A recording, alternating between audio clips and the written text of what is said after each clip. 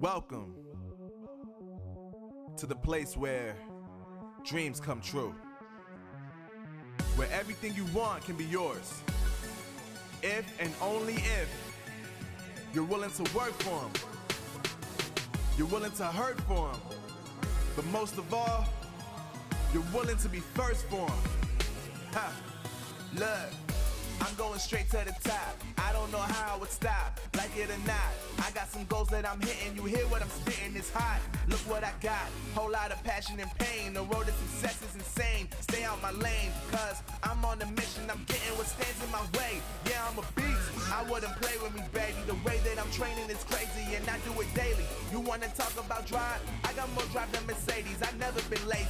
I'm in the room, it's a red alert. You wanna compete? Well, get better first.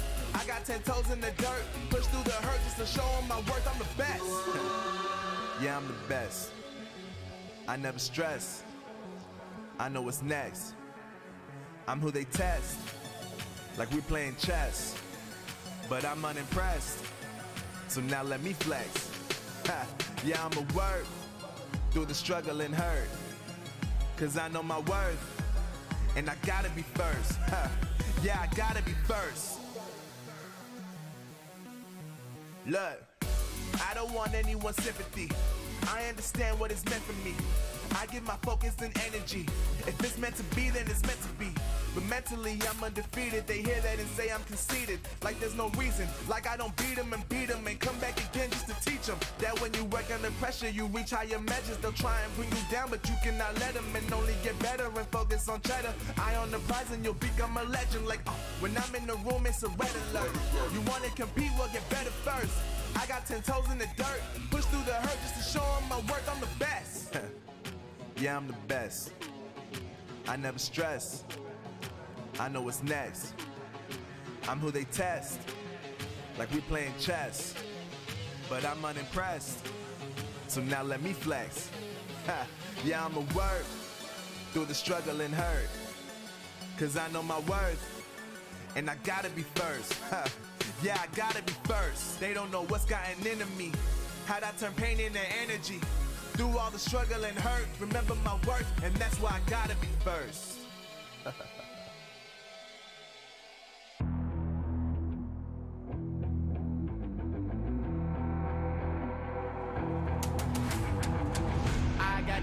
I'm on the mission, snap any minute, casually winning. Stop tripping on me, stop dissing on me. Yeah, I got a dream, can't take it from me. My fire's burning, now I'm always learning. Tell me where to go, man, I'm on a journey. Yeah, I can't explain it, I get excited. Keep it 300, King Leonidas. Strap in, cause it's gonna be a long ride. Working on me every single day and night. There comes a time when your worlds will collide. If it's holding you back, push it right to the side. Ain't got no time for no fear. I work too hard to get here. Ain't got no time for no fear. I work too hard to get here.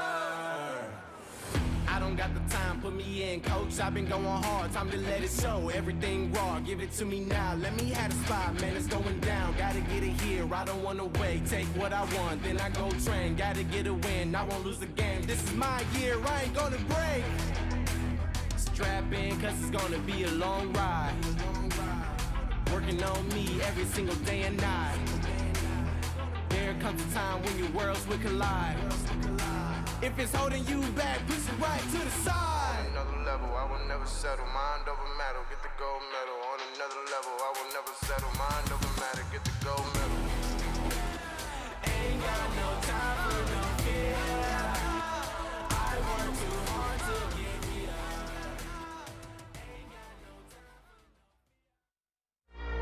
Ladies and gentlemen, it is crunch time here at the Snapdragon Pro Series. All the hard work and grinding over the last 6 weeks will pay off tonight for 4 of our teams, while the others will go home empty-handed. And remember, they'll be playing for 8 spots in the Mobile Challenge, which is the premier Clash Clans tournament for North America, featuring some of the best teams in the region. There have already been 4 teams that made it through Split 1, but now we determine the other 4 teams. Happy Endings 5.0 made a heroic effort to chase that first place bye during Split 2, but they fell literally just 3 points behind War and Glory. Will they finally get the happy ending that they deserve?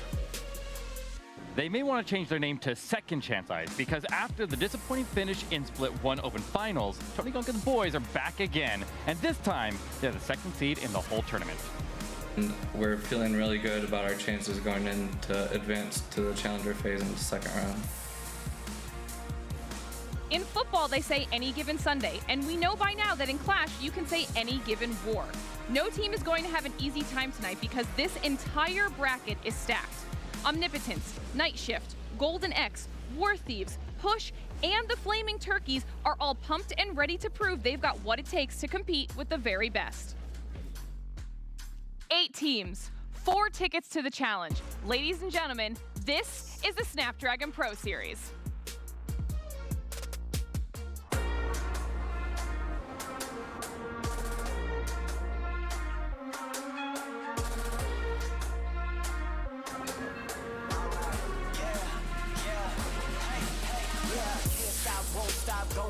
Player on top, know it. Rooftop, penthouse suite. If you really want it, gotta own it. Fight through it, we was at the lowest. Blood, sweat, tears, the components. Riding all year, now's the moment. We are not friends, we are opponents. Yeah, I'm coming for mine. Yeah, I'm making a play, the game on the line. Yeah, I've been on the grind. Yeah, I jump in the spot, I made it my time. Yeah, look in the sky. Yeah, the stars align, no shade to shine. Can't stop it already. Emotional work and devotion, we put in this time. Look.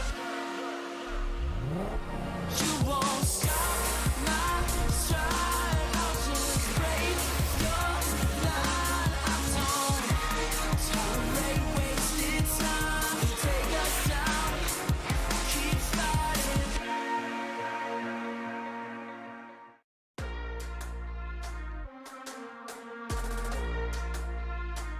Ladies and gentlemen, we are back and live from Burbank as we prepare to fill those 4 final spots to the Clash of Clans Snapdragon Mobile Challenge. I'm your host, Glitter Explosion, and I've got the boys back on the desk with me, Eric and Bash, as we prepare for another exciting day of Clash of Clans. You guys excited? Are you ready? I am ready. It's going to be a good night here. We got a lot of good teams, a lot of good matches, and we're ready to go here. We got some of the best teams in North America ready to fight for their chance to move on to the Mobile Challenge, guys. And speaking of those best teams and how they move on and how this whole thing's work, listen, if you're new here, before we dive into all the action, we're going to break the entire path that all of our teams take to get here, because it can be a little confusing sometimes. Absolutely can. It starts with 2 open ladder phases that qualify 9 teams each. The top team of each of those automatically advances the challenge, but the other 8 have to duke it out in Snapdragon Mobile Open Finals, and at the end of which we'll have 4 teams from each of the ladders, and they'll move on to challenge. And during the challenge, we will have all of our teams from North America, Europe, and MENA playing in a round-robin format, and then from there, we will move on to the challenge finals. And then the teams that rise from each of the regions to the challenge finals are going to have a duke out at the end there for a golden ticket to the Clash of Clans World Championship. So a lot on the line, but if we look at our standings here, we can see the result of the second ladder. We see that War and Glory got the automatic advancement for winning the second ladder, and so they'll not be playing today, but the other 8 teams here are going to be duking out tonight to try to get those other seats there to move on to challenge. Yeah, and speaking of War and Glory, we actually got a chance to catch up yet again with our friend Hold My Beer to get his thoughts on qualifying straight to the challenge.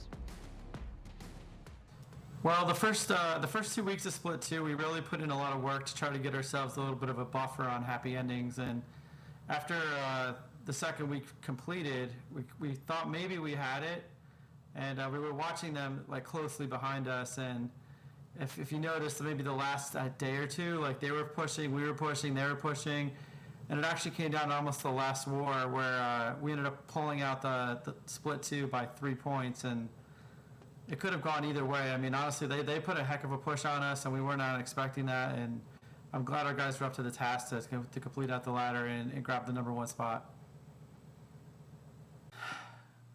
I wouldn't say we hooted and hollered. There was like some redemption and some a sigh of relief. I mean, we were very disappointed in how we performed in the playing in the ladder 1, and to know that like we have clinched it and we came forward and we performed when it mattered to get us into the Challenger Series. everyone was kind of just, felt the pat on the back, like, yeah, we accomplished our goal, and we're moving forward, and we're going to be looking forward to the Challenger. Yeah, after we fell flat after ladder 1, I mean, probably maybe the most vocal person in chat was Nick, and he's like, you can't let Lexnos just walk away with this. We need to like rally together for ladder 2 and get ourselves into the Challenger series. And Nick's a funny guy, Nick's a good guy, and it's good to see the players rally around him and say, we're going to do this.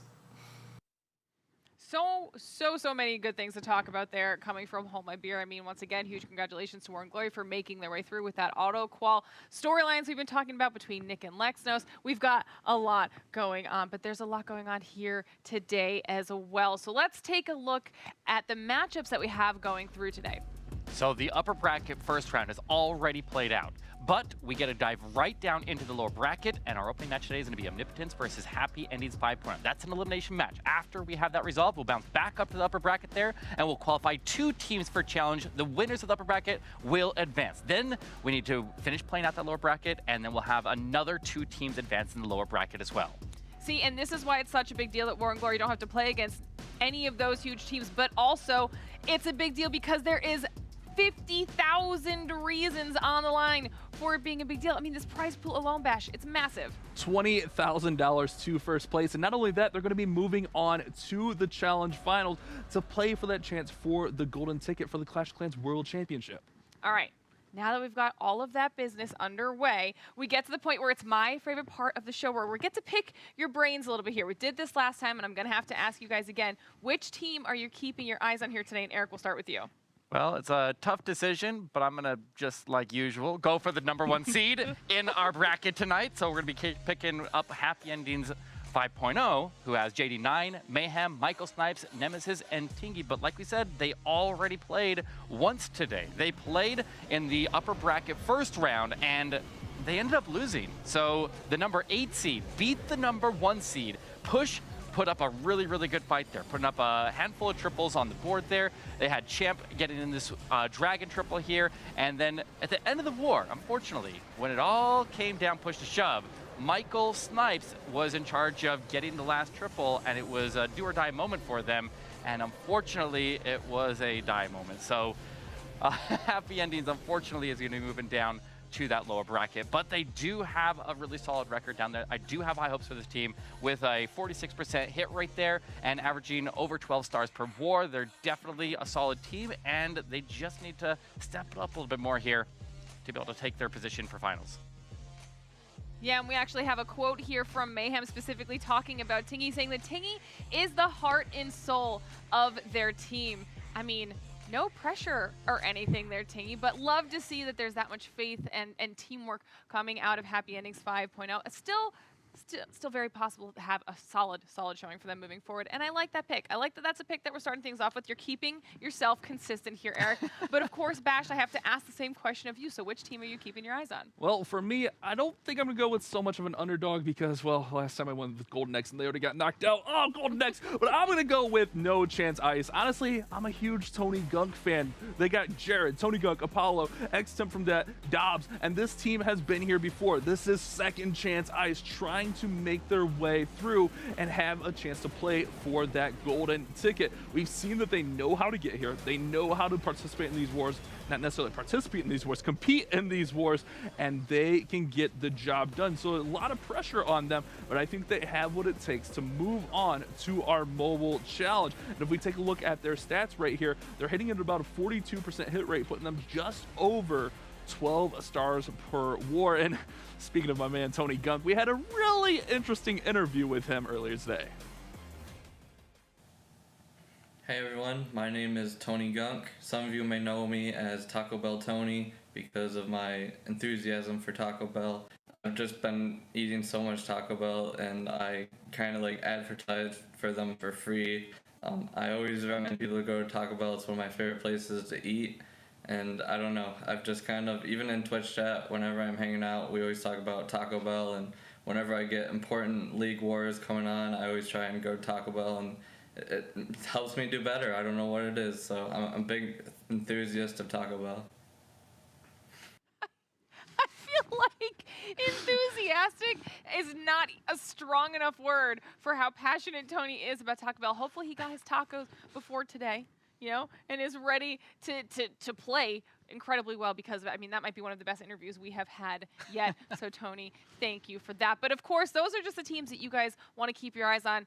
It's anybody's game here today, and we have our first matchup right around the corner. So let's start talking about that, because it's going to be, like you mentioned earlier, down there in that lower bracket between Omnipotence and Happy Endings 5.0. And we already did get a chance to kind of talk about Happy Endings since they are your pick, Eric. So let's first then go into diving into Omnipotence.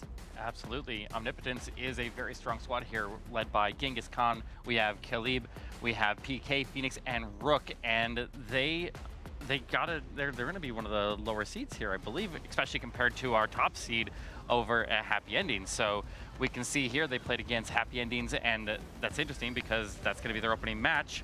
And knowing that they already have a 1-1 record against this team, they really could go either way here. But I almost feel like I hopefully didn't jinx Happy Endings, because they were the #1 seed here. War and Glory was the #1 seed in the last one, and and we know what happened with War and Glory in the last one. Luckily they came back, but this is a very, very good team over at Omnipotence, and they're gonna put up a good fight, and I hopefully we'll see some good triples out of them. We know that this team knows how to, get the job done. We've seen them actually take out their opponent here previously in the ladder, so this should be a really close back and forth matchup, and that's the beauty of esports. Anything can happen in these wars. You never know what the opponent's going to bring as far as base layouts, what they're going to be attacking your bases with. There's a lot of wild cards in here. You can prep your best, but what'll happen when the war actually starts is the big question. All right, so if we check out their head-to-head stats here, we can see that Omnipotence running a 32% hit rate compared to Happy Endings 5.0 at a 47%. So Happy Endings definitely has the edge there. They're holding a higher average star count, they're holding a higher average percentage, and the higher hit rate. So definitely they would be the favorite, and coming in as the higher seed, they are going to be a team to watch for here, and hopefully Omnipotence can fight up to them today. This is going to be a tough fight for them. Yeah, it's definitely going to be a tough fight. And we heard you guys kind of talking about it a little bit there when we were going through the highlights, but these teams have gone up against each other in the past, and right now, the record between them is 1-1. It could not be any more dead even than that. So, I mean, I know it's just the first match out of the gate, and I probably already know your answer because of who you picked at the beginning, but let me just get predictions for this first match. I'm calling Happy Endings. I feel like they are definitely be fighting back after their last one. They barely lost in the war before, so I think they're a good team. I think they really have a solid chance of making it through. What about you, Bash? I have to agree with Eric here. Not to take away from Omnipotence, but look at the stat line alone. Happy Endings has a really solid roster. They're putting up a higher hit rate, higher score per war. So you have to think this war is in their favor. Okay, well now we have the experts' predictions. We want to know your predictions, chat. As always, let us know down below. We've got a poll running for you guys there in Twitch chat. You can click and let us know who you think's going to be taking the first war of the day. Is it going to be Omnipotence, or will it be Happy Endings? It's going to be a close one either way, and I am very, very excited to be diving into that here in just a moment, because that first matchup is right around the corner. So I know I don't like leaving you boys, but first war is ready. It's time for me to pass it off. All right, let's kick it off here. War #1 is underway here. Omnipotence versus Happy Endings, and we're kicking it right off with Genghis Clan.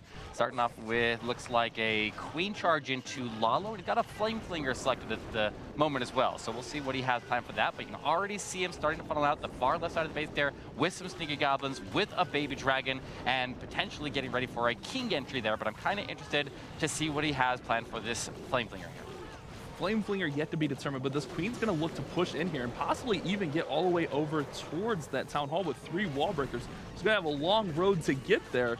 You're right, Eric, with this Flame Flinger and the queen walk potential, this Flame Flinger can really go anywhere. Here comes that king on the left side. You may even always have the option to swap that Flame Flinger out for something else here, but the queen is going to need to make sure she gets access into that multi-inferno, and it does look like she does. She did just end up having that siege machine swap out for the stone slammer as we might have predicted there. But it looks like another wall break comes down to push the queen off to the left side there. Minnie's on the outside trying to direct her pathing, but the queen may not cooperate here. Hopefully she rounds over the multi, and she does. So Crisis averted there. She does not wander off. She goes where he seems to be wanting her to go, and additional wall breaks now coming down, but they're going north and not to the core of the base, and that could prove to be trouble. I think the queen will attack the wall and go to the town hall, though. Yeah, hopefully she goes right through that way after fighting through these ice golems. Did have to pop the king ability to help that royal champion out as the defending king came over, but royal champion still has her ability, her ability rather, sorry. And the loons are starting here through the town hall, so gonna look to push right through the town hall with this Lalo. Lalo is going to need the additional support of headhunters to get protected by the ward ability potentially, but the balloons are falling fast around that town hall area. He's missing that right side air defense, and the Lalo's a bit sloppy here. He's got a lot more balloons left to be deployed here, but he did get just enough to go in and get that town hall down, but his ward is left stranded over on the right side of the base, and this is questionable at best whether this has any chance to go through after that. We both called this a Lalo, but Eric, looking at this, I don't see any Lava Hounds. Kind of an interesting choice here. Straight up balloons with the Queen walk, unless I'm missing it there, but the Stone Slammer's in on the top side. Queen's still going strong, has to pop her ability, has a freeze to protect her through that single along with an invisibility. This one's looking rough. Yeah, not only that, but that ground expo that's right next to the defensive queen is going to make it difficult to survive any headhunters through there without the support of a warden. I really feel like he went as a backup plan to go get those balloons to support at the town hall, but I don't even know if he needed to.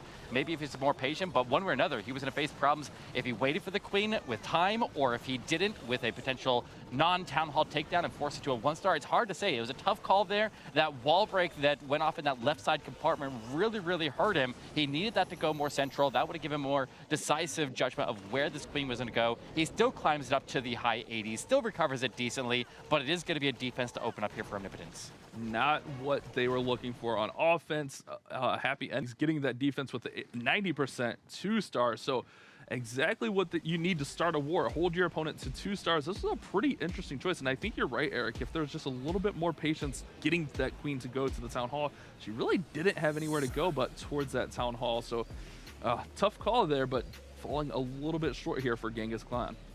Yeah, unfortunately, because then it would have freed up the warden to be able to support the balloons coming in from the top side there to help get the defensive queen down, to have more force in the area. I feel like he just rushed it a little bit there. I think he still had it under control. He got a little bit scared. You can sense it a little bit, but it is going to, as a result, be a miss, and that's a unfortunate way to start off. But the percentage is still good, so they can definitely work with that. I mean, speaking from experience, I mean, earlier today, I had my queen go the wrong way, and I panicked as well, so I know how that goes. Sometimes you just want to try to get that town hall down by all means, and it just doesn't work out, Eric. But here we go. It's up to Tingy. We talked about Tingy earlier, coming in with a clone dragon attack, a clone hydra attack. So we'll see these clones with some balloons try to get some massive value, usually near the town hall in these. Absolutely, and the primary target when we do that is generally that single inferno over there. But when we typically set up for the dragon attacks here, we want to go after the side of the base that has the majority of the defensive heroes, and this one, they're pretty evenly spread around the base, so they really could come in from anywhere, but it does look like he's coming in from the bottom left. The king and queen start in, immediately find a Tesla farm over around the Eagle artillery, and now he can start to push his way through, but keep an eye on the ward ability and the blimp, because he will want the warden ability to protect the blimp as he protects the dragons and sails it right through towards that town hall. Here it comes, and the timing is critical. Got to be careful of this sweeper. Sweeper misses the blimp. There's that warden ability. The blimp should make it all the way over. Poison spell goes down to protect the headhunters coming out of the clan castle, protect the warden rather. And here come those clone spells. Going to backtrack a little bit, get onto that single, get that town hall down, catches a tornado, but got so much value out of there. We got the heroes still working through the top. That's what we're looking for from the clone bow. And now he's going to be trying to remove any threats here to his Royal Champion to start to sweep in the backside. The major threat that I still see on the base here is that Royal Champion up in the top compartment. If you get that Royal Champion and the Expo down, he should be able to have his Queen and the Royal Champion with their abilities intact here sweep through the back of the base there. So the Queen will step in. She will handle the defensive Royal Champion with that ability, protecting the Royal Champion, and then the Dragon Riders and the Queen tag team that Expo, and now he can sweep the Royal Champion around, and it looks like it's going to go through for a triple. I don't see anything stopping this at this point. Dragons all around the base cleaning up. We got riders. There goes that warden Royal Champion's ability. Excuse me, guys, can't talk today. All of from here is cleanup, and it's going to be a 3-star for Happy Endings, putting them out in front after 2 attacks. This is exactly what they're looking for. Looking to redeem themselves after that loss earlier. And Tinga gets that 3-star, Eric. Absolutely, and this base identification to know when to be able to throw dragons, when it'll actually triple, is very critical for whoever is your opener in a war, because you don't have much time to plan there. So a quick identification to be able to go in with a simple strategy is always critical for your opening attacker. And when you start to get too complex with too little time to think about it, sometimes it can throw these people off, but he handled it really, really well here. And Tingy, with his nice words from the start of the match here, is definitely going to hold his team together on this first one. That was a beautiful clone bomb. We saw those balloons backtrack and get all that value that you spoke of, Eric, plus that town hall to setting up the team. So now, I mean, we talked about this. I don't think I emphasized it enough last time. You had to keep, or you got to gain back some of that momentum you lost. And obviously, Happy Ending is going to look to keep that momentum with another defense. Yeah, and they're going to have to triple now. Omnipotence is going to need to get out here. They're going to need to put some pressure onto Happy Endings. Happy Endings, in their war right before this, they buckled under the pressure when they got put under that same pressure from push. So they are not immune to it, and we'll see if they can get that pressure onto them. And Omnipotence, they definitely can, but they have been hitting with a little bit lower hit rate, which I think is less than what I've seen them in the previous ladders. I don't have the stats here in front of me, but I'm pretty sure they've been averaging a lot higher and a lot better performance than they had during this initial stage here during the ladder. So only putting up 12 stars roughly per war for each of these teams, 12 to 13. They're definitely not to step it up here in this match. And we were actually, while we're waiting for this next attack coming in, we spoke with Tingy and asked who Tingy thought was their best attacker, and simply just Shadow. Shadow's the best attacker on Happy Endings 5.0. So you can see here the camaraderie between this clan. No one wants to take the props for themselves that, you know, the next guy is better than me. Oh no, but Shadow's better than me. So you can see that's a really good team atmosphere, and teams that play well together like that are going to be able to plan better, plan quickly, and get the job done. And they're showing that here early in this war. As we hop into our next attack, we got Golub coming in from Omnipotence, and it looks like we got a Bowler Smash starting us off here. With a Flame Flinger selected at the moment. Commonly when we rocks right into a big Tesla farm. The Warden and forces his ability right out of the gate there. He's going to not only burn the rage, but the Warden ability is used, and that is going to greatly hinder him. Fell right into that trap there. Michael Snipes perfectly predicted that common entry on these box-style bases was going to be what he attempted, and he caught him. And now we'll see if he can recover it here, Bash. Devastation. You usually use that Warden ability near the middle of the base to keep these bowlers alive and bouncing through there. Going to still send the Flame Flinger for the Town Hall. Shouldn't have any issues there. But without that Warden ability, there is so much damage inside the core of this base. We'll see if Golub is able to save this one. I'm at a loss for words. That Tesla farm was so well placed.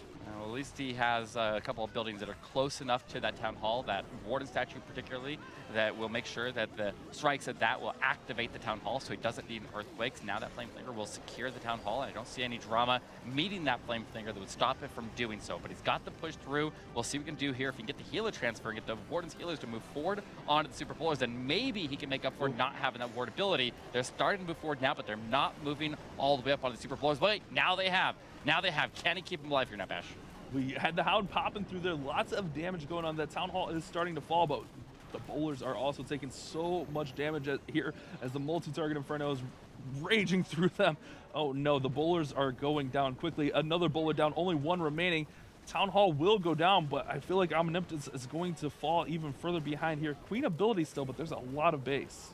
Got the Road Champion moving around, though. All the defensive heroes are out of the way here. If we can get the tanking in the right spot here to hold the tension of the Scatter Shot and that Expo specifically, the Road Champion can pick up a lot of the base. That Flame Flinger is still moving along the bottom, and there goes his Queen, but the Warden is still holding the tension here for a little bit longer, and he will get a healer transfer after the Warden goes down, which will assist him even more. With that RC ability, he can get some top off. There's the healer transfer. He's not quite out of this. He'll pop that RC ability and recover some health. He also has the Unicorn there, so he's still moving strong, but there's still a lot of base left. He's got the major threats out of the way, and the Road Champion is slowly getting topped off. Now I think it might actually potentially be a time race here for him.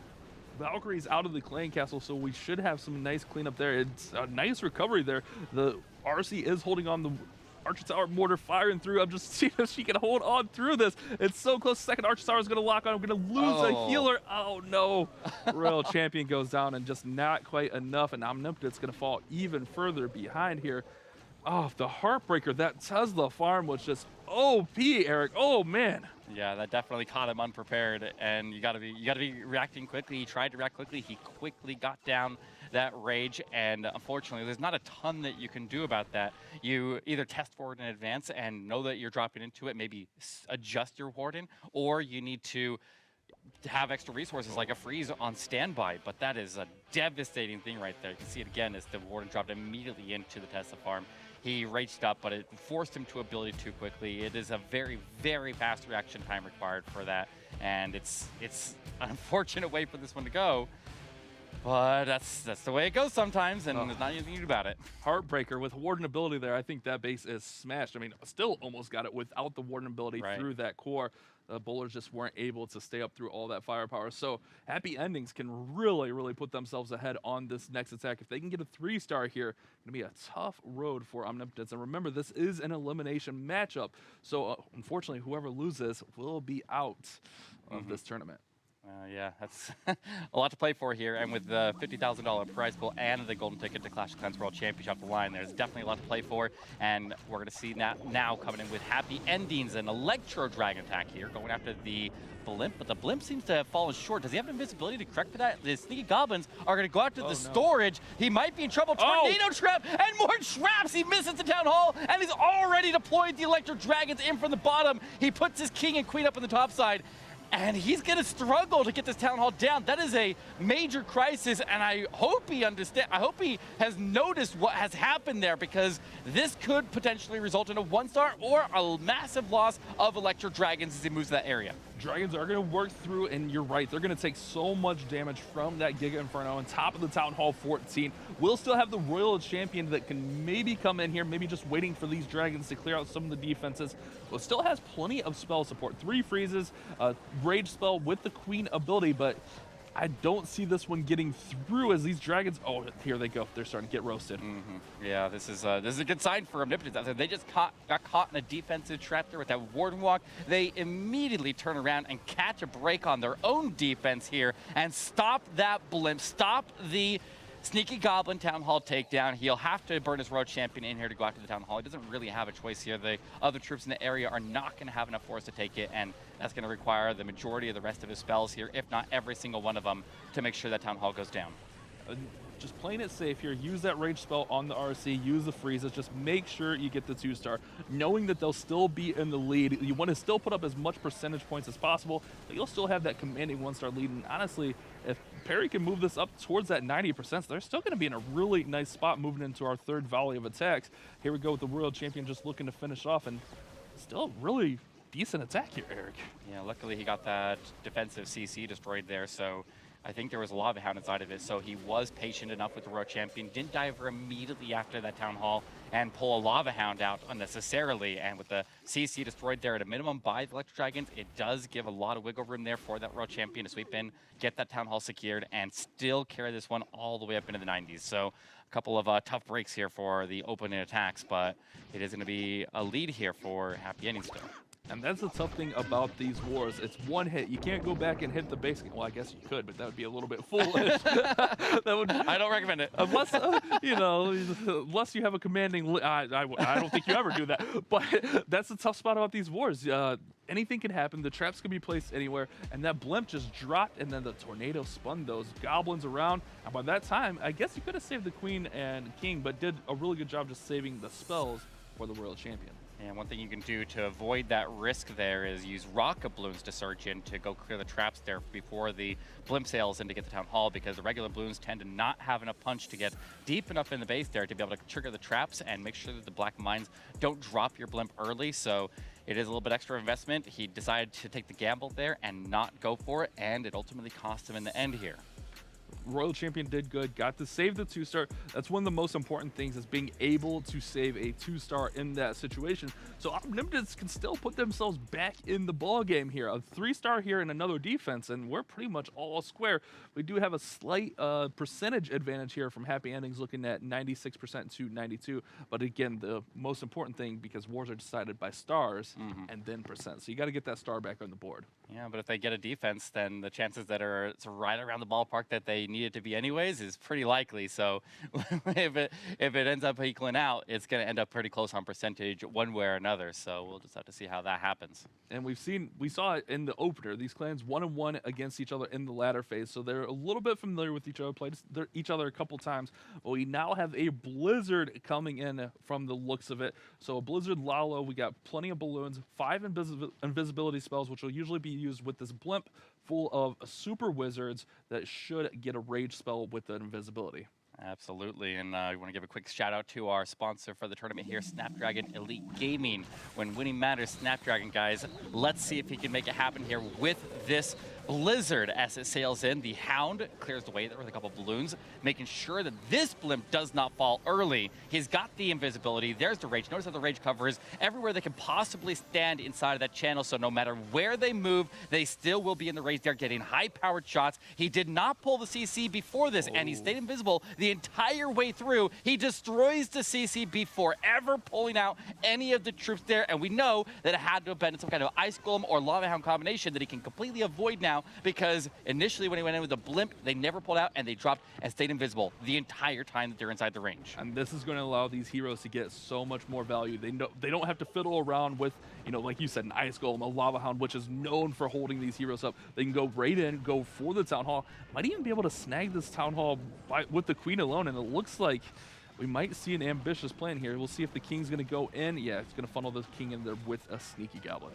Whether he needs the King or not is another story, because his Queen got so much value out of that initial opener with that Blizzard. I mean, this Queen is under very minimal damage overall, and she should be able to power through there and easily pick this Town Hall up. And I think, unfortunately, the King is going to have some of his ability go to waste here, because he's going to end up dragging both of them through the Town Hall poison there while they're still pretty healthy, and we'll see if the Queen has anything after that. But he still has another wall break, so I wonder if he tries to wall break the Queen deeper in the base there to get to that single Inferno. He definitely can. He's got the wall break that he can do it, but he seems to not be doing that. He's focusing on the Lalo as he charges after the defensive Queen as his priority, so he can use the Warden ability to protect the Headhunters to go in there and take her down. Headhunter's going to seek out those enemy heroes and take them down. They do just that. That Queen is down. His Queen fell victim of the Town Hall poison, just couldn't get out of it.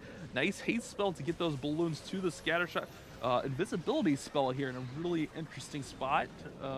Covering the King and the Warden there. He ended up saving them because that beam on the Inferno went full beam onto either his Warden or his King, one or the other, but one way or another, he saved both of them. The King survives in the middle of the base there. He ends up taking that single Inferno down, drawing the attention of the Warden, and the rest of the balloon sail off to the left side there. They're going to get a little bit of a regrouping, but the middle group there is trying to survive through the King, especially that they're the Royal Champion. The Warden is helping her. He's got the freeze. The balloon steps in, picks off that Expo, and there we go. Just like that, ladies and gentlemen. The war now has a chance for Omnipotence to pull in the lead. Merkin did what they needed to and got the 3-star. This war is all squared on triples. It's going to be up to happy endings to see if they can push themselves back into the leader position. This was honestly a well-thought-out plan by Merkin. Beautiful value here on the Blizzard to get the scatter shot, the multi-target Inferno, the clan castle, and the enemy Royal Champion. And something we saw a little bit later in the attack, that invisibility to protect the King from that single. Great call there as well. Yeah, that was a very clutch thing right there, because the extra assistance to make sure that that single Inferno went down, first of all, because we obviously can't leave that single Inferno up, but we got to make sure that we have the force into the defensive King, and the Royal Champion staying alive there with the support of the King, and the Warden ultimately got him through. So that ended up being a really, really important factor in the overall attack. And here we go. The scoreboard looking a lot better for Omnipotence now. Right. You mentioned it. All you need, one defense now, and we're pretty much back to an all-square war. This one is exciting. What an opener for this tournament, for our night. Like, this is exactly what you hope for. So, yeah, and we're seeing some good base building, too. We're seeing some interesting techniques to counter specific strategies, and they've been effective, and they shut those attacks down. So now we get to see another Hydra, another double clone Hydra, and one of the things we're looking for when we have this blimp drop near the Town Hall to go after that single Inferno is a separation of the clones, so they don't all spawn in one spot there, don't all get hit by the Town Hall, and we get a spread of the balloons to make sure that we get the defenses around that Town Hall down. switches out to that blimp because, well, A flinger with a couple clone spells is going to be a little bit awkward there. It could probably work, let's be honest, but a little bit awkward. King and Queen are going to go in for this EUR artillery and then going to push that Hydra right through, and we'll see that Warden's ability protect the blimp all the way through the Town Hall. Once again, we see the defensive heroes over on that top quadrant of the base, which would be why he wants to go with the Hydra from that corner to make sure that he can get as many defensive heroes down as early into the attack as possible. That makes so his Royal Champion will have less major threats on the backside of the base there to have to work your way through, but we're seeing a couple of Teslas pop up there. Honestly, a really good spot to engage the Teslas, get the Tesla farm out of the way early while you have all the force of the grouped up dragons, and not run into it late when you have the Royal Champion trying to sweep through and salvage anything out of the backside. But here comes that blimp. Watch that ward ability protect the blimp all the way through and catches that blimp right before it leaves that Warden aura. That was a little bit sketchy there. The Warden was moving out. We see that spread on the clones, and here we go. Can we get the proper value? Oh, wow. Look at that. Oh, that was beautiful. Look at that spread. That was amazing. Yeah, that was a clean sweep of the balloons. Tons of them avoid the Town Hall Blast and Poison. He gets all of his primary targets, and they're sailing far beyond that. He's got a lot of dragons still moving through the middle base there. If he can destroy that CC, we'll see if anything came out of there. I don't think anything came out of there, so we might still have a Lava Hound just chilling in there.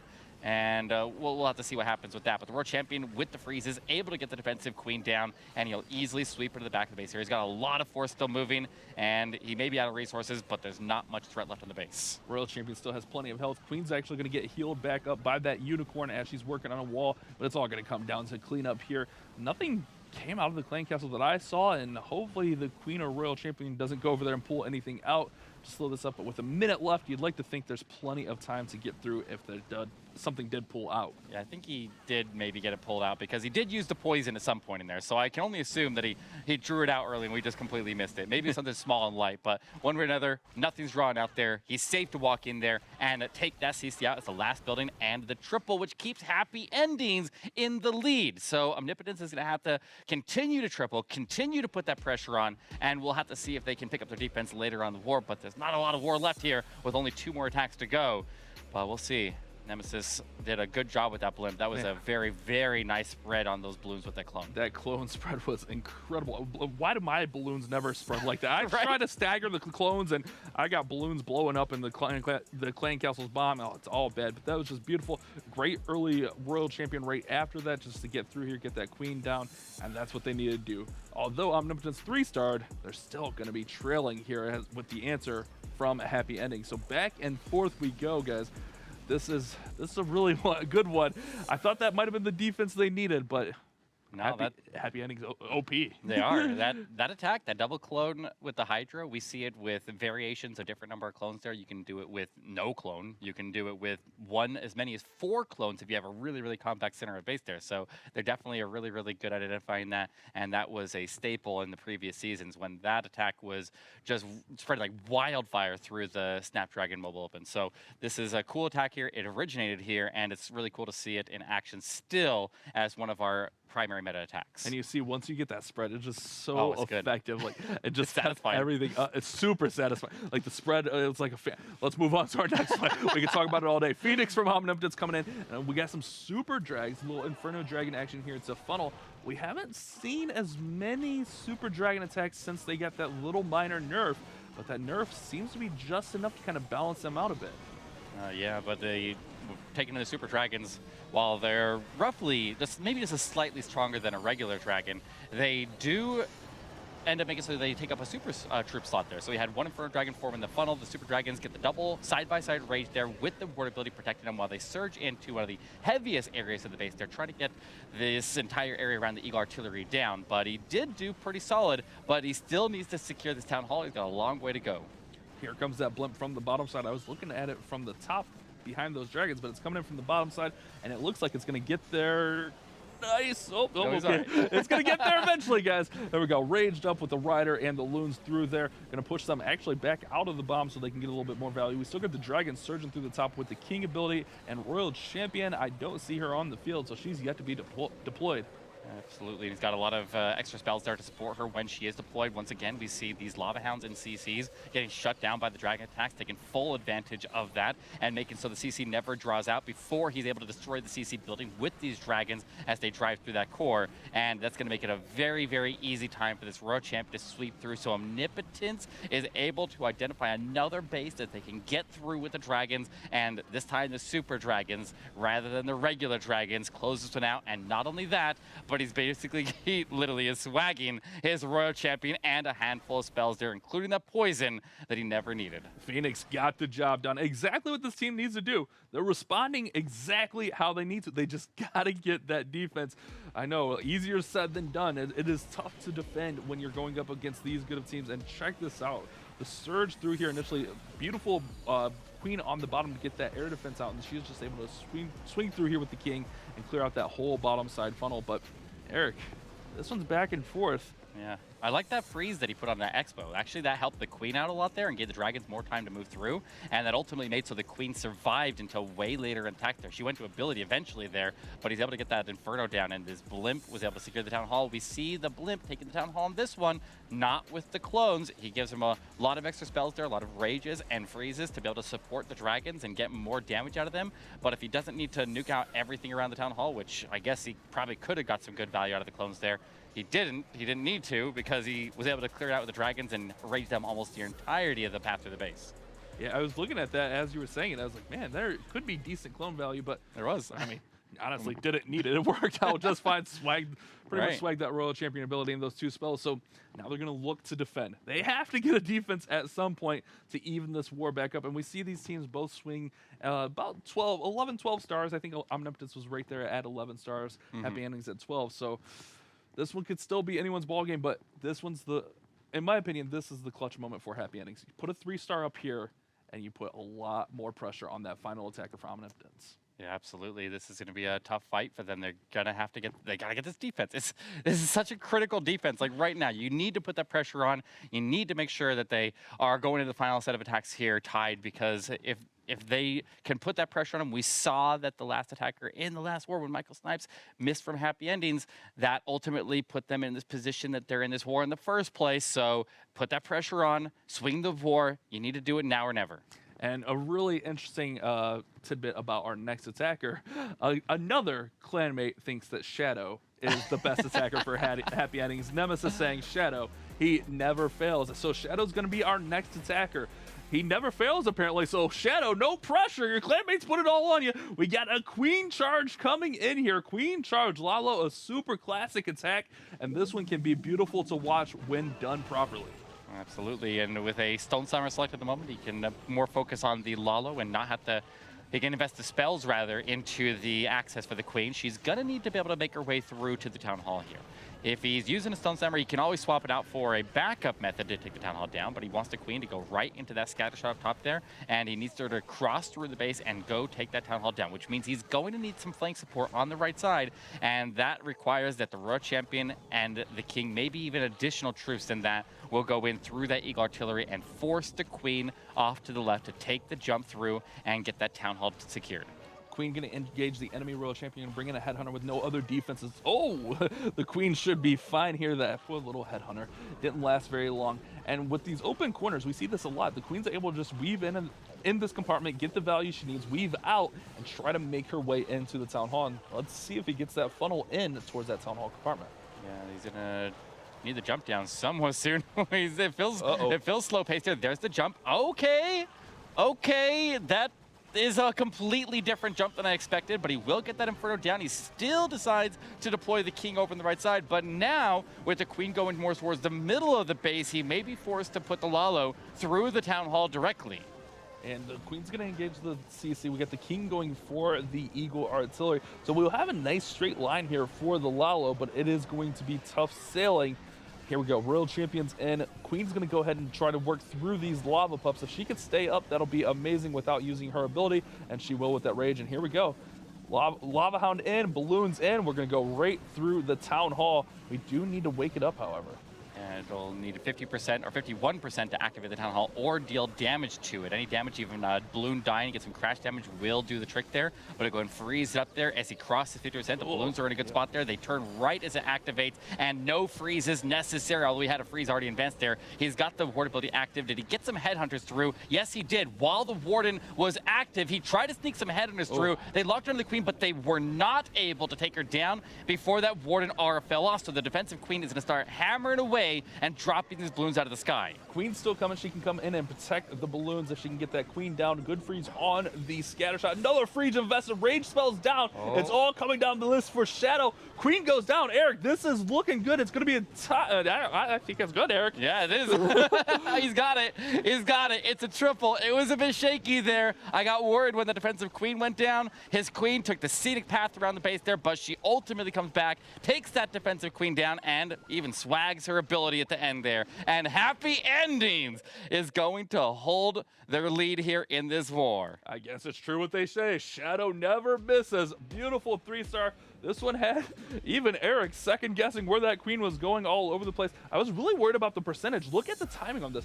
The Town Hall activates right as the balloons are getting ready to pass by it. Beautiful timing on that 51%. Beautiful warden ability. And then the queen actually the world champion pushed the queen back in to take out that enemy queen. Beautiful. Yeah. It's exactly that. Royal Champion and the King dropping in from the right side to get that Eagle Artillery down and control the pathing of the Queen was so critical for that.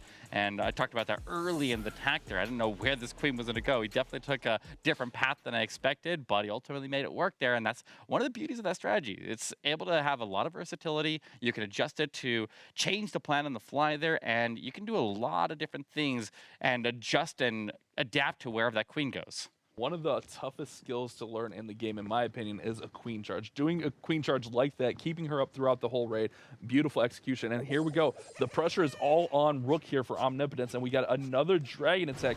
We got some clones, we got some invisibilities. Can we see a super minion clone out of this blimp area? Either that or maybe a super arch or super wizard bomb there. Definitely some possibilities here. We see a lot of people like this double clone or sometimes even single clone mixed with a couple of heavy super troops there inside of the CC to just stay invisible and nuke out the area around the Town Hall. And there's some decent value there, but it's a big investment here. That's a lot of clone spells, his only rage, and all of those invisibilities. And that means the dragons are going to have very minimal support themselves. And here we go. That whole compartment's cleared out. Dragon's going to come through. Be interesting to see if we go with a longer blimp and drop it short. You can do that with the super minions. You can drop the blimp. It doesn't have to get all the way to the Town Hall. And here we go. That blimp is going from 6 to 12 o'clock on this base. It is a long one, but if that blimp... Oh, we hit a black mine! Oh, warden ability. It can be protected for a little bit here, but it did take a black mine on the way through. If there's another one, as soon as it comes out of that ward ability, then he could be in trouble there. But no, there are those super minions. He clones them up, he rages them up, and he keeps them protected with that invisibility. If that Town Hall goes down, then this will likely go through for a triple. Beautiful attack, beautiful execution for Brook here. Didn't really worry about that Seeking Air Mine hitting the blimp because he knew he had the super minion, so if it fell short, he could still save it. Plenty of troops remaining, get the World Champion's ability, still have a free spell. A decent amount of defenses, and things are fading quickly. It was looking really great, but with the World Champion, I'd like to think he gets through this with not too many air targeting defenses remaining. Yeah, he's got just a couple cannons on the backside, but there's so many air troops that are still alive here. The Royal Champion is getting the protection of these dragons and dragon riders, still holding the tension of these archer towers, which is really, really doing them some favors and keeping her alive and pushing. She just needs to survive the cannon here, and she still has her lassie intact. It is a triple, and it might be the winning triple here if the last attacker from Happy Endings can't respond with a triple himself. So this entire war will come down to the final attack, and one of these teams is going to be eliminated. This is what you want in an esports war. Final two attacks deciding it for these teams, and Rook answered the call, swagging out the free spell right there in the middle. Beautiful use of those clones and invisibilities with those super minions, and you just saw them just crush that whole compartment. They pulled the tornado out, they got the heroes down up there. Just so much value, huge risk, but huge reward. Absolutely. If that blimp falls short, then you end up with a 1-star a lot of times of this, or you have to burn your Royal Champion. We see how important that Royal Champion is to be able to clean up on the backside there. That's why attacks like this are so strong at Town Hall 13 and 14, but struggle when you go see the same attack down Town Hall 11 and 12. But this is a very, very powerful attack. You have to get the value out of the Limp. You have to deliver it to its strike zone right there to get through the Town Hall. Notice how he also destroyed the CC. Once again, destroying the CC before the troops deploy, making so those troops cannot deploy. We saw a lot of Lava Hounds on defense, and we saw a lot of air troops, a lot of air attacks that were able to take advantage of that and make sure that those Lava Hounds never came into play. Beautiful swag at the end. Finish them with confidence, and oh, here we go. Happy endings. You have to answer. You don't have a choice. You have to answer with a 3-star here as we take a look at the scoreboard. 13 to 11, and look at the percentage. Oh. So high. Man, this is crazy. I guess they could win it with a 2-star. What, 95% here? Maybe, 92, I yeah, think. 92. 92. I think 92 is the tiebreaker, Yeah. or the exact cutoff match. So that's almost a triple. It's like it's a triple or it's a time fail, or maybe you can leave up 1 or 2 defense on the backside, but every single defense that stays standing is going to defend some of the trash nearby it. So it's going to be basically do or die here. And Michael Snipes, he missed in the war before against Push, and that, like I mentioned, is why they had to come down and play in this, because they were in the exact same situation last war, and Michael Snipes missed. So it's his time for redemption here as he comes in with the blimp. The Hound will lead the charge, frees up this sweeper to make sure that blimp does not get knocked back, and he's going for the big Blizzard value. Lots of value to be had here. Can get the enemy queen down. Scatter shot goes down. Does blow off the clan castle. Trying to work them through here to get this queen out. It's hard to see the wizards in there. They're right up against the wall. He wants that queen, but she keeps walking in and out. Oh, the queen is not cooperating, and he does not get the queen. I think that was a huge reason why he went there and froze, was to get further to get the queen down, but she doesn't fall. He's still okay, though. He can still work with this. He does need his queen to survive and have her ability still intact there when he reaches the Town Hall. It's one of the more critical parts of this attack here. He will at least get the Teslas out of the way there. He's got a couple of balloons holding the tension of the Arch Tower for a moment, but it doesn't last forever. But he does have that Unicorn, a very well-placed poison, catches every single one of those pups there. He'll get quick access into that Arch Tower, and then he can get some tanking out in front of her. He's already got the funnel form up ahead. He needs to drive in the queen to get that Town Hall down and keep her ability preserved until she can use it on that Town Hall directly. And she's making her way up there. Just really just a patience game here. King's going to come in to tank that Expo, tank the cannon, tank the Archer Tower. So lots of defense is being tanked here. And if he can push her in here, she should have no problem.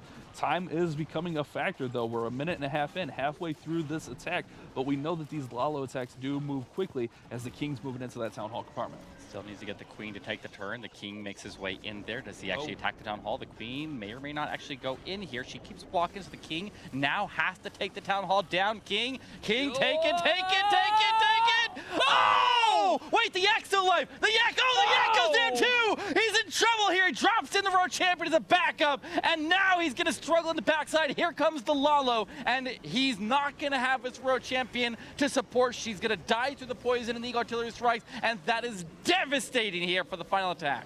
That is a heartbreaker. That Town Hall barely stayed up. Warden ability pops to protect the loons through the scatter shot. Sweeper's going to push them all around. But not only did he have to commit his king and queen through there, but now the royal champion is down as well.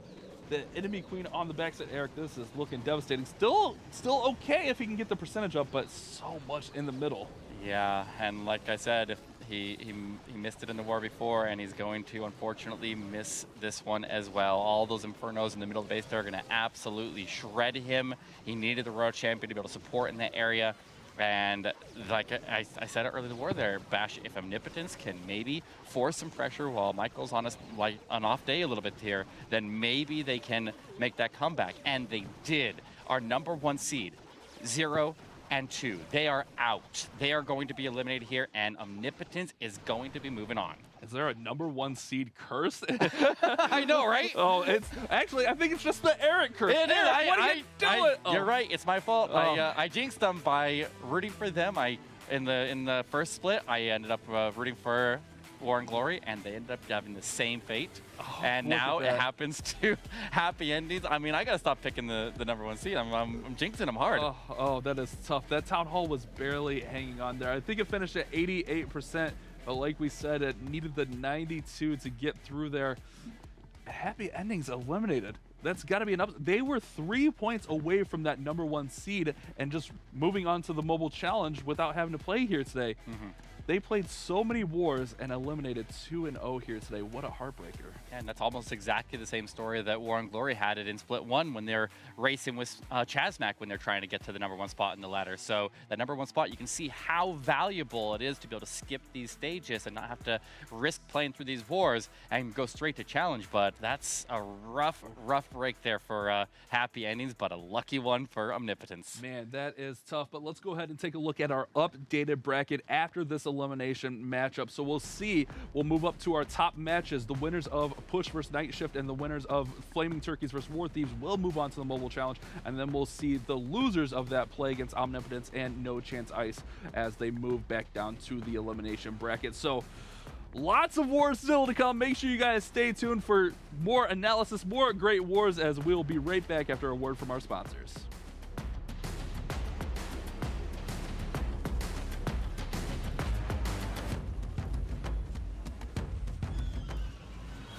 The Snapdragon Pro Series is brought to you by Snapdragon Elite Gaming, Monster Energy, DHL, and the U.S. Air Force.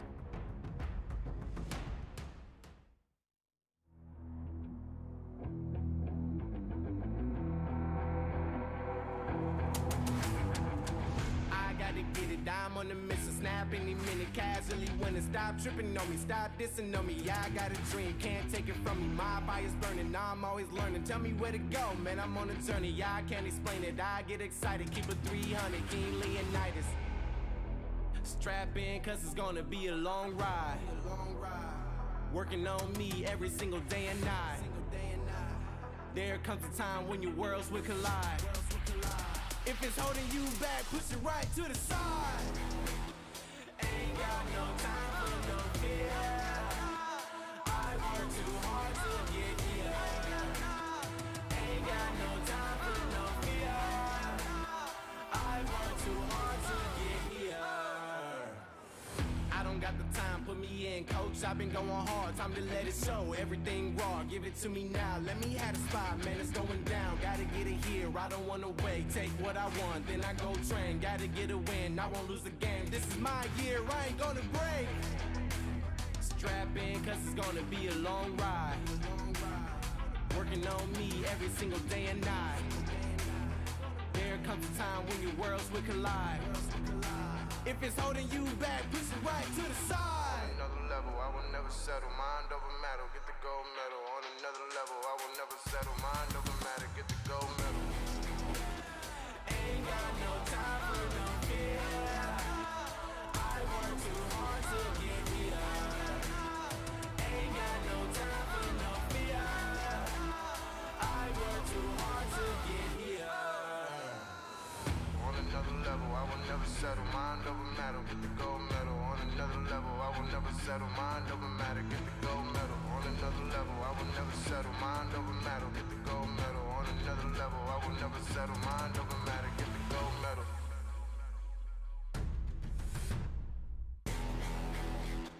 Ain't got no time for no fear. I work too hard to get here.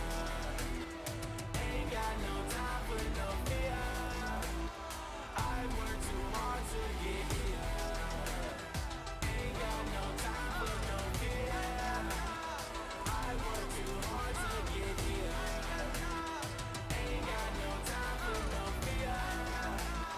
I work too hard to get here.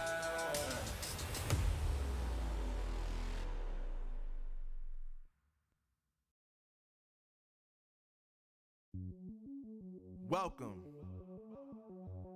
to the place where dreams come true, where everything you want can be yours, if and only if you're willing to work for them, you're willing to hurt for them, but most of all, you're willing to be first for them. Ha! Look, I'm going straight to the top. I don't know how I would stop, like it or not. I got some goals that I'm hitting. You hear what I'm spitting? It's hot.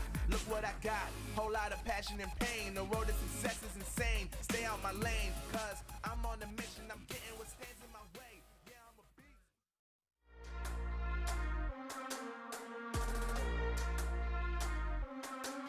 Welcome back to the Snapdragon Pro Series. War number 1 is in the books, and Omnipotence is looking all powerful as they continue their way through that lower bracket. An upset to start off the day, really, to say the least. If we take a look back at the bracket here, you'll see exactly what I mean. And you'll see the matches that are soon coming up around the corner. But of course, before we head into those, we need to take a look back at the war you guys just got to talk about. And you have a specific attack you'd like to break down for us. Absolutely, I do. I want to take a look back at Rook's attack here. Rook had a very, very nice dragon attack here. And these minion bomb clone attacks here are so effective here, but you have to deliver that blimp all the way across to the town hall to make it happen. So we can see that he formed the funnel for the dragons by having his heroes dive in this right-hand section of the base there. If they go in after that, and then you get a little bit of a funnel at the bottom side here, you can see the funnel for the dragons. You don't need a lot of spell support to be able to make the dragons get some really, really good value as they go in right after that Eagle Artillery, get it out of the way nice and early, but also deal with a handful of the defensive heroes as well. And then he just needs to sail that blimp across the entirety of the base. And it's a long path here. It's a very, very long path.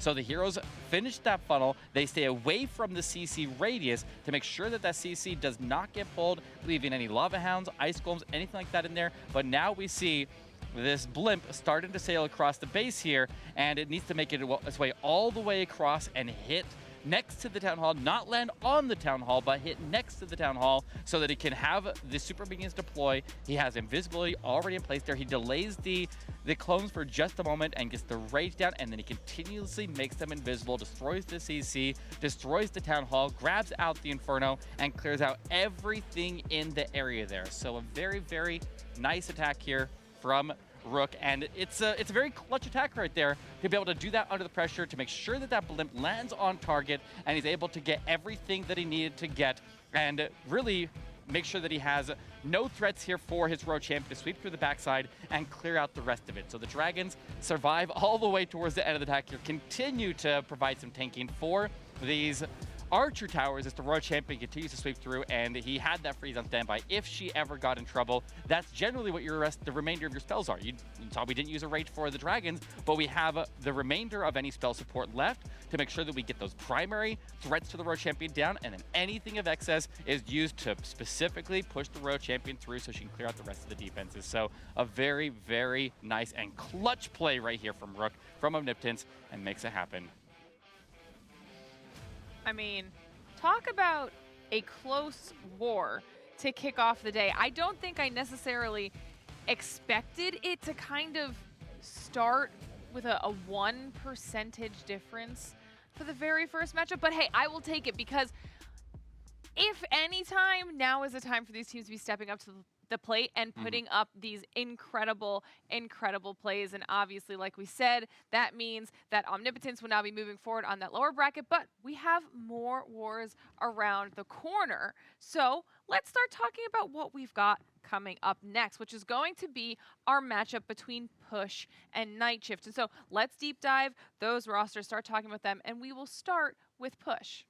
For Push, we're going to have a roster of Flame, Danny Zuko, John Champ, and ECJ. These guys, they've been playing really well here lately. We've seen them in this ladder putting up some really nice totals. We see here in a matchup against Happy Endings, I believe this was earlier on today, we had Champ coming in with the Drag Clone. We're seeing this attack everywhere. Eric mentioned it originated here in the Mobile Open, and it is just such a strong attack, especially if you can get that proper spread on the balloons. But both of these teams should be really familiar with this format and should show us they have what it takes. Remember, this is a war. The winner of this war, rather, will qualify for the Mobile Challenge. So a lot on the line for this war. Oh, man, it's going to be a tough one, Eric. It absolutely is. This is a nice break after they came so close to losing against Happy Endings, as we see in that one right there. That triple right there from Champ really, really helped him in. But I mean, I gotta give a shout out to my boy Push over here, or Eric from Push. I mean, I'm automatically a big fan of that guy. So. Wait a second, Eric, don't do it to Push. Okay, all right, I'm not gonna jinx anybody. I'm done with the jinx for the day. All right, I'm sorry. Eric, I already got messages. I'm being told, Eric, don't root for us. We don't want your support. Thanks for the thought. So Eric, don't do it to push. But yeah, I mean, this is a team that knows how to play well together and knows how to put up a good score. And we've seen that. I'm still shocked at this last war. We've seen how anything can be swayed. I thought Omnipotence was going to be out of that last war, but they came back. So it's going to be really important, even if you fall behind in these wars, to stick with them and make sure you don't give up. Absolutely. This is a very important war for both of these teams, and the winner of this one qualifies for challenge. So this could be their last war of the day, but if they miss it, then they have a bit more to play. Huge. Absolutely huge. Now, listen, this is kind of a trend that's becoming a thing on the show, but we did get a chance to ask Danny Zuko who his biggest inspiration is. Okay, please just look at this answer. Or is Oh, Danny, That's cute. I love it. This is such a wholesome show. Are you kidding show. me? You have to be able to relate to the fatherly love here, okay? Biggest accomplishment for Danny Zuko. And we just have a fantastic group of people that are always playing here in these tournaments. So, I don't know, maybe next time you might want to join us. Just saying. Just a suggestion. But that's only one of the two teams that we have coming up. We still have to talk about Night Shift. Yeah, Night Shift has A. Campbell. They got Puma, Stone, Chase the Ace, and Granny Clasher. Definitely some nice roster here, especially that Chase the Ace catches my name because he does a lot of work around the Clash of Clans community, tracking stats for the entirety of all the leagues there, and really gives out some really useful information. But to be able to do that, you need to be well-versed yourself here. Here we see him playing with the Night Shift against No Chance Ice, or as we're calling them, Second Chance Ice. And we'll see what he can do with our wars tonight. But this is a very, very good player, well-versed player, and a very, very dedicated player to the community, and gotta give him that shout out. Yeah, like you mentioned, you see Chase all around. Very great with the stats. Like, I've looked at some of Chase's stats, I'm like, how do you come up with that? So not only knows how to attack, but knows the meta. I think that's really important for being able to read the meta, know what your opponent might bring to the table, what your opponent likes to use, and that's going to be a huge advantage for this clan, the Night Shift, moving into this war. I think you can't discount the importance of analytics in Clash Clans esports. Yeah, and did we just see Lando there? I didn't see him on the roster there for tonight for Night Shift, but Lando's also been a major, major contributor throughout the community. I remember facing him on stage in season 3 of the Snapdragon in Atlanta, and they put up a really, really good fight. So, I mean, definitely a shout out to him as well. But this whole team is definitely stacked here. This would have been my second choice there after happy endings. Wait, I don't, hold on. I don't want to jinx it. I need to stop. I need to stop. Somebody stop me. Oh, no. Oh, no. Eric is banned from picking any more teams at this point. Okay. I'm sorry. It's too late. I already did it. But you know what? We'll break the curse with a little bit more wholesome. Okay. Because we have another quote. This time the quote is going to be from M-Dub. And just good sportsmanship, okay? It says we respect the effort the other teams are putting into their matches, and they can't take anyone lightly. And honestly, after what we just saw in that first war, he's not wrong, okay? You can't take any single team lightly because you might think you have the upper hand and you end up getting surprised and losing by 1%. So I love that this is kind of the mentality, and I think that's super important for the Night Shift coming into this because, like you were saying, if they win, instant spot into the challenge. So they want to be doing their very, very best as we take a look here at the these head-to-head stats between these two teams. And this one's really interesting, as we saw on the stats right there. It looks really similar to our last war, Eric, where it kind of favors one side. But we can't count out the other side because look what just happened. So the tail of the tape is really interesting, but it's not the end-all, be-all. These wars are 5 attacks for each player, 5 defenses for each player. Anything can happen. Exactly. Anything can most certainly happen, which of course means we want to know what you guys in chat think will happen. Okay, let us know in the poll below in Twitch chat who you think is going to be taking home this next war. Will it be Push or the Night Shift? It is anybody's game, and this is one of those matchups that is for the spot to the challenge, and it is ready to go. So once again, passing it off to you guys. All right, let's get ready to kick into it. Here we go. The upper bracket last round here for Push and the Night Shift. The winner of this moves on to the Snapdragon Mobile Challenge. We have a dragon attack, a double clone dragon attack starting us right out of the gate here. We saw how effective that was in the previous war, and we'll see if it holds the same effectiveness into this one here, Bash. 2 clones, so going to look to spread these balloons out, and if these balloons stay up through the town hall, can get some massive value. Their scatter shots, their single target infernos. Does have to be aware of the enemy heroes. The RC should be dealt with. Maybe Queen gets the RC down, and then with the Queen there, here comes that blimp. Clones are going to go down. Let's see how the spread works here, Eric. Looks like so far so good here, but he does hit a whole bunch of red bombs right as soon as he drops, but they all go to the balloons that were going to die to the Town Hall Blast anyways. He's able to take out all the defense on the left side. The balloons surge across there. They grab out the sweeper, and they also are working on the CC. The scatter shot over on the left side there, or right side I should say, end up standing. So we'll see what he does on the backside, but he got all the defensive heroes down. He got the major threats. He does still have these super minions running around and that single inferno, but I think overall he's looking pretty solid here, Bash. A lot of the base is down. Royal Champion's ability gets popped right there to help out with that scatter shot. This has that single, the last little bit of air defense. The Queen's going to go ahead and take care of those super minions. King tanking a little bit. Last few defenses going to fall, and this one's going to be a triple for Flame from Push. He's putting that foot on the accelerator, getting that momentum going early. Oh, Eric, I can already tell this is going to be a fun war to watch. Clone bombs getting the value needed.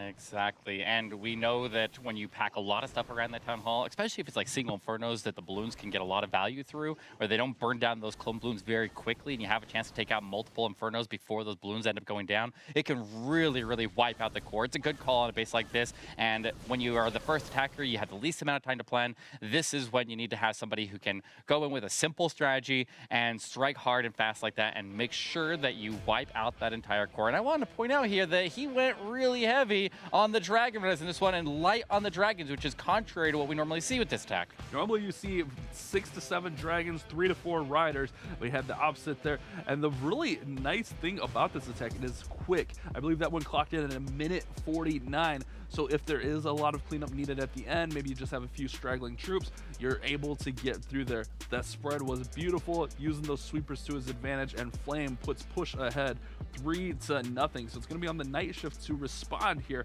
That's exactly how you want to start off these wars. And when you get the Queen to survive as she works along the flank there, and her unicorn stays intact there, then she can come in late there, get some healing. You see her topping all the way back off there, and she did ultimately lose the unicorn there, but it gave her just enough through to power through those super minions, get that damage off of him, and make sure that he had enough to power through.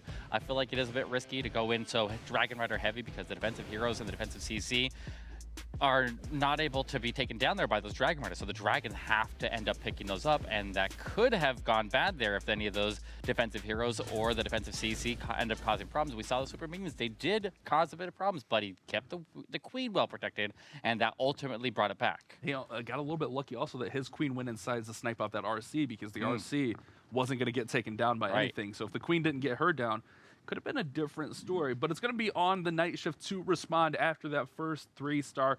And the clone bomb, we didn't see it as much in that first split. We're seeing it a lot here tonight already. I mean, that's what, 4 or 5 attacks at least.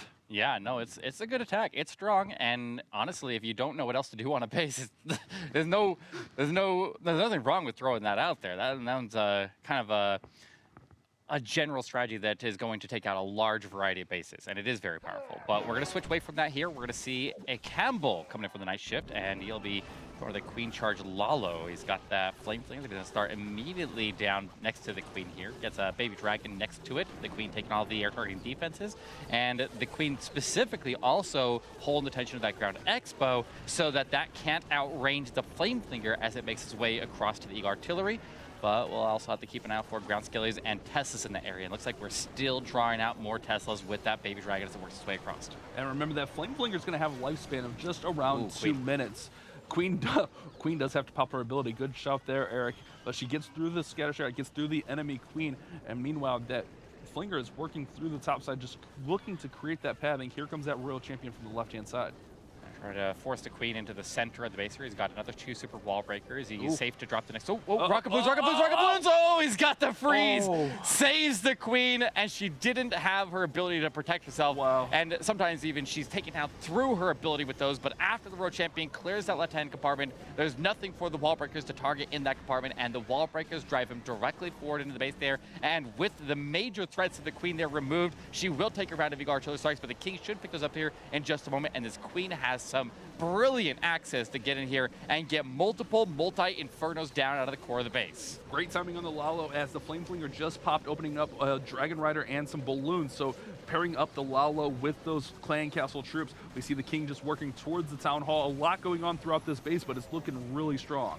He even makes a couple buildings next to the Town Hall go invisible as the King pops his ability, so he doesn't have to fight his way through the storages. He made the storages invisible, so he skipped them and popped his ability directly into the Town Hall takedown. He's got the ward ability with the Headhunters protected, coming in from the right side. They're able to lock onto that defensive world champion, and it looks like they got her down. No. Wait, is she up? No, she's still up. They didn't get caught there in the Warden's ability, actually, Eric. He deployed them from the right side, so they stayed up. But with the herd of balloons up, the Owls working on the Royal Champion might have enough here. It's going to be a close finish. Oh, there we go. Oh, that was a little bit close there. The Royal Champion, she could wreak havoc on the back end of the attack there, but a couple of skeletons floating around here going to slow them up, but not slow them up enough to be able to stop this, which means it is going to be triple. They will match the triple, put up from push, and we will stay tied as we start off this war. That one was scary when those rocket loons come zooming out of there with their ability. I was like, oh no, that Queen, but got the freeze down just in the negative time. And wow, that was beautiful. Just the plan on that, the Flinger, the timing with the Flinger. I don't know if you caught that, but when the Flinger popped, the balloons and the Dragon Rider came out, the timing was amazing on that to pair up the Lalo. And we see it right here. Queen working through the middle and rocket loons gets the raise down, gets the freeze down just in time to keep them up. Meanwhile, the Royal Champion working through, creating that pathing for the King to go get the Town Hall, as you shouted out there, Eric.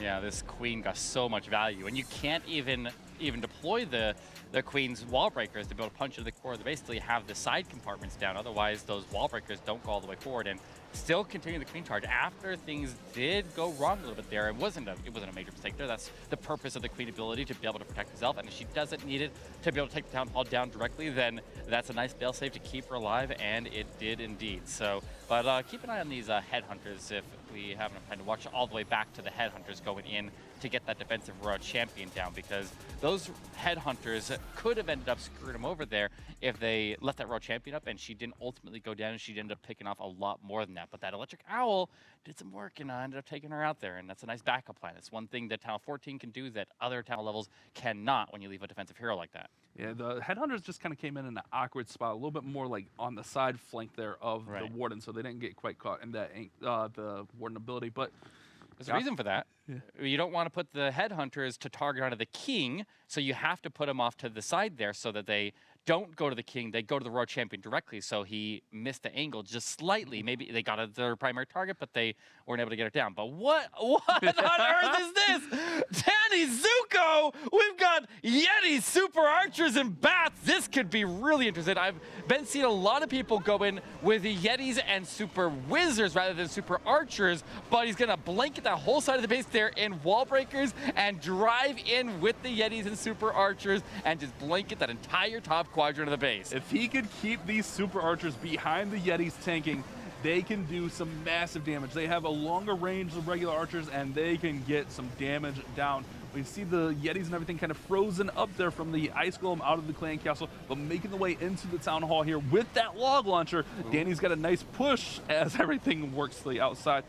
Oh, interesting Clan Castle choice. Yeah, he's got the Royal Champion is deep in the middle of the base there. She's going to pop her building, get the defensive scatter shot down, and maybe sets up that right side to be able to have these bat sweeps through the Wizard Tower. But there's still that multi-inferno in the middle of the base there. He definitely would have preferred that everything went to the middle, but it's almost a good thing that they didn't go through and get hit by that Town Hall poison, because it keeps the overall pack at a higher HP, and now they're wrapping through. He's got the bat sweeping through. Hold up, Batch. This still has a pretty solid chance here. Got to get through this multi-target Inferno. Still has 2 free spell. First one gets deployed, and then after that, the only splash damage is going to be that Wizard Tower. Of course, the Eagle Artillery that locks on. Oh no, freeze it. Okay. He's going to dodge it. He dodged the Eagle Artillery strikes there, but he's still moving. He's got some damage into the single Inferno. The single Inferno drops, then maybe something else can move through, but it's starting to dwindle out a little bit here as his heroes are getting taken out. But the Queen, she's still hanging on here, Bash. The single Inferno is a major threat, and he's got a lot of time left here. Still has Unicorn up. Should be able to push this one towards 90%. She's going to go. Oh no, she's going Leroy Jenkins at the single. That's good. No, that's good. He needs to get that single down. I believe the single is already weakened up heavily by the bat, so if he gets the single down, there's no more threats down there. He has the unicorn. Everybody tags team it, and he's got it down with the queen still up, and he's also going to get some damage to the outside as the Super Archers break to the right. He's got a minute, but he's losing time here as a Super Archer ends up hitting a spring trap. This is a wild ride, a roller coaster of attack here from Danny Zuko, but he still has a chance to pull through. He needs the queen to break to the left. Oh, that's going to cost him some time. No cleanup left. It's just the queen, the warden, and the owl, and they're going to have to backtrack all the way back here. 40 seconds. It's still going to be tight. I just don't know if he's going to have enough to get all the way back through that cannon. Health isn't an issue. Come on, Danny, push him through here. Oh, man, a little unlucky. The archers went down. Eric, does he have the time? 26 seconds. Oh, it's going to be close here. I don't know. I want to say no, but I think he still might have a chance It's at so it. close. If any of these defenses are weakened up or any of these buildings are weakened up, he still might be able to pull through in time here, but he's got to move faster than this. He's got to move faster. Oh, he's still 10 seconds back. I think he's going to go the distance. Come on, Danny. He's got it. Oh, baby, it's a triple. Let's go. And push last triple with the Super Archers and the Yetis. That was wild. How did that 3 start, Danny? I thought you were doomed when your queen went the other way. Beautiful use of everything. Nice patience. Oh, I thought the bats were going to get blown up here by the eagle. They dodged it. Yeah, they got the freeze didn't allow the eagle to retarget on there, and just enough to barely get through here. Oh my goodness, that was crazy. Yeah, you don't get much closer than that, guys. You don't get much closer than that. And then the queen, she went the wrong. I thought she needed to break off to the left side to start clearing the trash from the left side there to be able to have a chance, but there's no time to take a break here, guys. We're diving right into Puma from the night shift, and they're gonna have to get a triple to match it if they want to stay pace with Push This War. And we got a Lalo, we got heroes. It looks like we got a little bit of a hero dive happening here early. Trying to just kind of evaluate what's going on here, and it just looks like it's going to be a hero dive Lalo here. 3 lava hounds. Got the heroes just working all along this bottom right hand side, trying to get to the town hall, push through and make it destroyed. Yeah, that's a word. That's a good thing to do to it, I think. But he is going to get the king to hold the tension of that lava hound as he breaks off to that far left side of the base there. A headhunter is chasing him down there, but the headhunter is not onto his queen. His queen will hold on to her ability all the way up until she engages that town hall. She'll be able to take that town hall down and then deal with that headhunter, and that so his warden can deploy without any threats there when he's ready to go in. But he did end up taking out almost 3 compartments there. The minion down south will finish off that cannon, and the queen will finish off these pups, but we'll see if that expo goes down. One way or another, he's got that area of the base there handled, and he'll get his most. Oh yeah, you're right. He's trying to get the defensive row champion dealt with there first, and he hasn't even deployed his warden yet. What? Okay, there we go. Okay, all right, he's got it under control here. I think he's okay. Yeah. Could have maybe saved the queen a little bit there if he poisoned those pups just a little bit earlier. The Stone Slammer does get popped by that single, however. Plenty of troops remaining. We still got plenty of spell support as well. This has got a strong start to the attack. Can Puma work his way through the back end of this base with those 3 Inferno Towers and the Eagle Artillery still standing? I like that the sweeper is negating the single Inferno beams there by resetting the beam, protecting that Dragon Rider that steps all the way in there, locks onto it now, and Wall is tanking the Expo and the single. He's got the minions and archers chipping away at the right side, but they don't take that down, and that's going to make him miss the Expo too, but the Balloons are making their way back into the core of the base there, sweeping him, knocking him back, but he has the haste, and there goes some traps. Can he stop that from going down? I think he's got it under control here. He's got so many balloons, and he'll coast his way into this last Expo, and he will get the triple. So Night Shift matches them blow for blow, and this is a shootout here, Bash. That was crushed. Beautiful plan of attack here.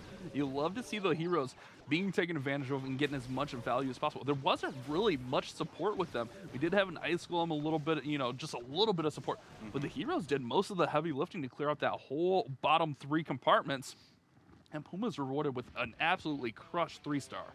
Yeah, it was a lot of balloons moving to the top of the base here when he got through that right side where the scatter shot and the defensive row champion was, but having this much force with the ward ability still intact here and still has hounds intact, he definitely sets us up here. But I was worried when that Dragon Rider went down, but he added so many blues over on the side, there wasn't even a problem. If those were multi-Infernos, then maybe it would have been another story, because then he would have got these balloons burned up. But these single Inferno bases, you see them, they're good against stopping the dragon attacks there, but every time you make something stronger against the Lalo, it tends to make it weaker to dragons and vice versa. So you're playing a rock, paper, scissors kind of there sometimes, and it can be difficult to decide what to go in with. Yeah, rock, paper, scissors. These guys, rock, paper, scissors. They're both just throwing They're rock. They're just rock. Throwing rock. Everybody's throwing rock and smashing bases, exactly. This is what we love to see, though. Both teams throwing up 2 3-stars apiece.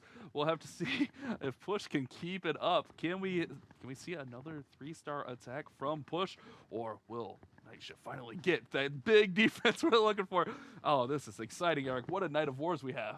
Yeah, and this is like the most important war here potentially, because if they lose this, they have to fight their way back out of the lower bracket, and obviously that is with its own set of challenges there. So you don't want to push and risk. You don't want to tempt fate by going down to that lower bracket. You gotta win it right here. We got John coming in from Push, and we're seeing another one. Oh, is this a Blizzard? It looks like a Blizzard into Hydra here, and he's going after the Town Hall directly, and he makes it all the way in to be able to access it here, Bash.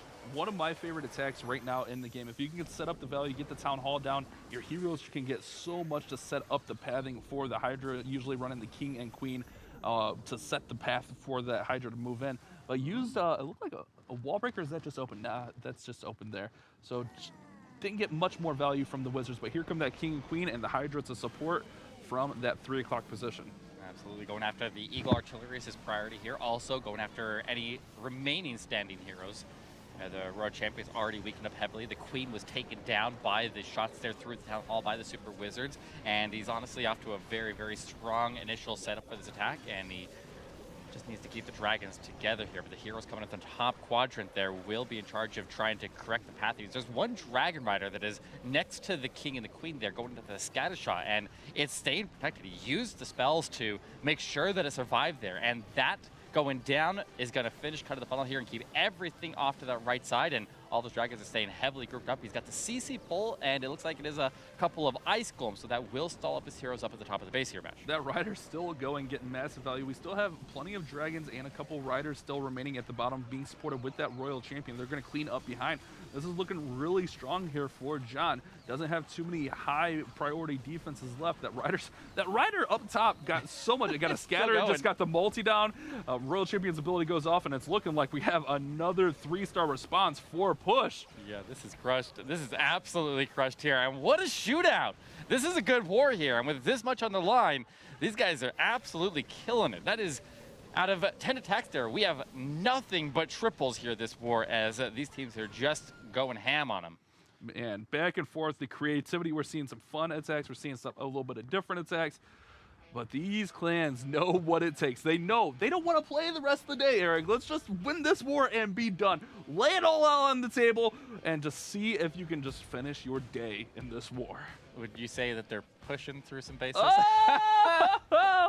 I mean, honestly, yes. I would say that because we saw the importance. Happy Endings was the #1 seed, got eliminated. You don't want to risk going down and playing an elimination match. Just go and qualify in this matchup right here.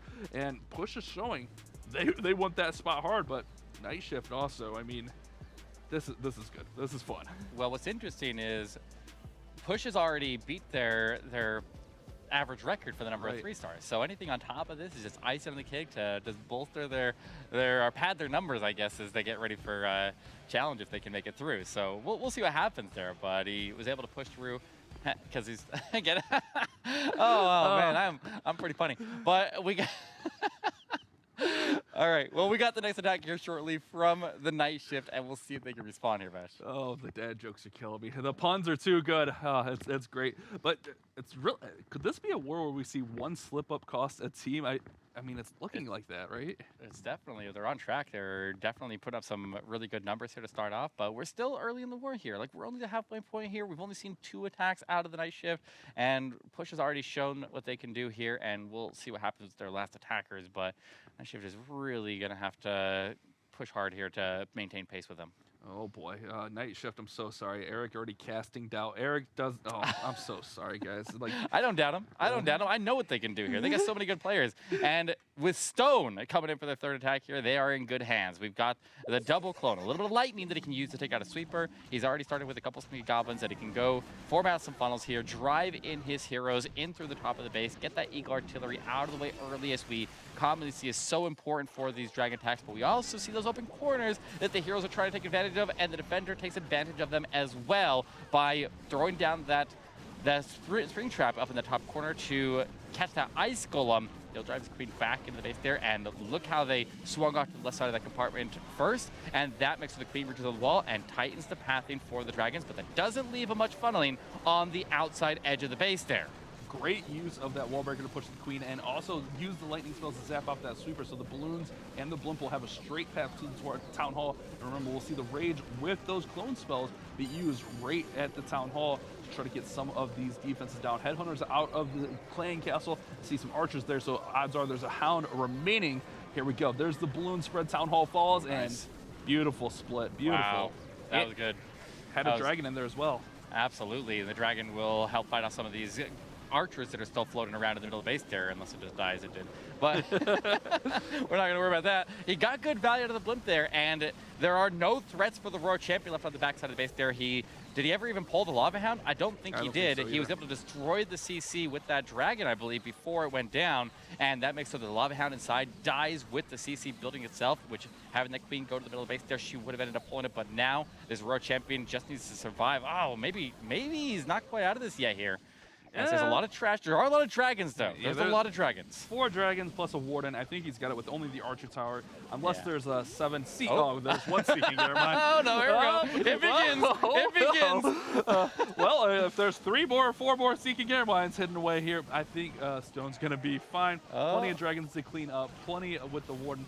Did lose a dragon right there, but the archer tower is in this next dragon site. Yeah, you got it. And Stone throwing rock again for another triple. This rock, paper, scissors stalemate continues in this matchup. Somebody's gonna throw paper eventually. We'll see. We'll see. But, a miss may come, it may not come, and only time will tell here. But somebody's gonna get them packing down to the lower bracket here. And it's sad to see somebody named Eric getting taken out there. That's a strike to my heart right there. It's sad to see, like, this war has been incredible so far. 6 attacks in, perfect from both these teams. We had 1 attack that was kind of close with the Yeti Super Archer attack. That was just a time thing. It wasn't even like it was a fail. It was just more of a time thing. So it's sad to see that one of these clans are going to have to go play again, but that's the way that esports work. Look at the spread from these balloons and that dragon out there. Love to see it. Yeah, I want to see how we ended up destroying the CC. It was the dragon that came out of the blimp there, and it didn't even finish it off there. It was actually the balloon striking at the defensive warden that ended up destroying the CC and the hound that was contained within. So that was right before the queen stepped into the range there. So a little bit of a lucky break on that one, and he didn't have to fight off that hound on the backside. With the hound, when he had so little, he only had a couple dragons, and the warden there still worked on the backside. That could have slowed them down enough and maybe provided some distraction. It's hard to say, but hound is always better left inside of the CC if you can all help it when you're going with those full air attacks. Yeah, especially those dragons. I mean, we've seen that numerous times this war where it just came in clutch. I mean, we've even been confused. Clan Castle's gotten pulled and we don't even see it because the dragons are so strong.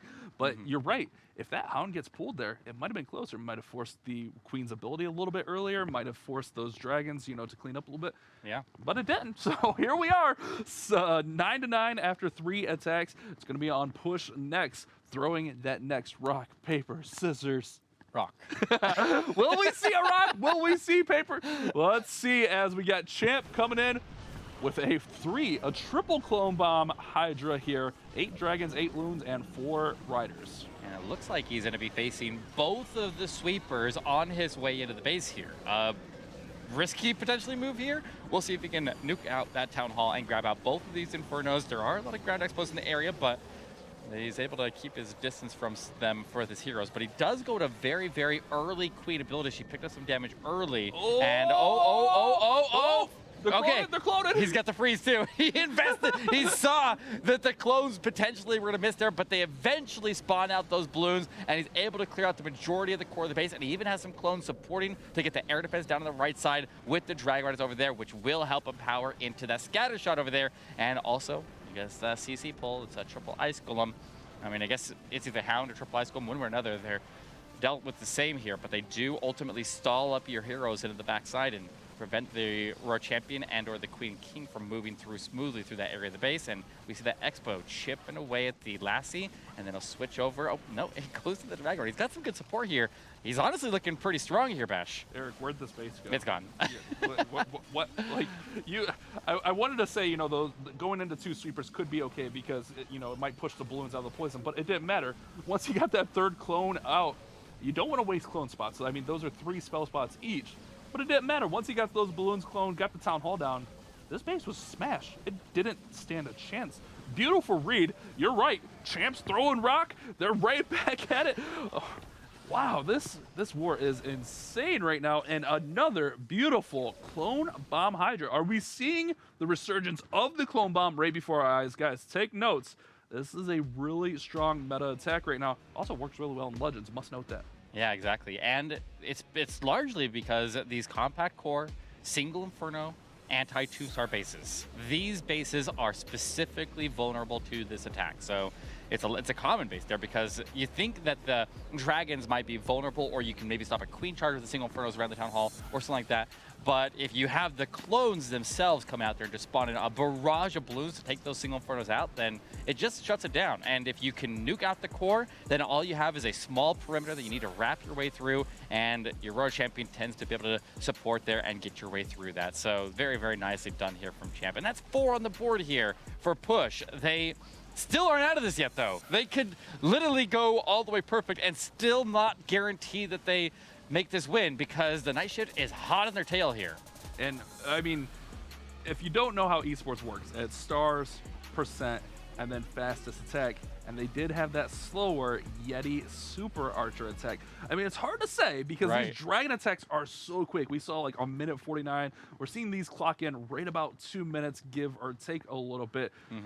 So it'll be interesting to see. I mean, 3 attacks, it's still a lot. Anything can happen here, but this is what we like to see, guys. This is really fun. Right, but the opening attack for the other side was that Queen Charge Lalo that also ended up using up a lot of time. Not quite as much, so I mean, this really still could be a very, very close war on time, and we'll ultimately see if it comes to that. But right now, they just need to focus on getting these triples here. They need to keep this triple train rolling, and right now, we're at 7 out of 10 triples as they are just unleashing on each other. Throwing rock. You guys gotta be hype in the chat for a war like this. After our first war was decided by 1%, this war is just back and forth, just non-stop action, beautiful attacks, beautiful execution. This clone bomb is just nuts to see. Like, okay, look, I have got to make a confession, guys. My clone bomb never works like that. My balloons just all cave in and blow up with the Town Hall. How are these guys getting that spread?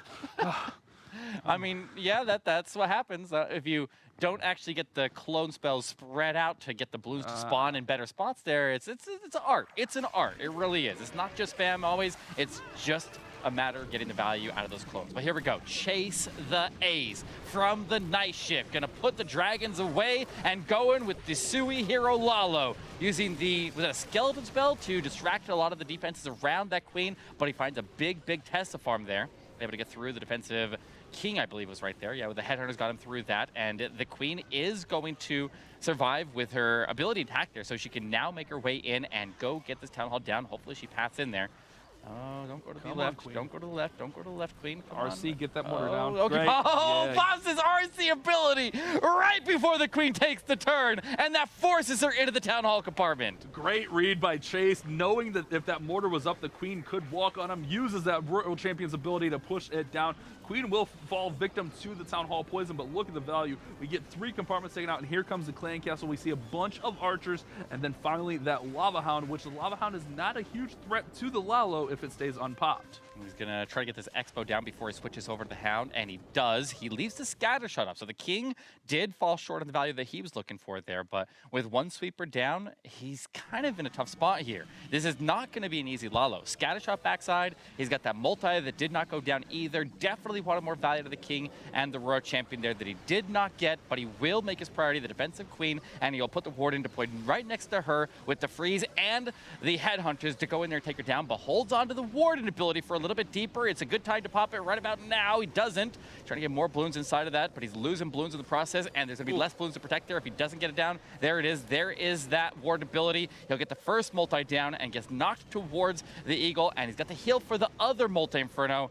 It's still going to be an uphill battle here because he's going to be approaching that sweeper late. That sweeper pushing those balloons away from the multi-target in front of. We get that Scatter Shot. This is a tough finish. Oh no, Eric. They might have, oh no, I don't want to say it, but this is looking like a tough finish for Chase the Ace. They might have made that one slip up that we were speaking of. Few balloons left. We got the Warden working. I don't, ugh. He still has a little, oh, there goes the Dragon Rider. right as I start to think, Eric, maybe. Okay, I need to stop talking. I need to just let his Blues do their thing, but no, it's not going to make a difference here, Bash. They're going to go down one way or another. No power of, no amount of Jinx was able to turn that around after the hero spell short. That Lava Hound on defense, that's when the Lava Hound becomes incredibly valued. To stop the value of the heroes like that, where the poisons can't really do much about it, but he does have the Wardens reaching back across the base here. So even though this Warden is ultimately going to go down, okay, okay, he's going to go down. It's going to be a 96%, so it's the first miss of the war, but it still puts the bar high for the last attacker from Bush. Danny Zuko threw paper on that volley. Got the defense they need. It's the Lava Hound. The Lava Hound is the rock. That's what it is. I figured it out. But as you said, it's a 96%. So if Push slips up on this next attack, it could still be won by the Night Shift. This is still anyone's war. It's going to come down to these final two attacks. You want to get a 3-star here and just secure that victory. However, if you fall short, you get a 95% even. Think about that. A 95% fail could lose you the war. That's just ridiculous. I mean, yeah, they put up all triples all the way through. They've literally only left 4 buildings. That's literally all that's been left on the board here. This entire war is 4 buildings. Could determine who moves on to challenge here. And I'm nervous. I'm nervous here, Eric. I'm not gonna. Too. It's Eric. Oh no! Oh no, poor fella. Oh. All right, look at this. We got 4 clones. Hey, I have my moments. Maybe he does too. Let's see if we make it happen here as it comes with the quadruple clone Hydra attack here. He's going to nuke out the entirety of the core here with all of his spells here. He has no rage for the dragons. Everything will be invested to the clones. He needs to get a good spread. He makes them into a line. They reach all the way to the backside of the base there, and he'll pick up the air defense there as well. Takes the town hall and takes everything around it. Wow. Good value, but he's not out of this yet, Bash. Still a lot remaining. Still has to deal with the enemy queen. The enemy royal champion has that multi-target inferno with the single protected by the king on the backside. Has a herd of troops over here on the right side. We got that Hydra moving through. Royal champion picking things up. These dragons gonna go lonesome. 3 dragons over to the queen. That's gonna kind of put them out to dry. This could be a tight finish here for Eric. Yeah, he's got the single inferno on the backside there with the multi and the warden statue, which has a ability to deal with a lot of different variety of troops coming at it. And we have these Dragon Riders making their approach now. Single Inferno locks on. He gets the defensive warden down quickly. Gets access into the multi-inferno. Still moving strong here. Got a lot of Dragon Riders, but they are starting to get low on HP. And he's got traps going off here. He's going to lose that Dragon Rider onto that Single Inferno. I think that forces the warden to change targets if he doesn't get it down in time. He does! He catches it right before that dragon drops, and the warden is able to stay on target and take it out. And ladies and gentlemen, Push has the perfect war here. Absolutely crazy. And that is going to send him on to the Snapdragon Mobile Challenge. 15 stars was what they needed to get it done. Didn't want to leave anything up to chance. They just kept throwing that rock and got it done. Eric staying with this attack. Beautiful use of the queen ability to get through that enemy king. Make sure she stayed up. And there we go, guys. Our first perfect war of the night qualifies the team, the Push team, for the Mobile Challenge. After taking down our #1 seed, moving into the Snapdragon Mobile Open today, this is a big win for them. They took out Happy Endings, they take out Night Shift. Those are the two teams that I would have considered our top teams, they just mowed right through them. And with 15 stars on the board, that is a huge, huge pickup, eliminating any chance for the Night Shift to make a comeback. We'll still see their last attack coming in here, and we'll cheer them on, and we'll let them get prepped for their next match, because now they're going to be moving down to that lower bracket, and we'll see what they can do down there and see if they can still secure one of the other seats for Challenge, because there's still another 2 to be delivered in the bottom of the bracket there. So like they still could go down there. They could win in that bracket when they arrive after the other teams there collapse the bracket in, because they did make it all the way up to this round. So getting knocked down will still put them in a good spot there. If they win that one, win one more, they can still make it through. So their chances are still alive and well. And after what we've seen here from them tonight, obviously they can score. They can put up the big numbers. I mean, they could potentially put up 14 with 99%. That'll be such a that's a heartbreaker. But you have to respect the effort from Push. They came out, they rubbed the bases, they got a little bit creative. That super Archer Yeti attack. I know, it was awesome. Oh, it was so cool, but man, it's stressful. Such a fun attack. But these Yeti bombs, or not the Yeti bombs, excuse me, the clone bombs with the Hydra, just getting through these bases, exploding. We saw all the spells committed to that last clone bomb. 4 clones and just decimated that whole core. It's all these anti-2-star bases, these compact core bases. They're just identifying what maybe they thought might be a weakness for them, and they found all the bases are fairly similar, honestly. So I'm not surprised to see the same strategy just leveling them over and over and over here. So they're able to just take out their primary weapon and just unleash, and they're able to get all the way to challenge here. So here we go. We got our last attack of the war. Granny Clasher will come in to close it out. No chance to move on. And then we'll go down to the lower bracket, but we'll see if we can make it happen with one of my personal favorite strategies. This one is the Sneaky Bat Rider, where the Sneaky Goblins will go in and clear the storages around the Town Hall. He can take that Town Hall down with the Sneaky Goblins and use that invisibility to protect them. Just needs to test for traps there. Then he sends the Sneaky Goblins. Then he needs to put the invisibility to cover the Sneaky Goblins, but not the Town Hall itself. So they take it out. And now if he can get the majority of the splash damage out of the way here with a Strike Squad with his heroes, with the Log Launcher supporting, and then the Dragon Riders, he will be able to have the bats sweep around and take the rest. So we'll see what he can do here, but he's got to push all the way to those multi-infernos in the middle as his primary targets. And with everything starting opposite of where that Town Hall was, doesn't even have to worry about that poison as it's already dissipated. And that's the big value from being able to use those Sneaky Goblins to get it down. You take away one of the most important defenses on the base. Like, here we go. Hero's going to work in towards the middle. That Log Launcher will open everything up. Going to get amazing value and looking to just clear out as much of the splash as Eric mentioned, so those bats can sweep through here and just finish off this base. Absolutely. The King trying to get to the defensive row champion. He doesn't want any part of that, but the Headhunters go in there and get her down. He will need some support down south. Actually, I don't know what his King's going to do. Where's this King going? He's taking the Warden with him. He swings all the way to the outside, which leaves the center group a little bit of a hot spot there. The Queen also ends up going south. She goes back to the core, but now she's going to get stuck on that Lava Hound, and she has no more ability to protect herself. The Warden comes back. What on earth is this attack here? What is going on? The troops are going all over the place here as they try to make their way through. All over indeed. The Rider's going to get down that scatter from that right-hand side, but lots of splash defense is still up. King's got his ability pops right there. Looking like we might see a Bat Bomb on this scatter shot as nothing is working towards that, but it does have to deal with the multi and the Wizard Towers with 4 freezes. This is going to be a tough finish. A lot of splash damage up.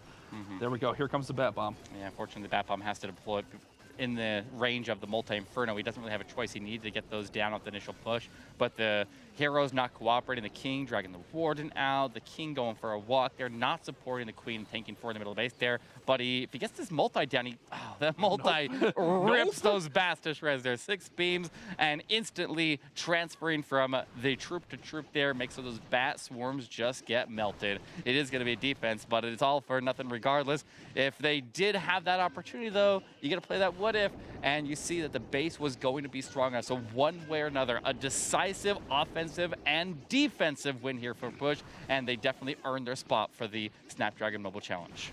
Great finish to this war, just a little unlucky for the Night Shift. That King, that was all over the place. The Queen came over and sniped off one of those defenses, and he could have had a chance to push in there, but she was like, nah, you stay over there, bud. I got this, and kind of hurt the attack there. So a great effort from Granny Clasher, but Push Gonna move on to our mobile challenge, and we'll see Night Shift a little bit later on as they will play for their spot in an elimination matchup. Absolutely, and you can see what ultimately caused this one to go to a fail was those small open compartments that led him out of the Eagle Artillery compartment into the side compartment. So those small just openings in the wall can direct the pathing around and just throw things off like crazy. And it was really some solid base building here from Push that ultimately got on those defenses and then their offensive power, of course. Good identification all the way through. They absolutely killed this war, and they definitely earned their spot. Ooh. 15 stars, 100% destruction.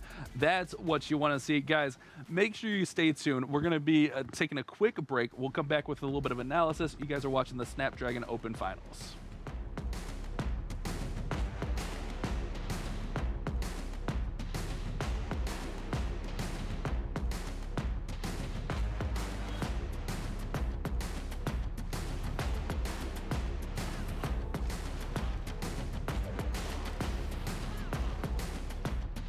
The Snapdragon Pro Series is brought to you by Snapdragon Elite Gaming, Monster Energy, DHL, and the U.S. Air Force.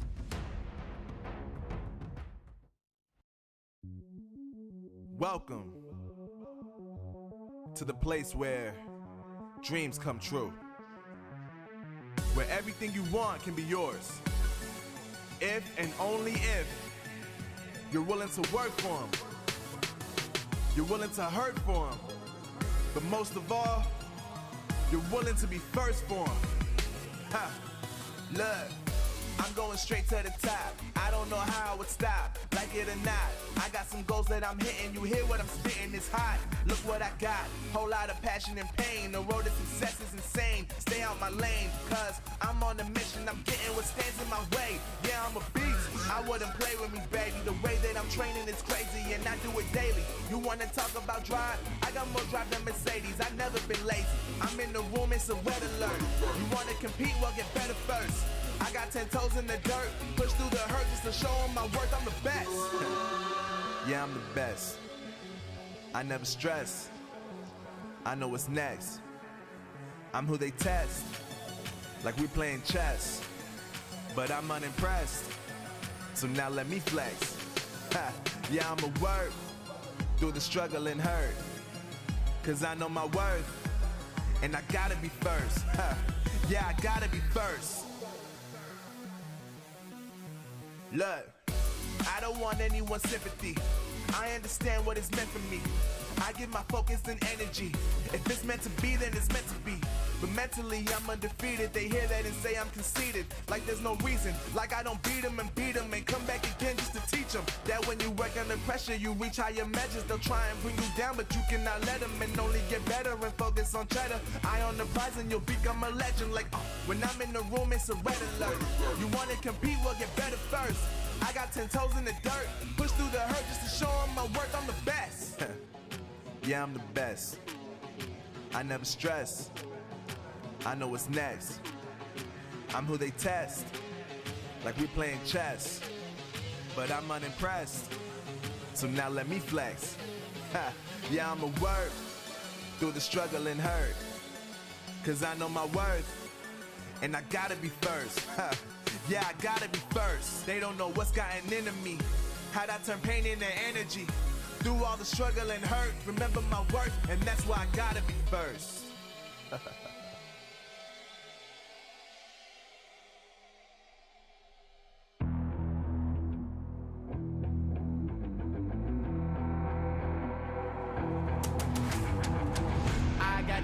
I'm on the mission, snap any minute, casually winning. Stop tripping on me, stop dissing on me. Yeah, I got a dream, can't take it from me. My fire's burning, now I'm always learning. Tell me where to go, man, I'm on a journey. Yeah, I can't explain it, I get excited. Keep it 300, King Leonidas.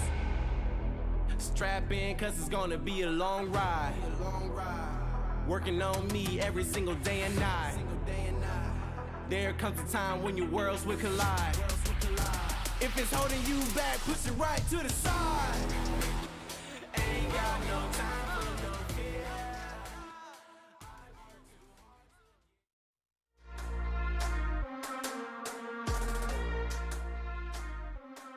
Welcome back back to the Snapdragon Pro Series. Our second war is in the books. Our first team to challenge is Push, who pushes through for that first place. I mean, massive, massive win for Push up against the Night Shift. You'll see that reflected there in the bracket, as they are the first squad to get one of those 4 spots into the challenge. That's got to feel good, and it was an incredible war, to say the least here, Bash. So I know that you picked a specific attack you want to talk about. Yeah, we're going to try to break down one of these clone bombs. It's really tough to do so because they are such an interesting attack, but the value you get from these, and I picked Champ specifically with the 3 clones because Eric was commentating this attack, and before I knew it, the whole base was gone. So we're going to see clones coming in right through the middle here of this base. So here comes that blimp. Here comes the Hydra in behind here, working through the middle of the base. And we'll see the clones staggered. And the reason you stagger is so you can get that spread. Now, this one was a little panicky because he did almost miss that clone, but that one balloon goes over, and that's all it takes is one balloon to get in the radius of that clone. And that allows him to get that proper value to work through here. And look at that. That whole front side is cleared out. And meanwhile, he's got clone balloons working through and helping out along this top side. And from there, it's just dragons and the Hydra just to work through the top side with the heroes and finish this base off. Scattershot goes down over here from the Rider. And these clone bombs are just getting so much value. I asked Eric about it specifically, and he's mentioned numerous times now. It's just these bases are so compact. We saw a lot of these anti-2s being ran previously to success, and it seems like clone bomb is the answer. This base was crushed. It's helped push out. We saw a lot of fun attacks from the. I honestly thought about doing the Yeti Super Archers, guys. It was close, but we wanted to take a deeper dive into that clone bomb because it is such a nice attack and really being used well. But we're going to go ahead and pop it over to Glitter as she's got an interview with a player from Push. Thank you so much, Bash. Fantastic breakdown as always. And yes, I've got Danny Zuka on the line to talk with us about that win. First of all, congratulations. I mean, that's got to feel good. Yes, it does. Real good to go put out a war like that, 5 for 5. Right. I mean, I was going to ask about that too. How is the team as a whole feeling after you put up a perfect war? So we're all pretty excited. I mean, you can't ask for a better war, a better outcome on a situation like this with this type of tournament on the line. And then for you specifically, when your base was on defense, how did you feel when it actually ended up holding? Yeah, so we always, our base would hold, but we know we're going up against great players, and it's hard to defend against every type of attack. And once I saw the air attack going down, then I knew my base was going to hold. So it's pretty exciting. Yeah, it's definitely got to feel good. Now, looking forward to the challenge, prep-wise, what does that look like for you guys as a team? So we're a pretty big clan with Push. We do friendly challenges throughout the entire day. We're in friendly wars. We're in CWL, regular wars. So we're trying to get better each time, and we just try to push each other to get better every single day with every single war. I love that. It's very thematically appropriate. But of course, I have the most important question. Are your kids watching so they can see you guys take home the win? Yes, I actually got my son right next to me. He's been cheering me on and helping me get through these tough wars and stuff. Oh, I love that. I love that. Okay, I'm going to let you go. But before I do, I want to give you one opportunity to do any last-minute shout-outs for anyone you might want to do. I just want to say keep continuing to push our clan out there. We're a strong U.S.-based clan. We like making each other stronger and better. And if you're looking for a good home, Push is the way to go. Thank you. Well, congratulations again. And thank you so much for taking the time to chat with us. Yes, ma'am. Thank you. So good. So good. I mean, especially when we get to talk to somebody who just came off of the back of a perfect war.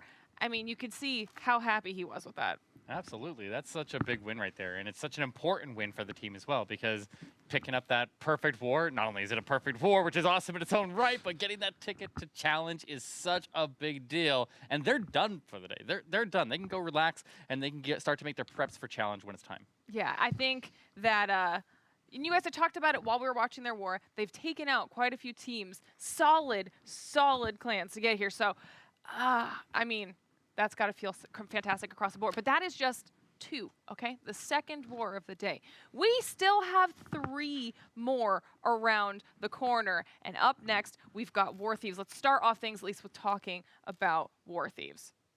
Yeah, War Thieves, we can check out the roster here. They have the Demi, not Jordan. We have top Eric, I like it. And Possum King here. This team, honestly, for me, is a bit of an unknown. They're kind of a wild card here that we haven't really seen much out of before. And that just goes to show you that anybody can show up and compete at these, and you can make a name for yourself. I know this is how I got started in esports, and maybe this is their chance to shine here. And that's the beauty of it. All it takes is just one of these tournaments, one good appearance, and it can really put your team and that name on the map. We saw from a war earlier here, Blake coming in with that super bowler smash. And this attack is really, really strong, especially against these anti-2s as well. So we'll have to see what they come out with. But like you mentioned, a team I'm not very familiar with either. So it'll be interesting to see what they bring to the table. Yeah, for a virtual wild card here, but looking from what we have on the replays here, favoring this Super Bowler Smash, which can be a really, really powerful way to take out these anti-2-star bases, can also be a really powerful way to take out those box bases. And maybe if they had a chance to play each other in the previous rounds of the tournament here, then we would know that they know what to expect there from their opponent, and that could definitely sway on what they want to throw out for defense on bases. And being an underdog unknown team does have the advantages of people tend to not really know what your specialties on offense are, and you can play to that. Right, and we've seen that in the past wars where teams knew kind of like a clan like what War and Glory were going to bring to the table, so they were able to plan with that with their bases. So it's hard to play in for a team that you don't really know much about. We'll have to see how they're able to do up against their opponents. But before we even go into the next roster, we're gonna hold here for a second, because once again I'm going to be picking your brains here, asking you guys some questions about just initial thoughts. Don't ask me who's gonna win. No. Okay, I have learned. To be fair though, actually I meant to compliment you on that. Okay, because you did not tank Eric. Did you notice that? I did. That's like a specialty for me to make sure that people named Eric do well. I mean, now I just jinxed the next guy, but you didn't end up taking Eric, and I was very proud of you, because I think the curse is maybe broken at this point. Hopefully. So, okay, we'll get to my questions here in a second. For now, first let's jump into Flaming Turkeys, and first we also need to just be reminding everyone that this is literally my favorite name that we have come across for every single squad. Flaming Turkey. Look at that logo. That is beautiful. They got Severed, Trust Me, Mimador. Oh, I butchered your name. I'm so sorry. Easy, Dustin, and another Eric. Why are there so many Erics in this tournament? I protest. I don't. But another team that you kind of talked about, Eric. Yeah. I'm not familiar with this lineup personally. Is this a team that you know much about? Honestly, no. This is another team that is completely unknown to me. This is another one of those welcome. Could be definitely interesting, because, I mean, it would be awesome if Flaming Turkeys could go on and join Fuzzy Wuzzy Wuzzy in the challenge. You know, right? When we have 2 awesome names like that moving forward, I mean, that would be awesome. But they'll definitely give a good fight here, hopefully, today. They made it this far, and that's definitely proven themselves enough already to be able to say that they can have a chance to compete here. So we'll see what they've got for us here today, Bash. Yeah, I'm really looking forward to this one, because 2 unknown teams that we're not so familiar with, we could kind of see anything, and you see it right here in these replays. A little bit of off-meta attacks here. I mean, not necessarily off-meta, but a little bit of creativeness with these meta attacks. We saw a lot of invisibility spells being used there with that wombo combo, I like to call it, the super wizards and super archers inside of that blimp. And then we got Flaming Hawks coming in here with just straight up Lalo right here through the middle of this base. Yeah, it looks like they can do a little bit of everything here, where they can do the queen charges, they can do the complex dragon attacks there when they involve the big bomb stuff. They can definitely do a lot here, and I'm excited to see what they got for us today. You know what? It never hurts to have a little bit of the unknown here, okay? Because even when we thought we knew what was going to happen in the first 2 wars, it doesn't necessarily always pan out that way. So the fact that we have some newer names, newer teams entirely, first of all, that's literally the whole point of this series. Era of everyone, okay? Anybody can show up here, and before you know it, you're up here and we're talking about you. So next time there's a sign up, I know there's not one right, but you know, next time just pop on up here, become the next flaming turkeys, if you will, with some also very, very creative names. But I think it's just going to boil down to the bases. I mean, we saw how much that affected everything in the first 2 wars, and even going to the last ladder. Last ladder was pure chaos when we were in the open finals because people didn't know what to do with some of those two-star bases. Yeah, the anti-2-star bases. Yeah, we saw some big name teams just getting absolutely shut down by him. It was kind of interesting, but I mean, if there's a chance to make a name for yourself, this is where it happens. These teams can come out of nowhere. They can get out here and throw in those wild cards, throw in those unknowns, get those attacks that people aren't prepared for, that they don't have specific bases, and we'll see what happens. Okay, speaking of unknowns, I have an unknown factor that I'm going to be throwing at you guys now. Now, chat might know exactly what I'm talking about. If you guys have been following along with our weekly Clash of Clans updates, we've been doing this game with you guys, and it's called Guess the Percent. Okay, now what we do, I'll explain it to you because you're new here, right? So Guess the Percent is this game we do where we start an attack for the viewers. Now we let them see the first push of that attack, and then we pause it, and they have to guess what the percent is going to be when it's all said and done. And we gave them a little bit of a preview of that attack, and now we're going to be playing through the whole attack. I want you guys to cast this attack as if it were live, and then we'll end up showing the viewers the percent at the end of it all, okay? Well, it's clearly going to be a triple, but it's Loch Ness. I mean, it doesn't miss, so. But yeah, looks like he started in with a flame flinger coming to the top of the base here. I like this giant.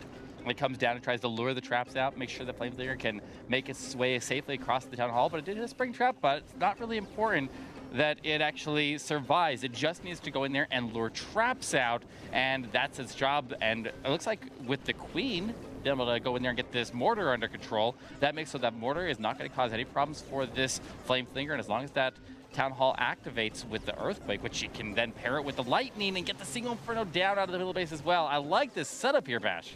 Very, very nice. Warden, by the way, not the queen. Oh, that's right. I got you, bud. I got you. But I just highlighted this not too long ago. A lot of times when we're seeing this flame flinger, there's a single target inferno behind it, and you can use those lightning spells to go ahead and take that out and just get a little extra value. Now we see those P.E.K.K.A.s kind of working in here with some balloons, and you're going to throw those balloons out not only to catch any Seeking Airmines, but honestly with the Warden ability, you can just get some nice value from them, as a lot of those targets will be, or those defenses will be targeting onto those P.E.K.K.A.s on the bottom here.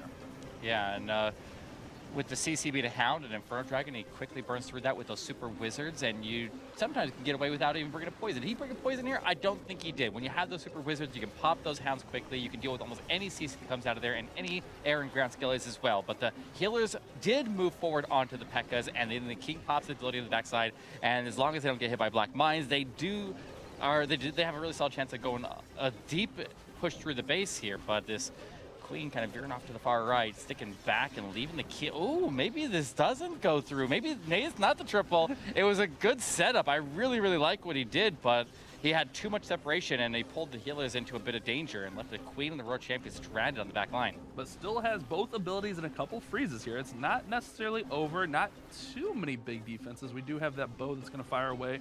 We do have a multi-target Inferno, but I don't know, where do you land the percentage here? Oh, do you think it's still a triple? I'm going with the 92% is my guess right now. I'm going to say the storage, the sweeper, Expo, Queen pad, and the other storage up there in the top stay up. I think the Queen wraps through and takes pretty much everything else as she's about to attack a wall, and then she'll go to the outside of the base here. So it's really just a matter of beating the clock on this one here, and that Queen has so much. Oh wait, she's going to the middle. Hold up. All right. You think it's a 3? No. 20 seconds? I mean, it's on a replay. It's not a. It wasn't recorded live that here, is so true. that means that timer is gonna expire as soon as he runs out or everything dies. We got scammed. Yeah, we did. Unbelievable. Wait, yo, no, maybe not. No, he doesn't. 98%. Oh, I love it. But no, it is not a triple. It's a little bit short, just slightly short. Listen, we had to keep you guys on your toes, okay? The same way that we're keeping you guys on your toes. I should have looked at that initial timer.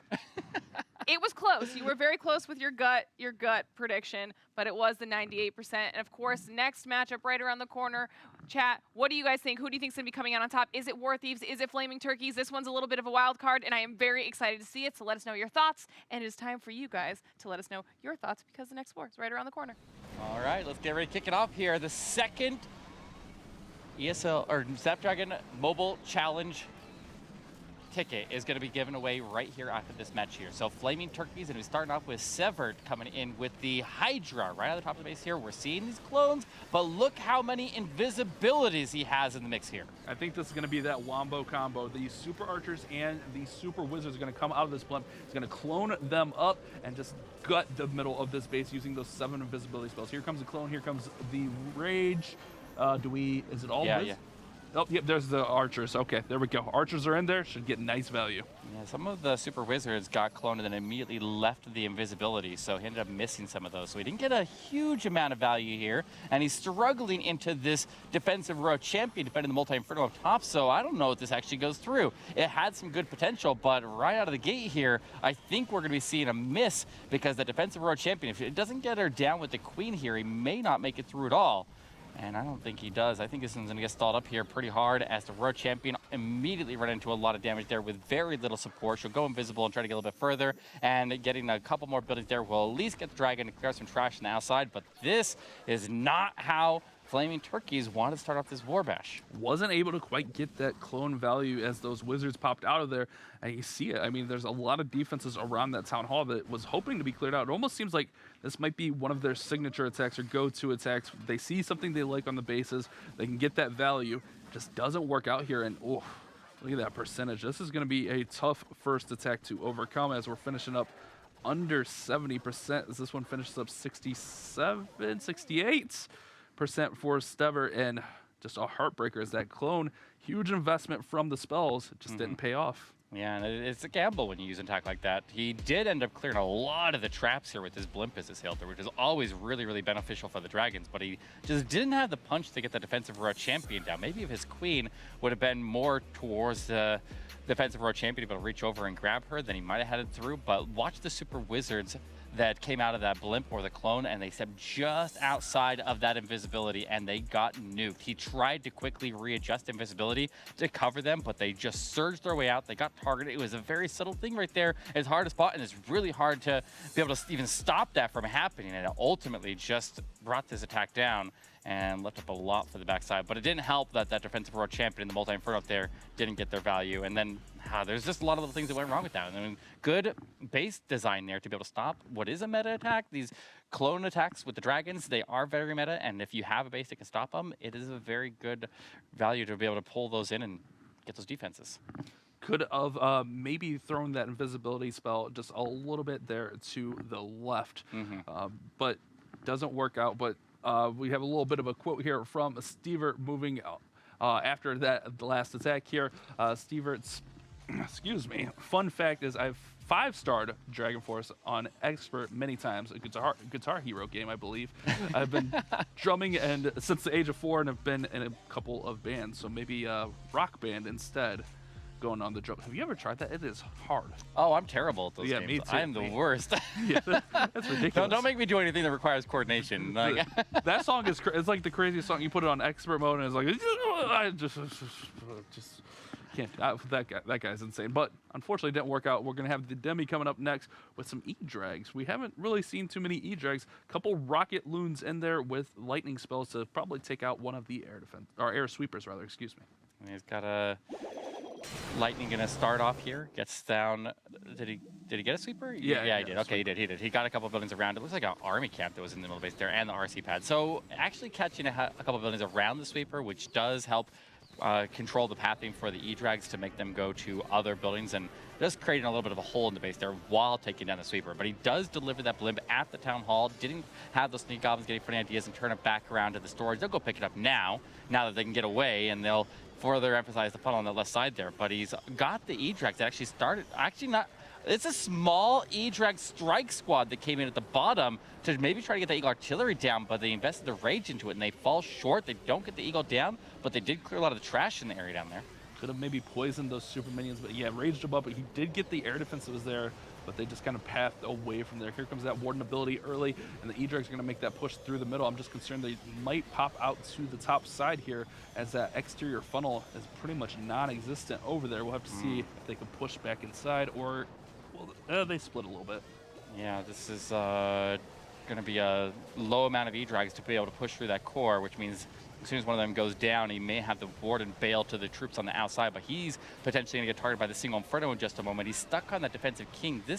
He tried to get fancy with the E-Drags coming on the flank there to try to go after that Eagle Artillery compartment to collapse the pathing in for the rest, but they just got shut down by the super minions that got pulled out, and the blimp pull in the CC there obviously was what ultimately drew them out, and then he just wasn't ready to deal with them on the other side there. Maybe he was banking on a Lava Hound or something, I don't know. If that was Lava Hound on defense, he definitely would have been a better spot here, but he ultimately would have pulled it as he moved into the middle of the base here, as he now has his heroes that came in a bit late and will reach in there and get that defensive set of heroes down, but look at his Road Champ become the top side. Does he have any chance to still pull this through, Bash? He had 5 freezes to start. That single is going to be a little bit of an issue, but 2 freezes should allow him to grab it. I don't like this far compartment. 3 Tesla, Scattershot, Ground Bow is going to be tough to overcome, and that single staying up is going to force Queen ability.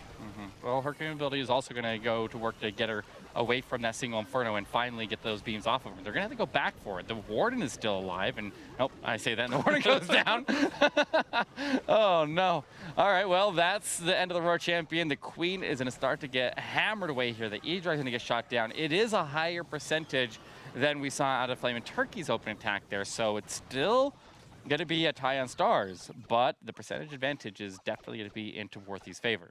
Finishing up here, 89%. The Archers will finish off that storage there, and just not quite what he was hoping for. Like you mentioned, maybe getting a little bit too cute, trying to get that Eagle out. Maybe could have just stuck to it.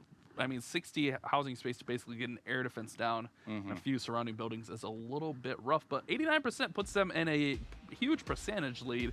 It's just anything can happen. It's our wild card war. Yeah, exactly. He just lost control of that CC. He had the poison. He maybe could have handled it there. A little bit of just mishandling of that defensive CC, and I think that just really came back to hurt him the most there. It's unfortunate to see it go that way. He finally got that poison down. It was a bit late. It was a bit late. Definitely some mistakes there. That ultimately cost him. He definitely had the potential. That one that could have gone through had he handled that a little bit better. Like I don't think the plan was overall bad. It was just a little bit of a mistake in execution. Maybe just got frazzled by this being a match that will set him into the challenge. And if you're not used to that pressure, then it can get to you. And maybe did there. And the era of everyone, I mean, we're going to see some new players, and maybe the nerves are getting to. I mean, after all, they got the legendary Eric casting their war, so who knows? So we got Trust coming in next, and we got, looks like the Clone Bomb. We got a couple of, okay, maybe this could be like a Minion Bomb here. Kind of hard to judge, but I would guess a Clone Minion Bomb here. I guess we'll find out. The invisibility and the clones can do some work here, but while we're waiting for him to set up here, we'll give a quick shout out to the sponsor. We have Snapdragon Elite Gaming. When winners matter, or winning matters, Snapdragon got you hooked up. Guys, let's see if we can make it happen here with this double clone. And I have a feeling that he's going to have some kind of air troops inside of the CC. He's zapped out that sweeper in the middle of the base, and he's going to have to sail this blimp a really, really long way through the base. And there might be some heavy traps through that core. We'll have to see what ends up popping out of there. But that blimp has to survive and take that town hall down, otherwise he might be in a bit of a bind here. He has not deployed his heroes yet. His king and queen still stays undeployed, and here goes that blimp, soaking up multiple black mines, more black mines. It gets knocked back by the sweeper, locked onto the single Inferno. It almost arrives to the town hall, but not quite. But it doesn't. He's going for the super minion bomb, but the town hall I don't think is going to drop. He's going to fall a bit short here, Bash. He might be able to save this. He, like you mentioned, didn't deploy the heroes, and maybe he kind of planned on it falling short because he didn't take care of that sweeper, didn't freeze it, he didn't try to freeze the single. So maybe just trying to set up a path for the heroes to get in there and get the town hall, and then just kind of finish everything else off on the top side. They get pretty decent value left one of the singles up, but we're yet to see the king, queen, and royal champion, almost a safety net, come in here. Gonna have to cut them off with this baby dragon.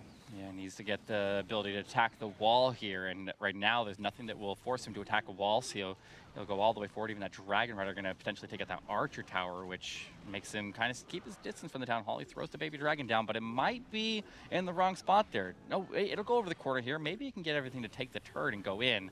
Still a lot of base here, but the Royal Champion's still standing. I don't know whether he got a CC pull or not, but if there's a Lava Hound, then he's got a lot of value you can pick up on the right side there with his Royal Champion. He puts the Royal Champion in with the push towards the Town Hall. It seems like he's just going for a backup and not going for the triple here. What do you think about this, Bash? He could have saved the Royal Champion there for the back end, potentially, as the Queen would have easily got the Town Hall down. Single's going to roast. Oh, that RC's going to get next to nothing here. Oh, rip. Queen still has ability. It's just going to work on percentage, unfortunately, with that scatter shot still standing. Oh, he's got a Two king ability. abilities. I didn't realize King had ability. It's close. No time. Look at the time. Even if he can get his heroes to survive all the way through here, he's going to run into time, even if he doesn't have a hound that's still hiding inside of that CC. But the Queen definitely chose a bad time to decide to attack a wall to go in and go into these maze of small compartments, and she's just going to get surrounded in there. It's going to be a defense one way or another. Flaming Turkey's off to a little bit of a rough start here, leaving up 32 buildings in the first attack here and another 10 in the second. But if War Thieves isn't able to get the triple here, then they can definitely still stay in this war. Let's have to see what happens there. They did improve their percentage at least, so that's good. We've seen 10 to 10 wars before. That's not out of the realm of possibility. So every percentage point is going to matter, or even if it is 11, 11, 12, 12, you want to get that percentage up, and that's what they're working on here. I think that clone bomb was planned there, and the plan the whole time was to send the heroes for the town hall. A little interesting plan, maybe a little bit too conservative there. We'll have to see if War Thieves can get a triple on here. It looks like one triple could really swing this war. Absolutely, and that, yeah, I do wonder. I honestly don't know on that one, but he cleared so many traps there with that blimp. That thing just sailed all the way through there. Just soaked up all of those black mines in front of the rest of the air troops who are coming behind it, and that's one of the big advantages of using the blimp to sail through the rest of the troops like that, is be able to have all that trap clearage in between where the dragons are going in and the area between that and the town hall, just having that blimp getting double duty. But here we go. We get to see an electro dragon attack here. Another blimp, as we're sticking to the skies and sticking to a bit more of these spam attacks, and we'll see if we can make it happen here. But all these air defenses are spread wide to the far outside corners, which is always a really, really good sign for these attacks. If you can take out those air defenses while forming out the funnel, or rush the ones that you are engaging, then you can definitely make sure that the E-Decks, when they get to the core, are not getting hit by any air defenses, and then your Royal Champion can sweep around that side and pick up the rest on the out, or the far back end. But he's that blimp. Oh, it's get by the tornado trap. Get the tunnel down. What do you think here, Bash? Yeah, Tornado's good. Tornado's not going to hold him up too much, as that blimp was protected by the Warden ability. Barely caught it in the Warden ability. He's going to work those heroes around the opposite side. Doesn't have a great path through the middle, but I think that's fine. With the multi-target in the middle, it's not a big deal for these E-Drags. The heroes will work around, clear that far right side, and then he'll be able to bring in the Royal Champion for support. So this one's still alive and still has a chance. Yeah, and we did see 10 archers come peeling out of, or maybe even less, I don't even know exactly how many archers, but archers alone came out of that CC, so there is some heavy ground targeting defenses inside of that CC that he will not get down at this point here. They'll stay standing. The Queen steps all the way into the single Inferno and puts herself in danger over there. He's got the freezes. He'll lock it up here. I think she takes the turret in there to go pick it up there, which is definitely valuable. We'll see what she does after that, but these heroes are still moving strong across the top of the base. He's got a lot of freezes to still protect himself here, but the Hound, I'm a little bit worried about it here, Bash. Yeah, it's going to be a tough one. Royal Champion is starting to work through here, and there goes that Hound. You called it. Still has the poison for the Hound, but there's too much base up here. This one is going to be devastating. So far, we've seen 2 E-Drag attacks. Maybe this is their go-to. Maybe this is what they like to use, and honestly, E-Drags have been really strong. I've seen them used quite a bit here recently in Legends League and CWL, stuff like that. But 78%, not what they need. This war is tightening up as these teams are trading blows back and forth, and these Dragons just went outside right from the get-go. Yeah, and that percentage being low and the exchange of the high percentage one from the other team there, that actually levels this war pretty close. This puts the percentage right neck and neck here, and it's a low-scoring war at the moment, but it's definitely a close one. I think War Thieves should still be up by a few percentage points, 10 to 12%, something like that. But again, one triple, maybe it's a bit of the nerves getting to these teams. Maybe they haven't been to this position. Maybe they're not familiar with, being on that big stage. Maybe it doesn't bother them. Maybe it's just an off day. Who knows? But one triple could sway this war either way, and that'll be yet to be seen. As we move into our third round of attacks for these two, and we'll see here percentage. Yeah, War Thieves up just a little bit there, not too much, 9 percentage points. Yeah, they're definitely have to step up these hit rates to stay competitive in the overall league. But I mean, at this point, they just need to beat each other and make sure that they can get that ticket to challenge, because this is a very, very important war for both of them. And when you're coming in as the unknown teams, you need to get out there and show people that you mean business, because I mean especially like prizes and everything ramp up significantly when you step in a challenge. So you definitely got to be pushing through that win today, and you definitely need to make a name for yourselves and let people know who you are. And speaking of the prizes, we actually asked Easy what they would do with the prize money and said, buy Stefford some headphones. He always loses. Well, I think at that point you have to buy him like some some wired headphones that are gonna really not go anywhere. He's a lanyard on him. there you go, like a glasses clip for his headphones. Yeah, exactly. I love it. Yeah. So teasing his teammate a little bit there, probably trying to get on voice and spot and just loosen his headphones. But here we go. Easy's going to come in, and we got a little bit more of a complex attack. We've seen some what you mentioned as spammier attacks, but we have a Queen Charge Lalo. Going to start off with the blimp here. Perhaps going to drop it off in this evil compartment with the rage. Yep, there we go. Going to just try to get this all out, pull off that CC, and deal with it with the Queen early.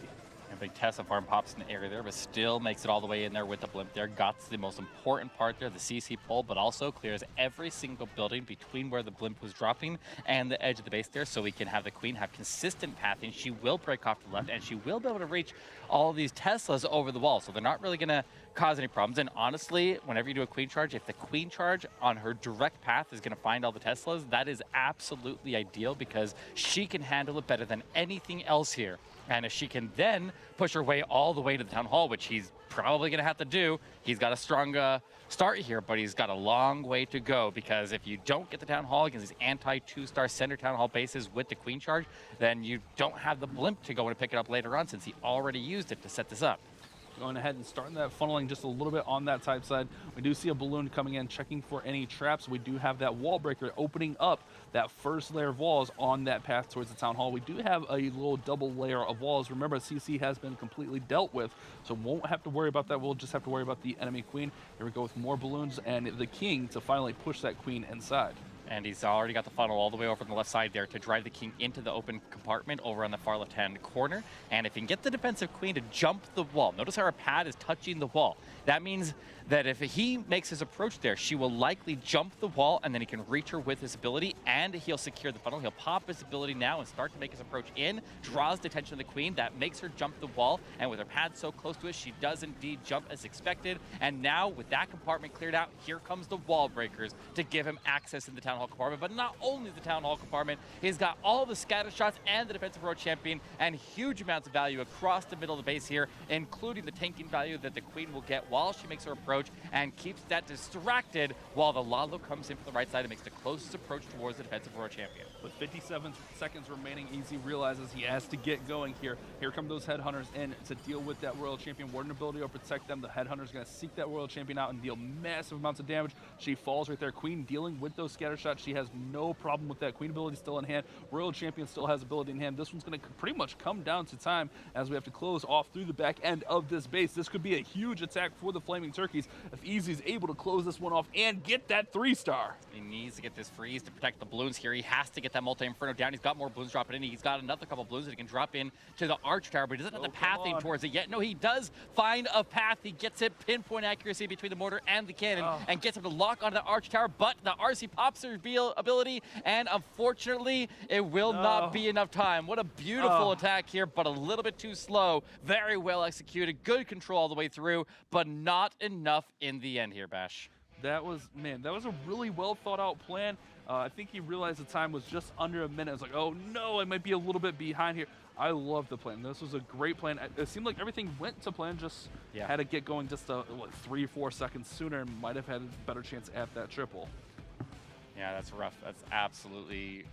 That was such a good attack. It's such a shame that it didn't go through. He definitely would have earned the triple there if he was able to pull it through. But the percentage, once again, 9. They started off with that 68% low percentage attack, and now they're racking in these 90 and 93% attacks here that is topping what we've seen out of War Thieves. And they're gonna have to get a high percentage or a triple here to be able to stay pace with them, because they're swinging that percentage back hard, even though they aren't getting the triples. Yeah, no 3-stars yet, but that was a very beautiful attack, and we have your boy Eric coming in with a boulder smash. Eric's got to stick together, and let's see what this top Eric from War Thieves can do. Coming in with an early blimp, a little bit of an interesting choice here for the Yeti, or the bowler smash rather, super bowler smash, excuse me.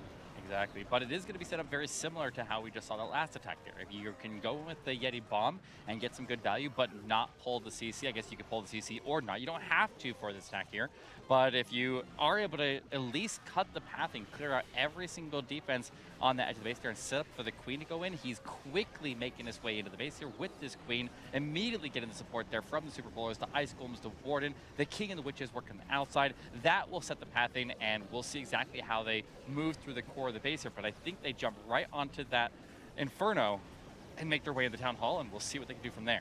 Here we go, Queen's working her way in. We get the Bowlers working with her. Jump spell is down. We just got to get to the Town Hall. A triple Ice Golem CC, which can slow down. Remember, when those Ice Golems are defeated, they will freeze everything in the surrounding area for a split second there, but the Queen looks like she's going to deal with the Town Hall by herself, which could actually work out pretty nicely, but where'd the Bowlers go? There's still one bowler down south there. He's hogging a couple of healers, and that ultimately, without those extra healers in the middle there inside of the rage, the Queen goes down, the Warden goes down, the Witches is still alive with the King, and the King has the support of the Royal Champion coming in from the right side, or top side, I mean. And they have a couple of freezes. I think if we can somehow find a way to get through this defensive Royal Champion, this Royal Champion up on the top side there still has a decent amount of support. She'll pop her ability there, but I don't know. He's leaving that cannon up on the top side. He's killing some of his cleanup as well. Needs to get a minion up there. How far can this Royal Champion go? She's got a couple healers. He's lost a bowler down south, but the Wizards pick up those healers. So these healers are staying alive. They're still doing some work, and we'll see how far they can go here. He's working through the Royal Champions, trying our hardest, but with the enemy Royal Champion at full health, those healers trying to come over, but they're just going to get picked off. And this one is going to be better percentage as we work our way into the 80s, but just not quite enough. We're yet to see that triple. These teams going back and forth, trading blows, kind of on level pegging here. This one's actually... Wait, look at the average percentages. Yeah. 84 to 84 going into this, and this one's an 84! Bash, I think we're exactly tied on percentage and stars. It's a full-on reset here, as they now are literally even, and we'll have to see what happens with the last attacks here. Man, that's some conspiracy theory stuff right there, guys. I don't even know what to say about that. It's all staged. Script, 84%. Yeah, that's right. But yeah, just didn't quite get that push through the middle. Those Super Bowlers, we saw those couple of healers hang down there at the bottom with that one Super Bowler, and then the Queen kind of hogged the others. So without that support and those Ice Golems just holding up the other ones, just wasn't enough to get through there. It was really decent attack. Just not quite enough gas, and the triple Ice Golem was a good read there. Maybe they had a little scouting report and knew they liked that Super Bowler smash.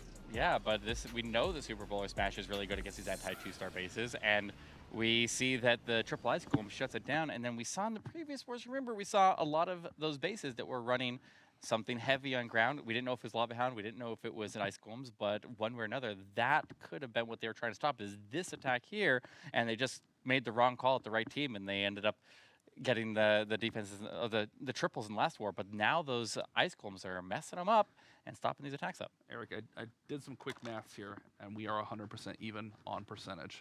All the percent is even. So we're at 251% to 251%, I believe, if my maths are right here. I could be wrong. Chat will yell at me later. You know, Twitch chat, those guys. The 84 and the 84 match, so you convinced me. Yeah, see, it's pretty easy when those numbers match. Yeah. All right, I like it. Dustin, let's see what you got here. We got another Queen Charge Lalo. I love the Valkyrie edition here. Can deal with any skeletons, as we see a lot of ground skeleton traps just being a big hindrance on some of these attacks.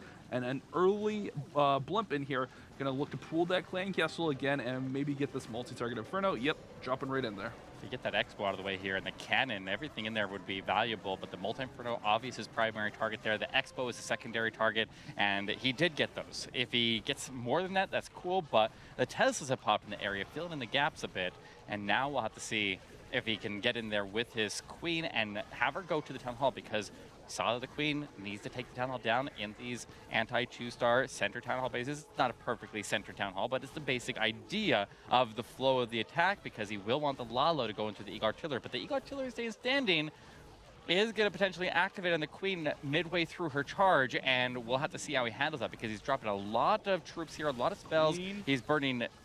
I know, she's right in the line there. That freeze locks up, and he does set in the balloons with the haste there to try to finish clearing this funnel to get the Queen to go towards the Town Hall. And I don't know if he's got it yet. I think she's going south. I was a little bit anxious there. That Queen was getting low. Great freeze on that bow. Oh! Oh, big brain moves right there. Dustin throws down that invisibility, gets the queen to turn back north and get back on track here. Beautiful play there, using that jump spell to push her in. If you don't know, the invisibility spell basically made those buildings invisible, so the queen retargets and goes back north where he wanted her. Great play, Dustin. Great read, great reaction time. It takes a lot of skill to be able to react that quickly, and with the king following out that top side, the queen's going to have to go in and get that town hall. And not only that, but the king is also holding the tension of that now activated Eagle artillery, which activates after you drop a certain number of troops here, 210 troop space, where the troops activates the Eagle artillery and starts to rain down, and the king just is going to hold his attention, and then before the queen has a chance to pick the tension back up there, he starts in the Lalo, and they will hold its attention as they rush in and take it down. The queen actually going to be able to reach past the town hall and pick up the defensive queen. She has her ability intact there, but she's standing inside the town hall poison and does get forced to ability. Luckily, that auto ability doesn't end up taking her out through, but she dies to the poison. Oh no, Bash! No, ouch! He started this Lalo with 1:08 left, and I was thinking it was going to be close on time, but with the queen going down, this is going to be tough in general just to finish up. Still has the royal champion to deploy. Is going to have to get her in soon. Oh, so she's behind. She's got the healers on her right now. She's doing a royal champion charge, but these balloons are dropping past her, Bash. I was looking for her on the right side. She was hidden in there and all the balloons, and oh, her ability's forced. 23 seconds. Oh, this is... Are we going to see 84%? You think? That'd be, I mean, it's going to come close to that. It's going to come right around to that as he has the arch char standing on the right side, stopping him from getting some of the clear. He's going to be a little bit above 85 that. So, at least. I mean, we know exactly the amount of buildings that will need to be taken down from the next attacker from War Thieves. So if they're able to get an 85% or higher, then they put the war into their favor. Man, that was exciting. But that queen getting sucked into the town hall poison, she wasn't able to withstand that through her ability. This is a great queen charge, and this play right here was definitely the play of the attack, using that invisibility to push that queen back in. Great call, great reaction time. But man, that queen, all that, and she just got destroyed by that town hall poison. That is devastating. Not only does it slow, but it does a lot of damage. Yeah, and it was largely due to the traps on that base there. The Tesla farm removed some of the value that he would have been able to get out of that Yeti bomb, messed up the farm for the queen. He tried to play it and try to get the queen to still go where he needed to go, and he ultimately did. He invested a lot into getting the queen where she needed to go, but then got just caught by another trap and got caught in that town hall poison. Was the tornado trap right there as well? Right. I think the tornado dragged her in and held her pinned down inside of that tornado charge, that side of the town poison just absolutely tore her up. But can't cry about spilt milk here. Let's see if Kim Beast is able to get it done here. Is it Kim Beast? It's a beast. It's a beast. I'm Beast. We got an interesting attack we haven't seen yet. A queen charge Hydra. So a really interesting one here. Gonna try to get that queen in towards the Eagle artillery, and then maybe Hydra with the blimp towards the town hall here. If he can keep the queen up through the back end of this base, it could be really powerful. And one of the key things he's going to need to do here is get this queen to be able to just get this multi-inferno in the middle base down. When you do the queen charge Hydra attack, you go in at one side of the Eagle artillery department, but then you need to either go to the core of the base from there, or you need to exit back out the other side of the Eagle artillery department. But the queen is going down the channel. Honestly, not a bad thing, not a bad spot for this queen to be, and she'll further emphasize the funnel here for the Hydra coming from the right side, and the king is ultimately going to end up attacking some walls and going through them with his yak. Oh, and queen! Oh, is she down? Is she alive? She's alive! She's alive! She's still in there, Bash! The rocket blues come surging out, but she pops her ability and stays alive, and he was able to get the town hall down with his blimp as well. I thought the queen was down. It looked like she was destroyed, but just the ability. A little luck there, but that queen, like you mentioned, went through that channel, so she's got a great access to the back end. Tesla farm pops up there near that multi-target inferno. Still has quite a few dragons, a few riders, and here comes that royal champion storming in. And look, plenty of spells to support here, Eric. This has got a shot. And he's got those healers now transferring over to the royal champion, but getting picked off. At least they get a little bit of tanking value before they go down. The dragon riders are still moving heavy. Some dragons are now catching up there as they come off of the trash up on the top side of the base there. The king was able to remove a lot of that trash there and get them back into action. There is a big Tesla farm here, but he's got invisibility and he's got the royal champion ability that can power him through. He's moving strong through here. He's getting those ground scalies down. Electric Owl and the dragons helping the royal champion move smoothly through the base. Their huge value invisibility protects the entirety of the packs all clumped up. And he did pop that RC ability, so he's not out of this yet here, Bash. Well, wait, the air defense didn't go down with the ability. There's a storage there. Oh no, Eric, oh no. Oh, needed the RC's ability to chain to the air defense. It skipped all around. This one's not going to get there. The Rider's going to go through here. The Dragon's really healthy. 2 storages. I just don't think it gets there. 32 seconds. It's going to be a beautiful percentage. It's above that 84% that we were looking at. Right. Or the 85 now with the reset. Hold on, Rider. Oh, no chance. Rip. Oh, yeah, no kidding. Rip is right. That came so close, and there was a lot of things that maybe could have gone slightly different there on the backside to help him power through it. If that world champion maybe could have got the healers to transfer over to her safely or something. I mean, it was a roller coaster of attack, to say the least. But that should put the War Thieves, again, if my math is right, up by 7 percentage points. And this war of 2 stars, I mean, these are still exciting because it's going to come down to that percent. Or if one of these clans could get that triple, that elusive triple. They've been close. It's not like we've seen bad attacks. We've seen some pretty close attacks just not quite get over the hump. So if one of these 2 clans can get the triple in this final attack, could be the nail in the coffin, Eric. Yeah, and I can't believe he kept that queen alive. Those rocket balloons are so scary because they come out fast and they'll catch you off guard. And if you're not ready for them, you don't have those spells immediately ready to drop. You don't have time to fiddle around with your troop bar there because you have to be prepared for that before they even deploy to be able to catch those freezes and those poisons in time. Otherwise, those rocket balloons can force the queen to die through her ability, and it can just bring the entire attacks down. But this is a really close war right now, albeit a low-score one. I honestly thought the queen went down, but I did too. We're gonna have Ethan coming in with Super Witch Smash, something we haven't seen yet. We do have 4 lightnings with an earthquake, so we're gonna look to get a little additional value here. We'll see a queen walk or a warden walk here. There we go, warden walk over in the corner, just gonna look to set the whole funnel of the pathing and send everything in. And it looks like, okay, just getting that whole corner, just setting that pathing. We got a log launcher for the middle. The scary thing here for me is running the witches through that town hall. Yeah, I think they're going to be all right. Witches actually perform it going through the town hall better than everybody else because they are so slow.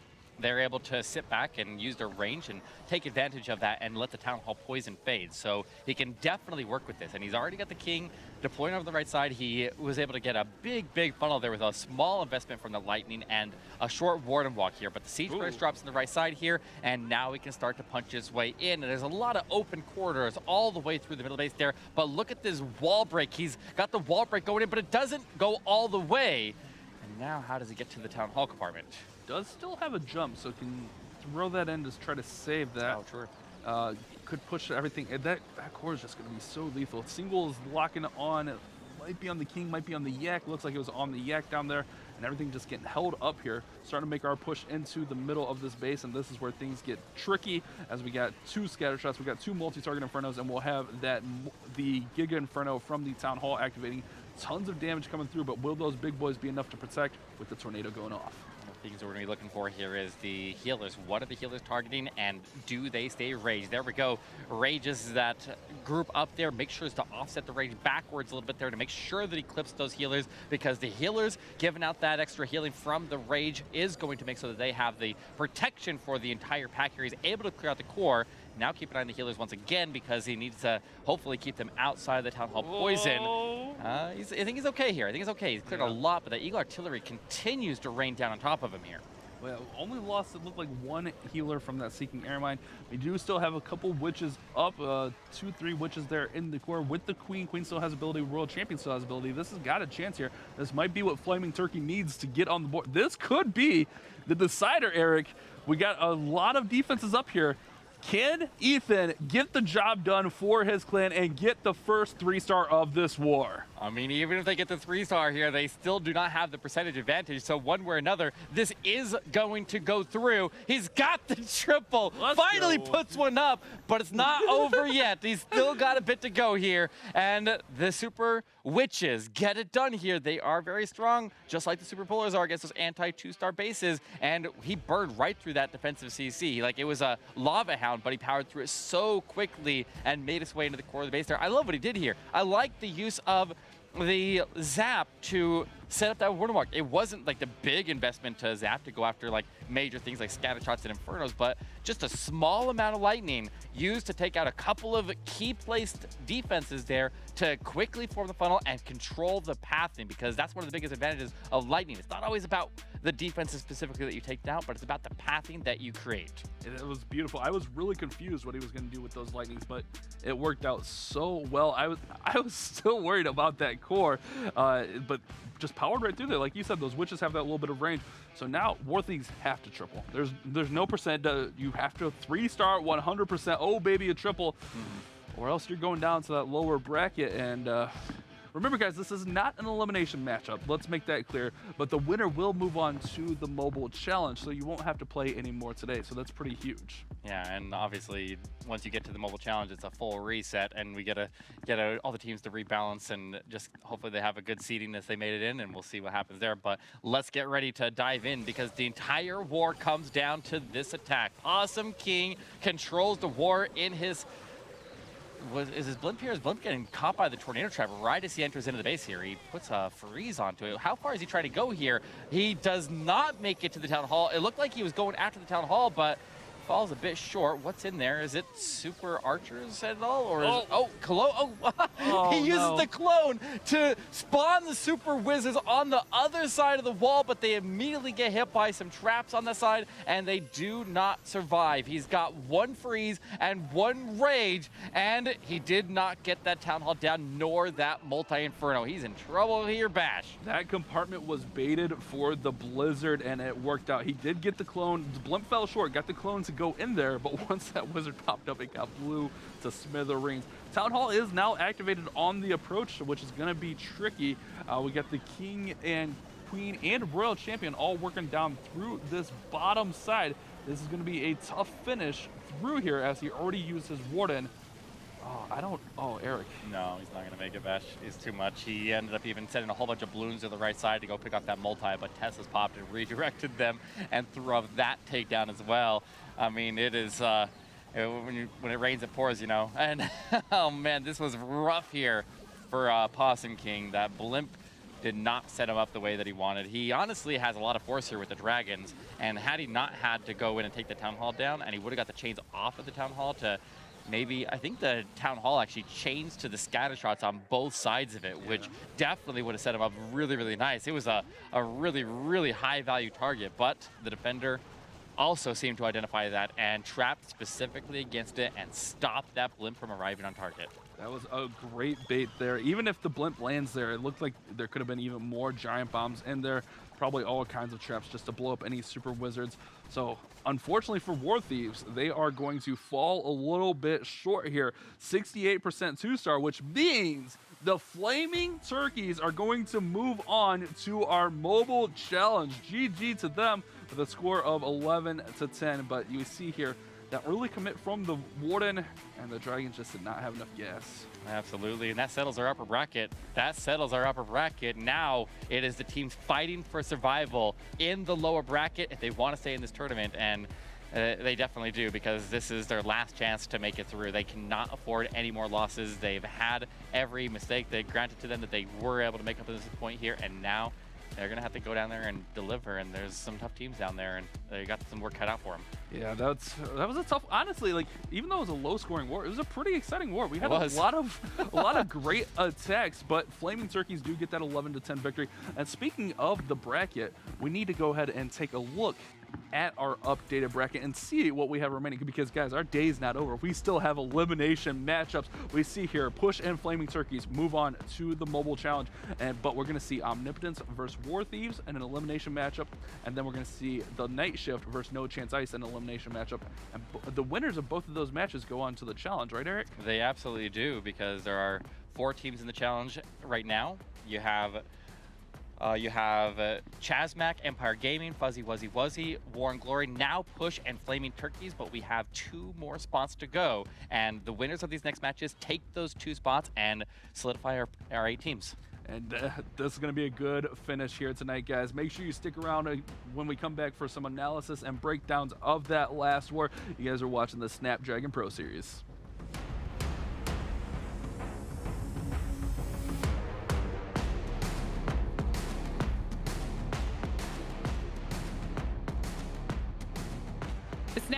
Pro Series is brought to you by Snapdragon Elite Gaming, Monster Energy, DHL, and the U.S. Air Force.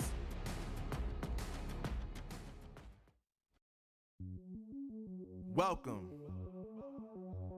to the place where dreams come true, where everything you want can be yours, if and only if you're willing to work for them, you're willing to hurt for them, but most of all, you're willing to be first for them. Ha! Look, I'm going straight to the top. I don't know how I would stop, like it or not. I got some goals that I'm hitting. You hear what I'm spitting? It's hot. Look what I got. Whole lot of passion and pain. The road to success is insane. Stay out my lane, cause I'm on a mission. I'm getting what stands in my way. Yeah, I'm a beast. I wouldn't play with me, baby. The way that I'm training is crazy, and I do it daily. You wanna talk about drive? I got more drive than Mercedes. I've never been lazy. I'm in the room, it's a red alert. You wanna compete? Well, get better first. I got 10 toes in the dirt, push through the hurt just to show them my worth. I'm the best. Yeah, I'm the best. I never stress. I know what's next. I'm who they test, like we playing chess. But I'm unimpressed, so now let me flex. Ha. Yeah, I'ma work through the struggle and hurt, cause I know my worth, and I gotta be first. Ha. Yeah, I gotta be first. Look, I don't want anyone's sympathy. I understand what it's meant for me. I give my focus and energy. If it's meant to be, then it's meant to be. But mentally, I'm undefeated. They hear that and say I'm conceited. Like there's no reason. Like I don't beat them and come back again just to teach them that when you work under pressure, you reach higher measures. They'll try and bring you down, but you cannot let them, and only get better and focus on cheddar. Eye on the prize and you'll become a legend. Like, when I'm in the room, it's a red alert. You wanna compete? Well, get better first. I got 10 toes in the dirt, push through the hurt just to show them my worth. I'm the best. Yeah, I'm the best. I never stress. I know what's next. I'm who they test, like we playing chess. But I'm unimpressed, so now let me flex. Ha. Yeah, I'ma work through the struggle and hurt, cause I know my worth, and I gotta be first. Ha. Yeah, I gotta be first. They don't know what's gotten into me, how'd I turn pain into energy. Through all the struggle and hurt, remember my worth, and that's why I gotta be first.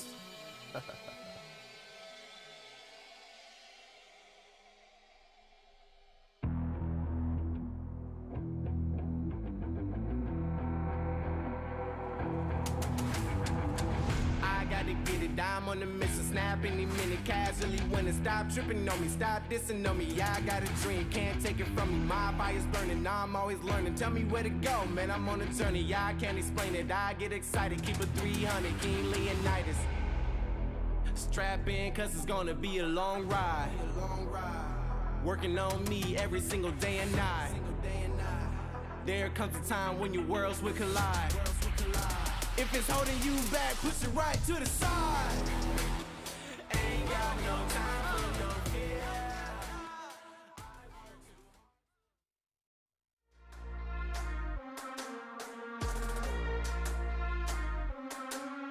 Welcome back to the Snapdragon Pro Series. Our upper bracket comes to a close, and War Thieves run afoul of the Flaming Turkeys. I'm so excited I can't even talk at this point because that was a team with one of my favorite names. You can see that reflected here in the bracket. Push getting that first spot to the challenge. Flaming Turkeys now claiming the second spot. And as you were saying before, Eric, there are 2 more spots left on the line as we head down into that lower bracket. So things should be getting pretty exciting. But of course, you have an attack you'd like to break down for us from that last war. Absolutely. We have Ethan, who got the only triple of the war and the one that ultimately decided. But it was a really cool triple here. I love what he did here.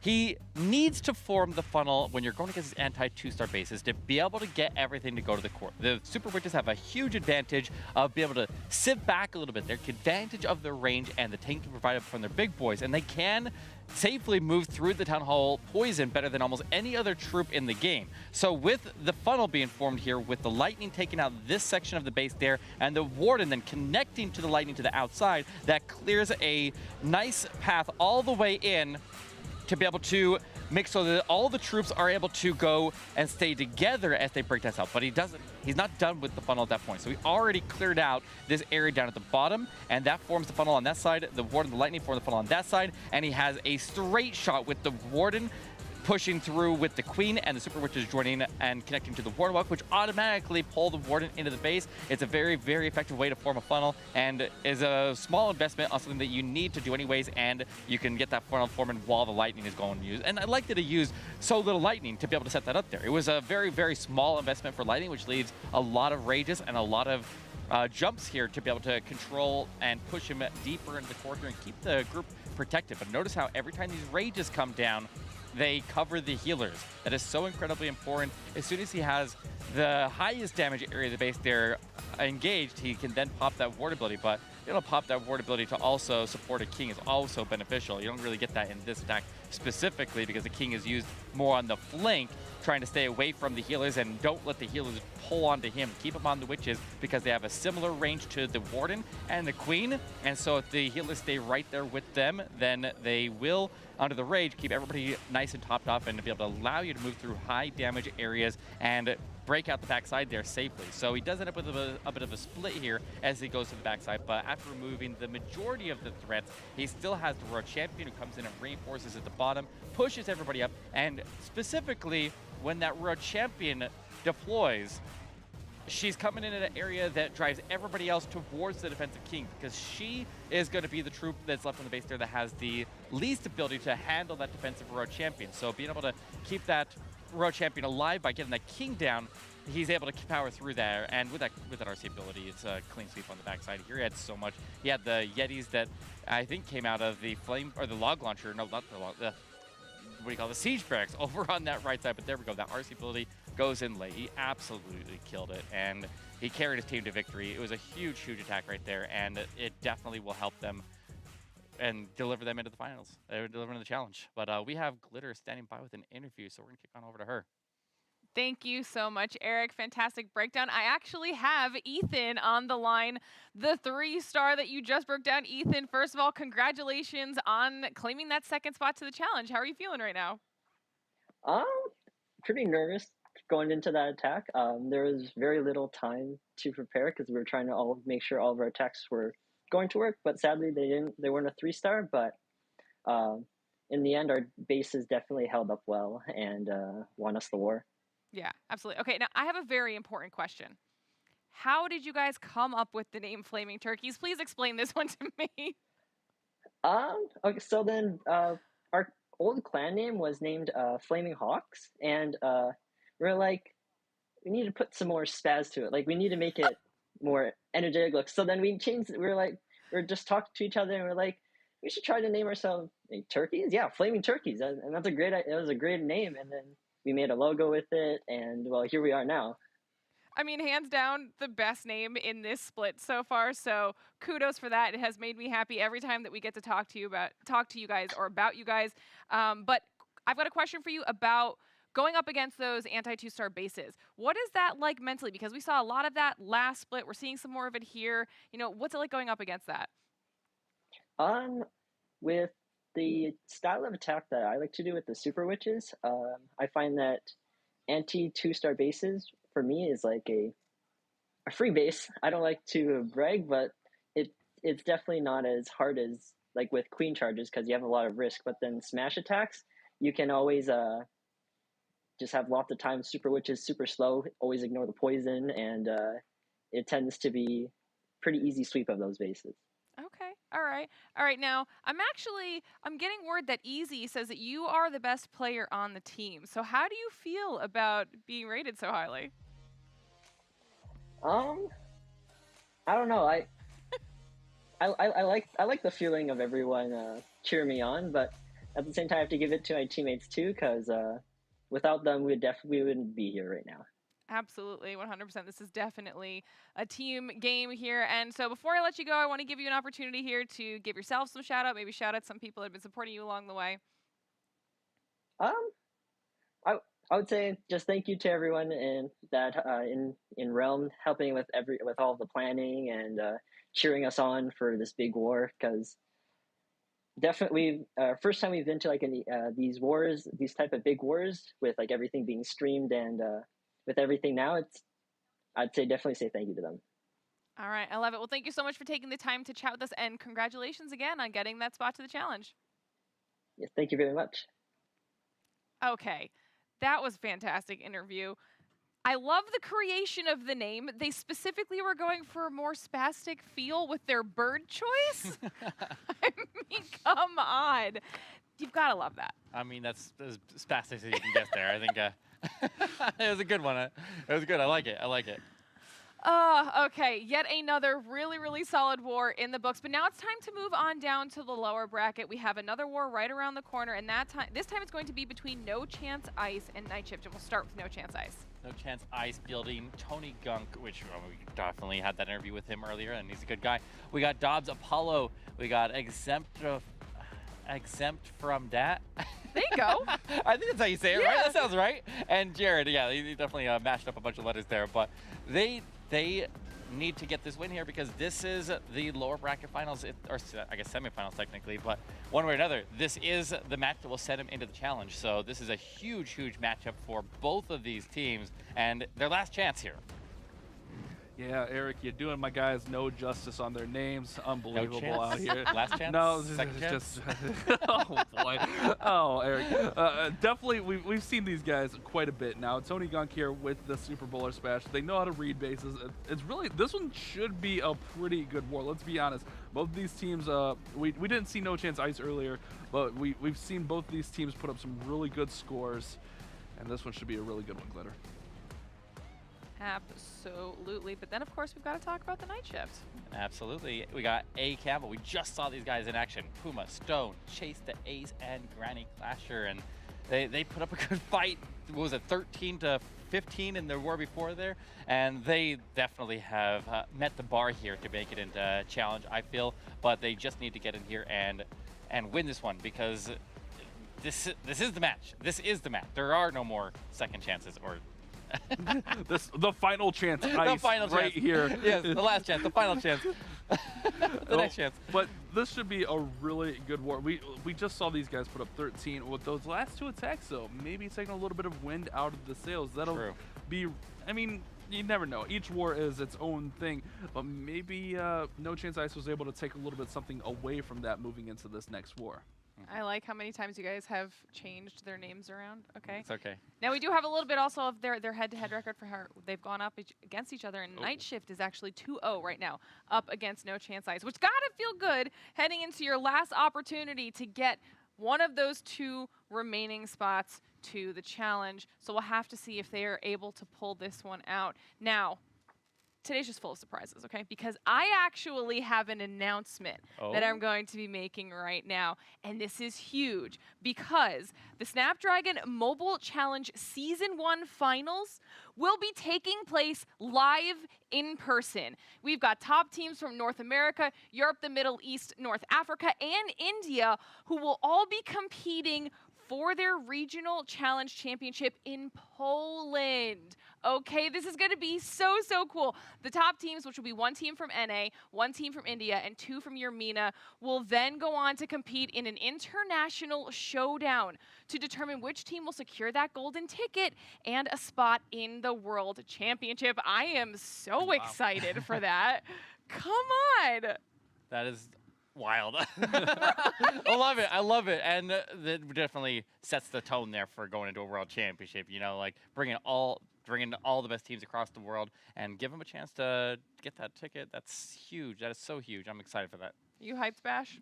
Oh, I'm definitely hyped, but I think we got some action ready to pop off here. We do, so I'm going to leave it on to you guys. Next war is right around the corner. There we go. We got the night shift kicking off with a Campbell, and it looks like he's going against Jared from No Chance Ice. This is for their ticket to challenge. Let's see if they can make it happen as he comes with this Flame Flinger coming up from the bottom side here. The Queen taking all the defenses that can outrange that Flame Flinger, and a Wall Breaker driver in, but she's under a lot of damage here. But he has that freeze ready, and he's able to keep her alive and keep on pushing into the core. That Queen's going to get so much value if he can get that next break in there. Actually, no more wall breakers. Just going to look to push her around the exterior of this. That Flame Flinger is going to be able to help her support right here.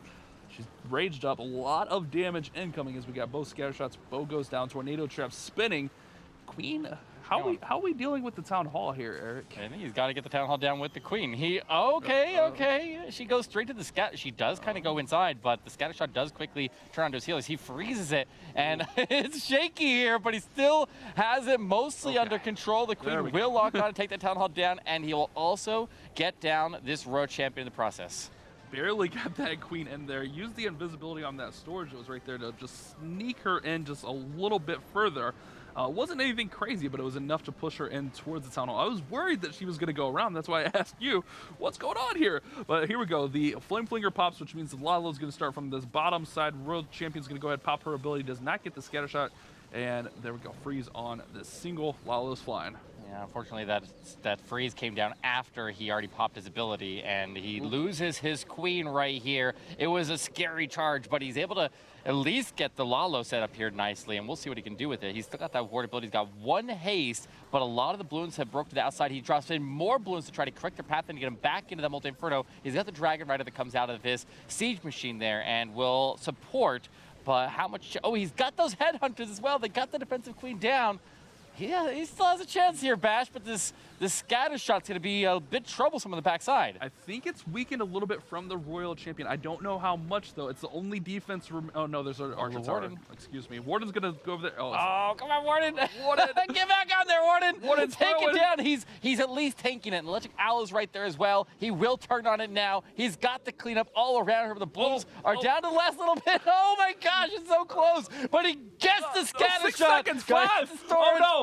3, come on, Campbell, you gotta get there. 1, Oh!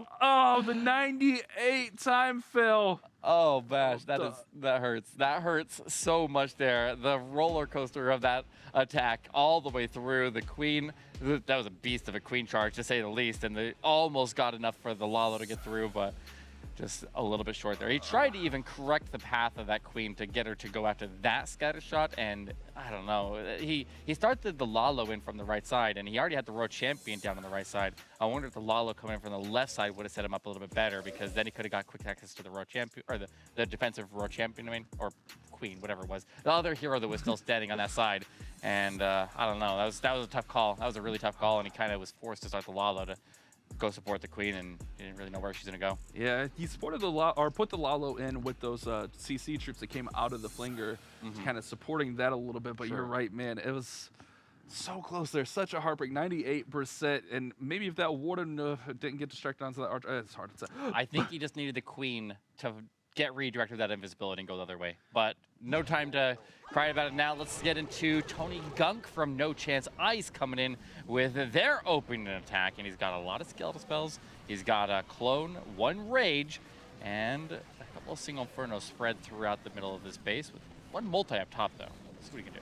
All right, here comes that blimp. Going to use the Warden's ability to protect it way across here, and we could see a minion clone here, a super minion clone. Hard to say, but I would assume that's what he's going to do, drop that blimp off right about here. Okay. Tornado. All right, here comes the clone. Oh, it's a Yeti clone. Okay, something a little bit different that we haven't seen today anyways. Yeti's going to go ahead and just get out all those surrounding buildings, get that Town Hall down. Hydra's still working strong. Yeah, I mean, that worked out nice. That tornado trap actually protected him from the sweeper and pulled that blimp back to the drop zone. He's able to get all the value out of it, so actually defensive traps there doing favors for him, but he does have these skeleton spells dropped all around the defensive Queen, and keeping that skeleton, or keeping the Queen and the scatter shot distracted with those skeletons, and some good work over there. But this Royal Champion needs to survive through the Royal Queen, and she does. Look at that. Can she survive all the way back inside air defense now? Great freeze there to get all of those defenses and the Queen. Invisibility to Oh, she goes out of the invisibility. But it did Oh, redirect onto the Ice Golem. Come on, get the scatter shot. He needs a scatter down, and he's got a chance here. Oh, he's got the triple air bash. Let's This queen go. still is moving with her unicorn attack. He's got all the support of the king with just a mob of barbarians surrounding him. They're just going to one-shot every single thing that they touch, and there's no splash damage anywhere in the area. That will give the queen basically all the tanking that she could possibly want here. This will easily go through, and it is crushed with heroes still a really good health there. Keeping those heroes protected always, always important. You notice how we brought all those skeleton spells. The skeleton spells specifically were aimed at keeping those heroes protected, and keeping those heroes protected ultimately got him the triple. Yeah, the Royal Champion got just enough value. I love this Yeti clone here. Not only did he get the Town Hall, but he got that single target Inferno out behind it. Also got that Builder Hut out, the weaponized Builder Hut.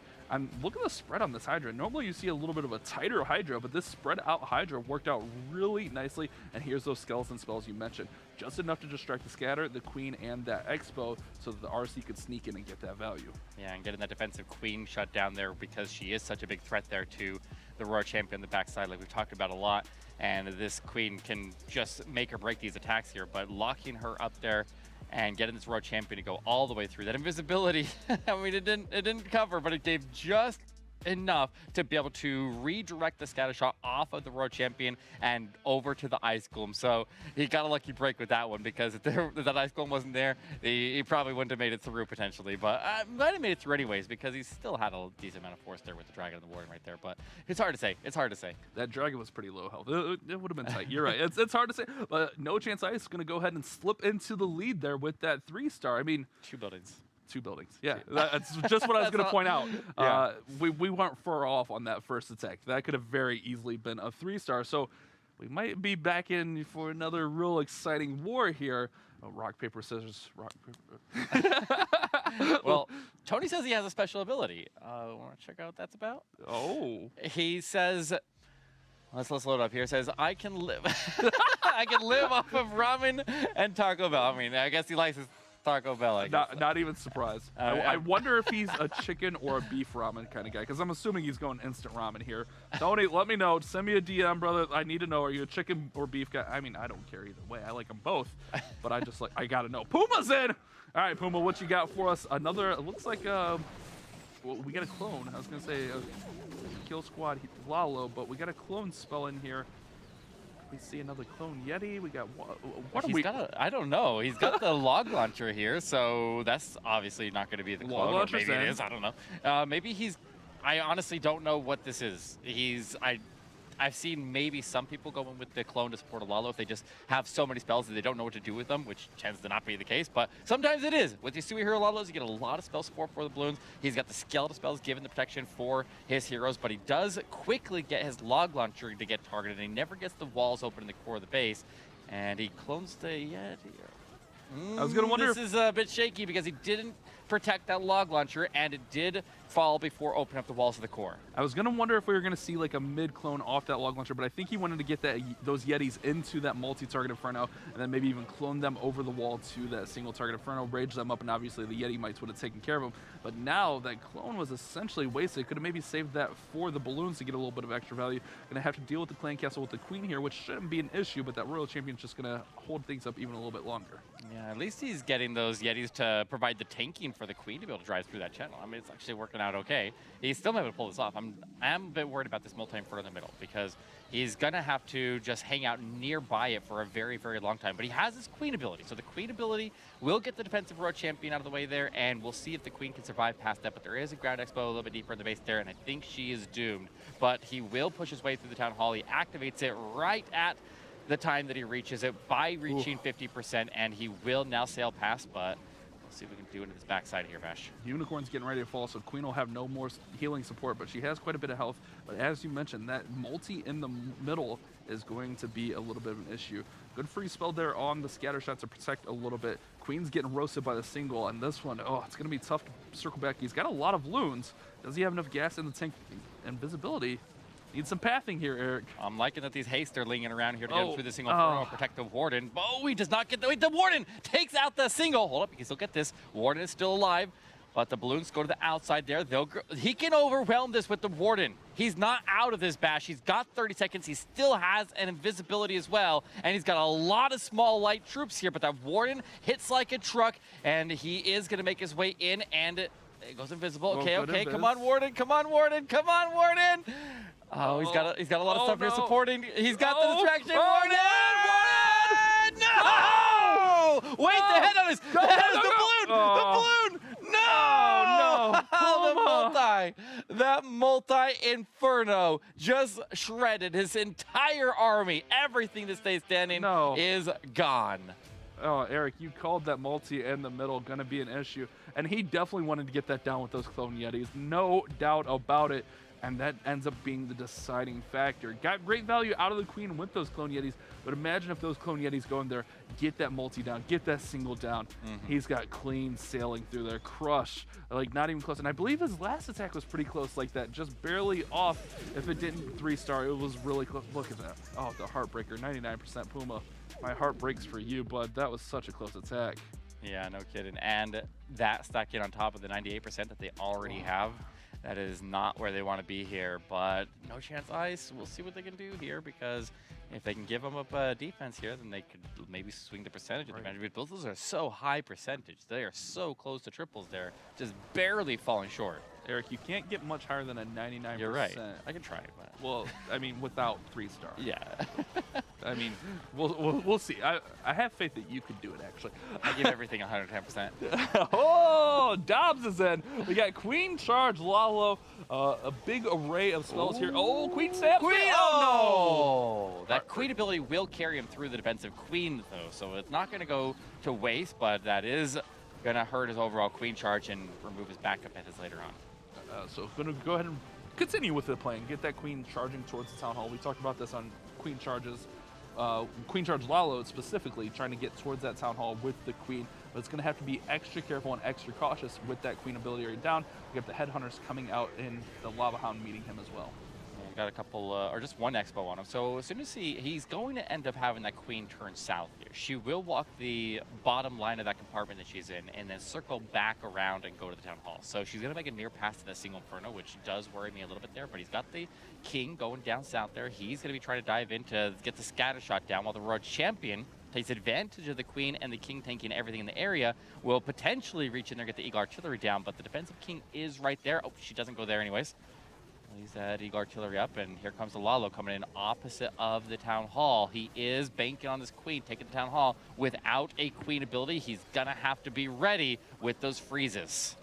Freeze and invisibility, so he can still commit a lot of spells to the Queen Charge here. Here goes that single that you mentioned, Eric. Locks onto the Queen, and he used that first invisibility, rage her up just to push her into that Town Hall as soon as possible. She's locked on, so Town Hall will fall out of spells now, so the Town Hall has to go down from the Queen, which it does right here. Single will eat her up. We still got Royal Champion's ability. This has got a shot as the Queen gets a few shots off on that single. Yeah, I guess the heal is a transfer of the Royal Champion. She'll still have to get topped off. She still has her ability attack here that can take out the backside air defenses and Archer Towers. He'll hold it for just a little bit longer. He wants to have it hit the Archer Tower directly. Now is a good time. He can take down the Archer Tower and the air defense. There we go. Grabs it all out, and no chance. Ice puts one on the board here, and nope, not just one, two on the board here, and takes an early 2-star lead in this war. And those those high percentage misses from the Night Shift are really going to haunt him after that. Those low percentage 3-stars. Oh, wait. Those are such heartbreakers, man. The 99%, both of those attacks should have been triples. I mean, they were right there. But Dobbs, great job keeping this Queen up. Sticking with it. Really did, honestly, okay, not a great job keeping. The Queen didn't take that much pressure on, but a great job of identifying the Queen would get to the Town Hall, so committing to the Lalo on the opposite side, using that visibility. Just a really great read on where that Queen would go. I like this one all around. Even though that Queen ability went down early, didn't give up on the attack, got rewarded with a triple. A little bit worried with that Royal Champion taking so long to get to the Eagle Artillery, since she did not go to that compartment initially following the King down south, but she eventually made her way back, and then she delivered herself right in the last couple defenses and even picked up that hero charge and took it over. But I like that he found all those black mines to take out his ward at the end. I mean, the Queen's like, the Royal Champion wanted all the glory there. She's just like, no, everybody get out of here. Get out of here. This is mine. Yeah, it was nice. So No Chance Ice now in a commanding spot, up 2 3-stars, moving into our third attacks. I mean, Night Shift hasn't been that far off. 98, 99, heartbreaking attacks. We know they can do it. We saw them do it earlier. We saw them put up some big scores, but they're behind. They have to start 3-starring. This next attack, you have to put up a triple here and hope for that defense, because you're gonna need at least 2 defenses to catch up here. They got the percentage already. Just got to get the defenses. Yeah, and No Chance Ice had to survive out of the lower bracket, where this is the Night Shift's first war down in the lower bracket after getting knocked out in that previous match there. And it would suck to go so close and not make it through, so you know that they want this. They got to pull it back. They got to rally. They need to get back in this war. And here we go. Let's see if Stone can make it happen for him. He's coming in with another anti-2-star base. We're seeing a lot of anti-2-star bases. The Center Town Hall and the Super Bowlers work good. The Super Witches work good. We know that these are the 2 strongest smash attacks against this style base, and we'll see if he can make it happen here. So he starts off with the Boardwalk right in from that top corner, and we'll just need to push in, but not so far that he puts the Warden into danger. Just drive through these Archer Towers and form the funnel, and then he can make a break off to the right or left. I assume the right, since he's already leaning off that way a little bit there, and we'll see if he can get in the core here and wipe it out. Warden going to do a great job clearing up that top side. Did see a Valkyrie come in on the bottom just to set that pathing a little bit, just to help push everything where he wants it to. Baby Dragon going to come in, my favorite funneling troop, just in case anyone was wondering. A little Baby Dragon action there. Will get taken down by the Archer Tower, and just being patient here. You don't want to be overly patient, but the Super Bowler Smash can move quickly. Jump spell's going in, and that should mean we should see these Super Bowlers falling soon. Yeah, we'll see if he wants to get that storage down to solidify this funnel even further. He finds a Tesla, a Troll Tesla in there. Okay, so now that you see one Troll Tesla, it gets those gears spinning there. Do you see another Troll Tesla in the opposite corner? This is not an attack that's super susceptible to a Troll Tesla like a lot of the Hog and Lalo attacks that directly target defenses, so it's not that big of a deal. But he will finish the funnel up top there, get that storage down, further emphasize that funnel, and keep everything from going through that little opening above that air defense there and go right into the jump and through to the scatter shot. So he's got the rage down, he needs to get the healer transfer, and he needs to get the healers to be inside of the rage as well, and keeping this entire pack alive here, Bash. Hog Riders out of the clan castle, but the bowler is going to now move into that town hall compartment. Looks like we do have that healer swap to keep those bowlers healed up. We also have the hogs meeting everything in the middle. So just a super array of troops in that middle of the base. Town hall falls no problem, and now we just got to get the bowlers through the back end. This one's looking like it's got a pretty good chance here. Yeah, those sweepers actually was knocking the healers off to the side there and almost made them avoid the town hall poison, but now we got red bombs popping in the middle base there, but the healers are still alive. More red bombs pop, and he's down to 1 and now 0 healers into this attack here. He's still got to get through this defensive king down south. The defensive king could stop him from getting his royal champion through. His queen is now stranded. She's got her unicorn though. She has a bit more punch, but I'm not feeling good about this right now, Bash. Yeah, she can pick, poke, punch, whatever she wants to do. She's got a lot to deal with. One freeze, poison can come in handy for that king, but Eric, look, 34 seconds. Oh, he doesn't have a royal champion. Or yeah, use her. Yeah, everything went poof. Oh, I see her I down think south. he tried to support her with the hogs when the hogs came up, but the hogs pushed into the middle. It didn't go around like he was hoping for, so didn't quite get the value there. So another defense for No Chance Ice, and this one's going to be a lower one, so this one can open the door even further. They have a little bit of wiggle room.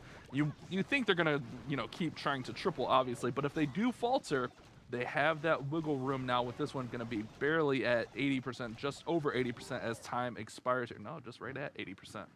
Another Troll Tesla, too. Finding those Troll Teslas. We don't see that very often in Town Hall 14. We usually see that at a low level. Town Hall 9? Town Hall 9, yeah. I hate them in Town Hall 9. It's the worst. You go in with a Lalo or a Witch attack and just ruined. Yeah, it's the worst. Oh, man. But these hogs definitely needed to stay with the Royal Champion here. We see that the Royal Champion was deployed down south, and she worked with the king, but there was too much damage down there, and unfortunately they weren't able to make it through. He even invested freezes and stuff down there, but I think it's the defensive king that stopped him up right there. Like, I'm saying that the defensive king can stop the Royal Champion when she goes in and try to sweep at the bottom, so he was what ultimately got her. I thought she was still undeployed, and he was gonna take her out even if she came in later. It didn't really make a difference. One way or another, he was able to deal with her, and that's why it's so important to get these heroes down early into the attack so that you don't have to deal with them on the backside. But here we go. We got Omni Apollo coming in from No Chance Ice, and we'll see if Apollo can get it done here and keep his team in the lead. enough to give him any kind of a chance here. He'll be going with the Hydra, open up with that Blimp. Blimp for the Town Hall should have no issue taking it down as it doesn't catch tornadoes seeking air mines or anything like that. We're going to see goblins coming out, followed by a couple minions, and then our herd of sneaky goblins. Super safe Blimp here. If you ever hear someone say a safe Blimp, that's what they mean. Just goblins in there to catch any traps, and then minions just to catch any air traps, and then the sneakies to finish the Town Hall off, and the Hydra now deployed from the opposite side of the base. Prioritizing the Eagle Artillery out there and any of these defensive heroes that can threaten the Royal Champion. His Queen working off on the right side, gets a wall break over there, but the wall break is a little bit late, and so it doesn't target the right wall, but that's fine. The Queen will try to, well, hopefully it's fine. The Queen will round around and go to the scatter shot over on that right side, and we'll see if she can stay alive over there, because we know how much of an impact these heroes can have if they survive to the end of the attack. But the Dragons, find out that Lava Hound. He's got the poison pretty well placed there and able to catch the majority of the pups that came off of that Lava Hound that got pulled. And we'll see what he can do in the middle base here now, because it's a little bit shaky. I don't know. He's losing troops fast in the middle there with the defensive Royal Champion and that single Inferno. Still has his Royal Champion yet to beat. Here she comes right in here for that air defense, just trying to protect those dragons. That single's going to be a little bit of an issue, but it still has that freeze and the invisibility. If he can get through this Royal Champion, it's going to be tough. Yeah, I think he's going to fall just short here. It's going to be really close, really high percentage, but I think he's going to fall just short ultimately here. He's got that invisibility. He's got that dragon working on the Royal Champion. Come on, take her down. He pops that RC ability. There's no battle builders in the area that'll stop him from pushing through there, but he'll end up going south. And he's no air left. He's got the spells here, Bash. He just needs to get the Royal Champion through the defensive Royal Champion and this single Inferno. And if he gets that, then the Dragons can finish off. He's got plenty of time. So here we go. He goes invisible. No, tornado. Come on. No way. But wait, the freeze gets him through. He locks onto the Inferno, gets the single down. Can he get the... No. Oh, come on. Oh, no. Wait, but... they're ahead, and this does level the playing field a little bit there. 93% as No Chance Ice slips up for the first time, and they do open up an opportunity for the Night Shift to be able to have a chance to pull back now. If they triple right there, the war basically would have been over. But now that door stays open, and the Night Shift's chances for moving on to challenge stays alive. They're still going to be in a pretty commanding spot, though, as Night Shift's going to have to get 2 triples on their last 2 attacks. This one had a real shot, just really tough, that compartment. And the tornado, honestly, if that tornado's not there, you're right. With the spell support, he could have potentially got it, but that tornado, man, just the worst timing ever. I know, the RC is just like, hold me back, bro. Hold me back. Hold me, hold me. Unfortunate. Oh, here it is. Oh, you're going to make us watch this again. Oh, the heartbreak. Oh, poor Apollo. And he could have potentially waited on that. I mean, the Wizard Tower would have hit. Yeah, it's tough to say. No. Yeah. He was doomed either way. As soon as that tornado trap popped on him, if he got the invisibility next, so he could at least take the strikes at the Wizard Tower before.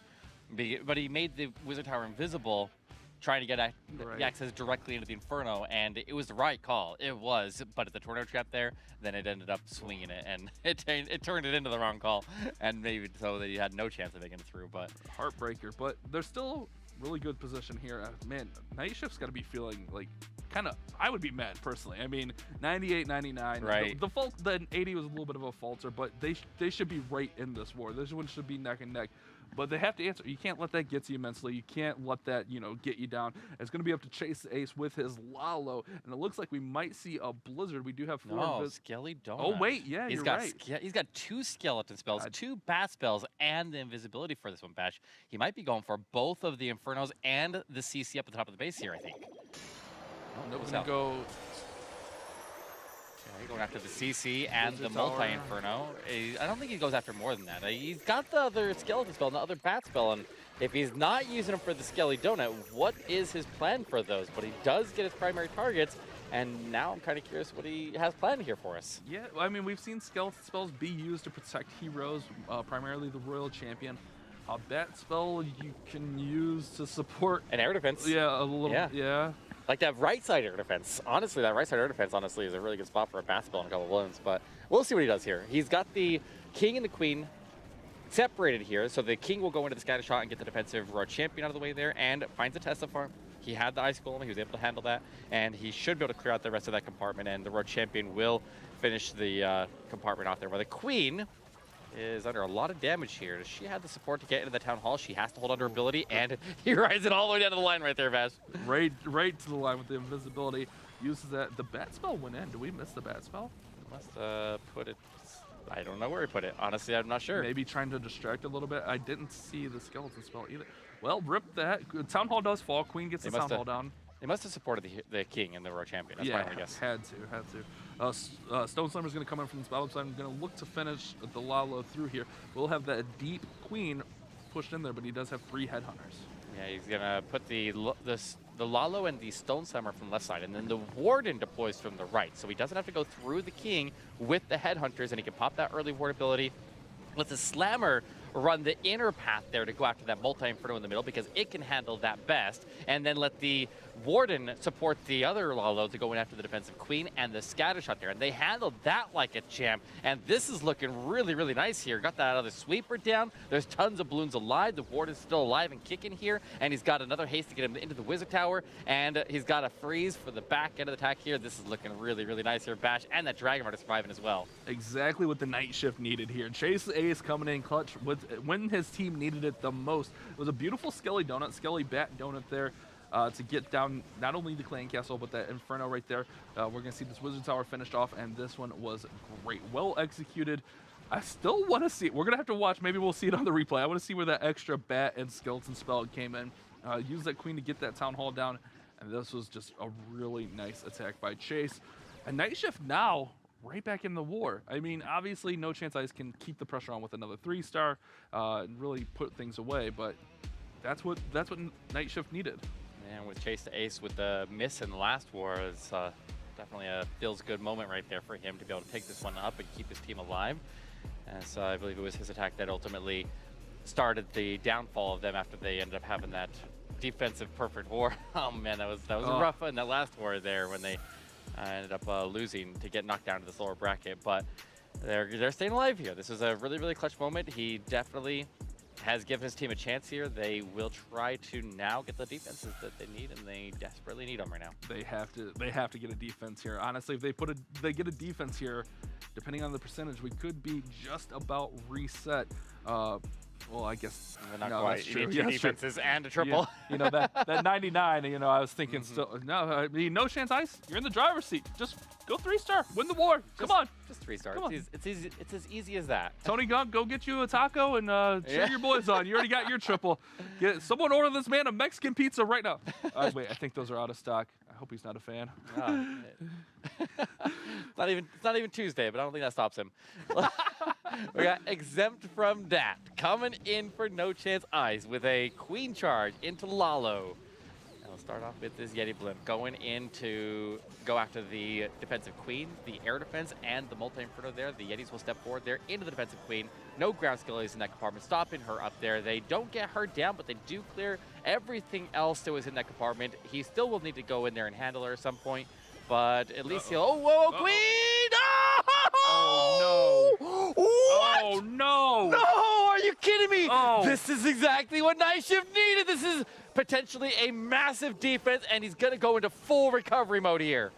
The Queen goes down from 3 super... We haven't seen super minions really at all during this full tournament, and the Queen just got obliterated. Did he not see them? Maybe thought they wouldn't... I don't know what happened here. I'm so confused, but the Queen charge is now down. So it's going to be in full recovery mode. It looks like setting up to send the King at the Town Hall, use the Royal Champion to clear out these defenses, King at the Town Hall, and then Lalo to save the percentage points here. Heartbreaker for Exempt, not what they were hoping for sure. Town Hall's activated now. I don't even know what activated the Town Hall. He doesn't have any damage from the Royal Champion that can target it, but he does invest the freezes. He's got a couple Sneak Goblins there. He'll pop that RC ability, and with that investment, he will secure the Town Hall, and very likely the 2-star here. He should just be able to coast his way into a 2-star, but the percentage is going to make a big impact here, because if the Night Shift is able to go in on their last attack and triple it, if this doesn't cross up into the 80s at least, then that really could have a massive impact on the outcome of the war here. This has to be mid to high 80s in my opinion at minimum. Here comes the Lalo in from the bottom of the base. We got the Warden going in with obviously the Hounds and Balloons. We'll see that Warden ability protecting. That scatter shot is just being a nuisance right there, but with the Balloons protected through the Warden ability, we'll see if that goes down. It falls, but the Queen's now there. Just going to look to clean this one up. Plenty of minions. Didn't deploy those Headhunters, though. Yeah, I mean, he's in full panic mode here as he tries to recover anything that he can, and the defensive king is right there as well. But he puts in the Headhunters now. He'll get down that Queen, and his Warden stays low. No. Oh, wait, but the Warden got it. The Warden got it. He'll take Eagle Artillery strikes there, and that's the downside of leaving that Eagle Artillery up is now as his cleanup just slowly chips away, that Eagle Artillery will be firing away and trying to stop some of it from happening. He's still going to climb this percentage up, but does he cross 80% here? But you have to remember, those big percentages up there from the night shift, those 98, 99, are really going to have a bigger impact on the war now.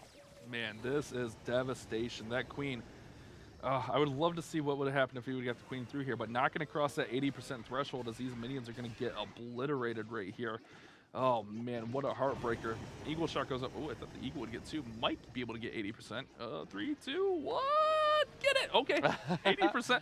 So, right. I mean, this could be anyone's ball game now. That's the defense they needed. That's a massive defense. Here it is, the breaking moment right here. The super minions just come over and just get those shots off. Didn't see it. Queen was already weakened from the Headhunter. He even invested the freeze and everything into it. Oh, that is such a heartbreaker right there. I mean, I guess he wasn't exempt from that. Oh, Eric the Savage. Exempt, I didn't say that was Eric. Remember, Exempt, that was Eric. I'm sorry. But taking a look at our percentages here, I mean, we traded the 80%. We get a 3-star here, and it puts No Chance Ice in a 3-star, must 3-star situation. Yeah, you're right, because if No Chance Ice doesn't have the percentage lead right now, then they cannot regain it if they get the triple right here. So this is going to be a major, impactful attack right here. Granny Clasher, who I believe missed in the last war, will come in with the Electric Dragons, an anti-2-star base. Centered Town Hall. Throws down. He's got some Troll Teslas in the right and left-hand corner. He has them under control there. Baby Dragon form on the right side, and he does handle those Teslas without any issue whatsoever. Zaps out the Sweeper, and the E-Drag at the bottom there is actually getting some really good value and staying out of the range of the defenses and clears a solid entry into the space with the rest of the pack. Great base identification here, seeing that one E-Drag could basically take out that whole section. Queen turns back, however, here. She's going for that air defense. Here comes the Blimp. Warden ability is in. Should have no problem getting to the Town Hall, and I would assume a Rage spell comes down to get that tornado spinning, but everything's heading towards the middle. I don't see this Town Hall not falling down. They just might have to go through that poison. Yeah, if he can get the defensive heroes out of the way here, and now he's pulled out the Lava Hound as his Queen tucked right into the walls there, as she did end up not following the King to the outside, so he'll burn up the Hound and ends up getting frozen up by a defensive Ice Golem as well for a moment. E-Drags are still doing some good work there up on the top side. He's got the chains to take out the single Inferno and the last air defense on the base. I think he's got the triple air bash. The Night Shift has the Road Champion moving through, and there's nothing that will stop her on that back end here. I think he's 100% got locked in. The only thing that can really stop him is the defensive Warden, but he'll pop his ability. Scatter shot still. Oh, Scatter yeah, shot still. Come on, dude. Oh, these ground skillers are stalling up so hard. Maybe I spoke too soon. I spoke too soon. I spoke too soon, Bash. Oh, Eric. Oh, I feel bad for any team Eric roots for, to be honest. Dragon goes down 91%. So this one is... Ouch. Oof. Eric, what'd you do there? I'm sorry. That's a heartbreaker. Now, No Chance Ice just has to 2-star to win. A lot of pressure off their back. You just adjust the plan, go safe here, get your advance to the mobile challenge, and go buy Tony Gunk some tacos, because he just defended and secured the war there. This is Tony Gunk on defense. A little unlucky. It looked really good for Granny. I agreed, but that scatter staying up there, firing off, the Queen distracted just a little bit. That Hound and Ice Golem right there pulling was the big thing, I think, right here. The Ice Golem froze, the Hound just distracted just enough so that those E-Dragons got ate up by that scatter shot and the defending Queen. Yeah, if the E-Drags even got one more shot into the scatter shot, even if they didn't even destroy the defenses, if it would have at least got the shot into the area, then he would have been able to get the Royal Champion ability to actually wipe out all those defenses. But this Royal Champion got stalled up by multiple ground skillies in the top corner of the base there, and that stalled her up with that Expo firing away. It looked like if she hadn't run into those, that she would have had enough to take it, but apparently that's not the case there when that damage picks up on her and it just completely shuts her down. So unfortunate, but they're technically not out of this if they don't go for the safe 2-star. And if we see more anti-2-star bases, it still could swing. It's just not looking too well for the night shift, as they have definitely struggled with offense this war. Yeah, anything could happen, and we've seen a lot of anti-2s, and we've seen clans not get to the town hall, but you got to think, you bring out your safest plan, get the 2-star, get the 12 stars. You don't need to go for, I mean, gosh, triple is cool here, but getting to the mobile challenge is even cooler. So just make sure you secure that 2-star, and we'll have to see if No Chance Ice can secure and punch their ticket. Remember, guys, elimination matchup here.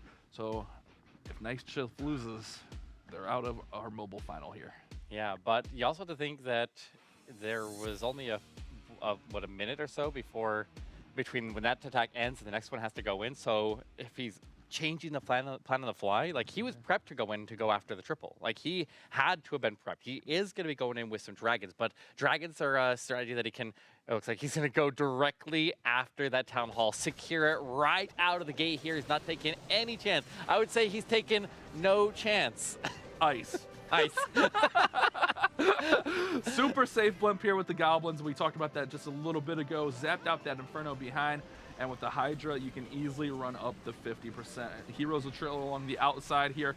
Reading, great way to adapt and know what your clan needs and show up. I mean, this still will have a chance to 3-star. It's a really strong, powerful attack, but just needs to get to that 50% mark. Yeah, with the lightning and the town hall being taken down there, that combination just trims out that big section of the base and makes sure that the dragons stay together as a pack inside of the raid, getting maximum value out of the ward ability and also keeping the heroes protected along the outside. The queen ends up going inside a little bit there, so we'll keep an eye on any defensive CC troops there. But the dragons are in that area there, staying outside of the range of the defensive queen. I think they actually handled that CC. Maybe not, I don't know. But one way or another, it doesn't matter because there's our 50% bash, and that is going to secure our 8th and final team to move on to the mobile challenge. 7th team? 8th team. Oh, you're right. There's one more. Yeah. Whoa! What? Oh, you're not done yet? Oh, Eric, come on. You're right. We're not done yet. Oh, man. Oh, Eric, you see what this guy does to me? All right, yeah, we got. I was just letting you hype it up. That's all. Yeah, we got one more war, guys. Jared's looking to finish here. Looking to finish this one off with the 3, so still has a lot of defense. It doesn't matter. You're right. They're moving on to the mobile final. The mobile challenge, rather, excuse me. Beautiful, beautiful. Well performed. Great war here from both these clans. I mean, Night Shift should not be ashamed of this. They were really close, 98-99, just really heartbreaking attacks. And, like, you got to feel, I personally would feel discouraged here. Like, they got perfect at the first one. Things did just not go their way. It's a heartbreaker, man. I feel so bad for this team, but at the same time, my pick moved on. Oh, and that's was frustrating for them because if they could have had the performances of the 2 wars flipped, then they would have ended up winning potentially. Right, yeah. So yeah, I guess they would because they got 13 stars in the war before, 11 in this one here, but No Chance Ice seals the deal right there. A huge pickup for them, and they do secure the spot for challenge. The 7th team, let me clarify that, 7th team to secure the spot for the challenge, and there's only one more to go. So. Unbelievable. Eric trying to cut you guys off from some amazing esports action. I would never do that to you, chat. I know you guys know that I'm here for you, but Jared, great job here. Did exactly what he needed to. Even ran this up into 90%. Just make sure to secure that safe 2-star so his team advances, moves on, and unfortunately for the Night Shift, after 2 beautiful wars, 2 amazing wars for them, they do get eliminated. Just a little bit of heartbreak for them, Eric. Yeah, and it's even more frustrating because if they would have been able to get that one through and get that triple on the board there, then that last one not being a triple, that could have ended up being their ticket into challenge. So that literally came down to the wire right there. But the war is what it is here. No Chance Ice is locking it in there. Oh man, that's crazy. These wars have been insane. And if we take a look here at our bracket, we'll see our finals, our final matchup coming up here, but we'll also see that we have No Chance Ice moving on. Our final war of the night will be Omnipotence against War Thieves. I think this one could go either way, but guys, make sure you stick around. We're going to have some analysis from that last war and break down a few attacks. You guys are watching the Snapdragon Mobile Finals.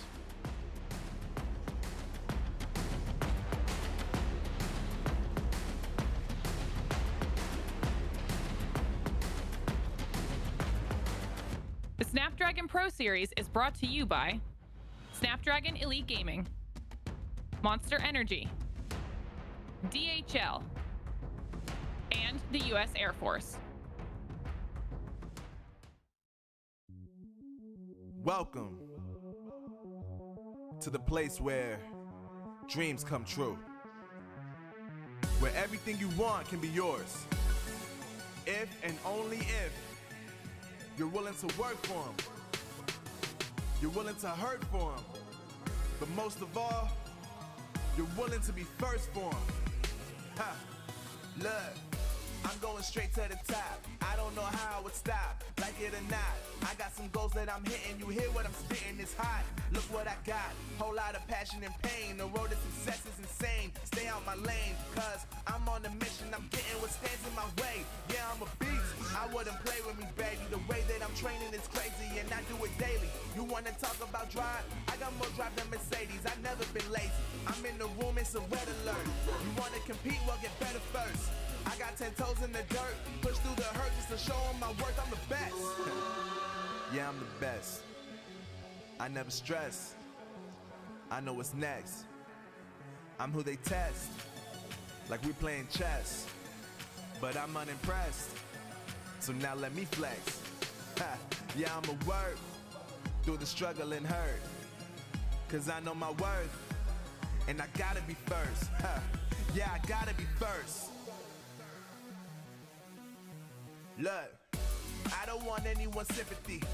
I understand what it's meant for me. I give my focus and energy. If it's meant to be, then it's meant to be. But mentally, I'm undefeated. They hear that and say I'm conceited. Like there's no reason. Like I don't beat them and come back again just to teach them that when you work under pressure, you reach higher measures. They'll try and bring you down, but you cannot let them, and only get better and focus on cheddar. Eye on the prize and you'll become a legend. Like, when I'm in the room, it's a red alert. You wanna compete, well, get better first.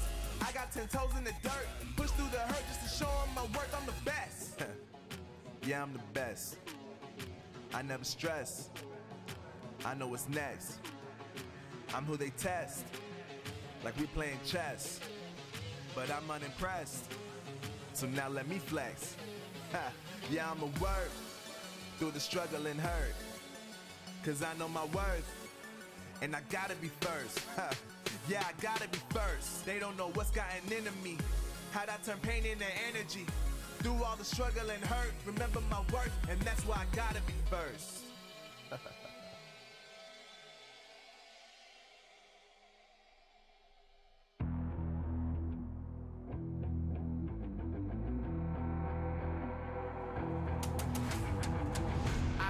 Get it, I'm on the mission, snap any minute, casually winning. Stop tripping on me, stop dissing on me. Yeah, I got a dream, can't take it from me. My fire's burning, I'm always learning. Tell me where to go, man, I'm on a journey. Yeah, I can't explain it, I get excited. Keep it 300, King Leonidas.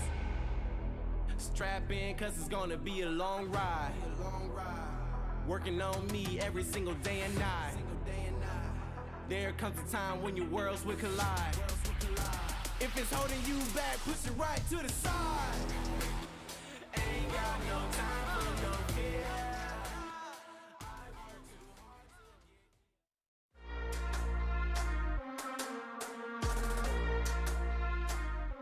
Welcome back to the Snapdragon Pro Series. The third ticket has been punched, and they should really change their name to hashtag Second Chance Ice. I mean, something you guys were saying the entire time. It works. It makes sense now. It applies perfectly, and you'll see that reflected here in the bracket.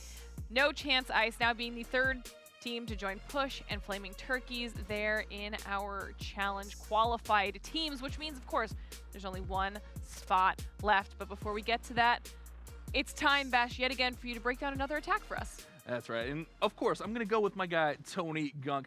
Not only did he 3-star, but he had a really fun, creative attack here. So we were trying to figure out what he had in his blimp here because we have clone spells. We just have a little bit of everything. It's a standard Hydra, but inside of this clan castle is the real story. So we see just a little bit of funneling happening over here with the heroes. Obviously just clearing that out, working through, and then we're going to work our Hydra through. But this Hydra is actually going to go ahead and disperse a little bit and get a little bit of a wider path. And we see this blimp working its way all the way to the town hall, and we will see the blimp catch the tornado, but that's not a big deal. So check this out. He's going to go ahead and rage and clone, and we should see right in here, we should see the Yetis come out of the clan castle, rather, the blimp, and take down the town hall without any issue. Meanwhile, in the back end, we have dragons all working with the dragon riders. The heroes are supporting here. We got the queen pushing through, and this was just a well-executed attack. It was a little bit dicey when that blimp landed, but Tony got the job done, stuck with it. And here's a really fun part right here is the skeleton spells. Using those 2 skeleton spells to distract the bow, the queen, the scatter shot, so that royal champion can sneak in there and get all of the value she needs to secure that and make sure these dragons have that final push through the base. And No Chance Ice came out really early, set the tone. This was the second attack of the war after a 98% fail, and really just set them ahead. Back-to-back triples to start the war, and this clan just never let up. We had a nice back and forth action, but Tony's attack here, I think, set the tone early that they were going to come out creative, they were going to have fun with this war, and get some 3 stars on the board. They did just that and punched their ticket to the mobile challenge. So GG to both clans, No Chance Ice moving on, and now we have Glitter actually joined by the one and only Tony Gunk. Thank you so much, Bash. Fantastic breakdown yet again. This time, I have Tony Gunk on the line. I'm very excited about this one. First off, obviously, congratulations, Tony, on getting that 3rd ticket to the challenge. How do you feel? Oh, thank you very much. We're feeling great. We were super excited that we got the win there. We started out really hot, and it was an honor representing Bash Pick early on from the stream. And they started getting close, those 99s, 98s. They had us nervous for sure, especially when X lost his queen there. We were starting to get a little nervous, but at the end, my defense came through, so I was really happy to see that. And at the final hit, we just switched to an easy 2-star attack to get the win. Well, you need to know, I was tasked by Bash to let you know that he loves you. So I hope that makes you happy, because it was something he definitely wanted to make sure you knew. Okay, but now, a question that I think a lot of people are wondering. We obviously saw that clip from you earlier with all that Taco Bell hype. I need to know specifically, what was your order? Like, what is your motivating food? Oh man, whenever I go to Taco Bell, it's the same order every time. I'm really upset they got rid of the Mexican pizza on its way back. So you always get the chalupa and the chicken quesadilla. Those are the go-to. And I even have a Taco Bell base as my home base, so it's really just so much fun being this Taco Bell guy. Listen, if it works, it works, okay? Don't change it up now, because you guys qualified through. So clearly you've got a whole system down for yourself. Now, I do want to talk about your attack a little bit. We obviously saw Bash break it down as well, but it was only 1 of 2 3-stars for your squad. So how are you individually feeling with your performance? I was really happy. My teammates really carried me in the first match today, so I didn't end up tripling, but today I wanted to start us off. I usually hit last, so I wanted to switch us off. Since I'm the captain, I wanted to get us on the right foot, set a triple down, and as I was scrolling through the bases, I saw that the anti-3 style base looked good for some Hydra attacks, and the way they had their bases set up in the prior matches, I could guess that the tornado was there. So that's why I went with Yetis instead of balloons, because I feel like the Yetis would get more value than the loons would. Well, you definitely did just that, and setting your team up well for this war. Now, before I let you go, I want to give you an opportunity here to shout yourself out, or shout out anybody you want to thank for following you along on this journey. Oh man, shout out to all the Clash community, Toots, they're great friends of mine. Mike Murphy, Zenny's our awesome manager, and a big shout out to Omnipotence. Good luck to them in this next match, because I originally came from Omnipotence clan, so I'm really rooting for him here. No shout out for Taco Bell? Maybe next time. Let's see if we can get a sponsorship first. Yes, I love that so much. Tony, thank you so much for taking the time to chat with us, and once again, congratulations. Sounds good. Thank you very much. I'm so excited that we actually got to talk with him. He was somebody that I was hoping would be able to kind of get on the line and chat with a little bit there. And of course, once again, it just seems to be the theme of the day. Everyone is so good about spreading the love amongst their team, kind of giving everybody their due props for pulling their own weight in these wars. Yeah, and I would go and look at Tony Gunk's base, and it literally is Taco Bell. Oh my God! You have to show the camera. Hold it up, this. Eric. Hold it up. It has Taco Bell. He literally has it written in the base. This is the most dedicated thing that we have ever seen. Good job, Tony. He said he wanted the sponsorship. If this does not land it, I don't know what will at this point. But of course, once again, final congratulations. And you got your love there, Bash. Hey, you got your love. You know, I picked them hard, so it was good that they showed up for me. Good job, guys. Good They job. absolutely did. And now it's time to dive into our final war of the day, which is going to be between War Thieves and Omnipotence. Absolutely. And coming back up, we have Possum King, the Demi, Blake G, Top Eric, and Not Jordan. And we'll see if they can get it done here, because they did unfortunately get a relatively low score in the previous war, and they definitely need to step it up here. They have a higher hit rate on average than that, and we know that they can do better than that. Like, they got it right, because this is their last chance. They have no more chances. The last war of the day, the last slot to qualify for the mobile challenge, and it's do or die at this moment. I think they were kind of overthinking things a little bit in that first war. It seemed like maybe trying to get a little too complex when they didn't need to. Maybe just a little bit of nerves, as we saw with that one invisibility that kind of missed those super wizards coming out of the blimp. So we'll see if they can kind of tighten things up here and, you know, pull it back together and get on the board here with some 3 stars moving into this final war. It's going to be a tough task. They're not facing an easy clan by any means. No, Omnipotence is a very, very tough clan, and we've already seen what they can do. We've seen what both of these teams can do tonight, and they have to pull through on this one here. I wonder if we'll see more of these we're seeing so many anti-2-star bases tonight. Like, have you noticed that? Like, we're seeing excessive amounts of anti-2-star bases, and they're the ones that seem to be throwing some of these players for a loop, so it's kind of interesting. Just clone bomb them from what I heard. I mean, I'm not an expert. I'm not giving you any tips here, but we do have Omnipotence's roster here. We got PK, Genghis Khan. That one's gets me every time. Galib, Phoenix, and Rook. A very interesting war from them from the first slot here. This team, they know how to score. I like to think that they'd be the favorite in this war just based on how those first couple of volleys went between these, not necessarily between these two clans, but in their first matches here on the stream, and we've seen they can put up some good scores and they can put up some really complex attacks. Yeah, they definitely can.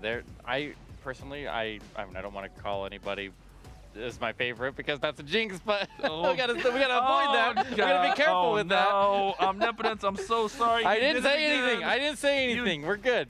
Oh no. Oh, Eric, why do you do these? I didn't do anything yet. It's in your head. Don't let it get in their head, though, because we don't want that. But oh, Chad.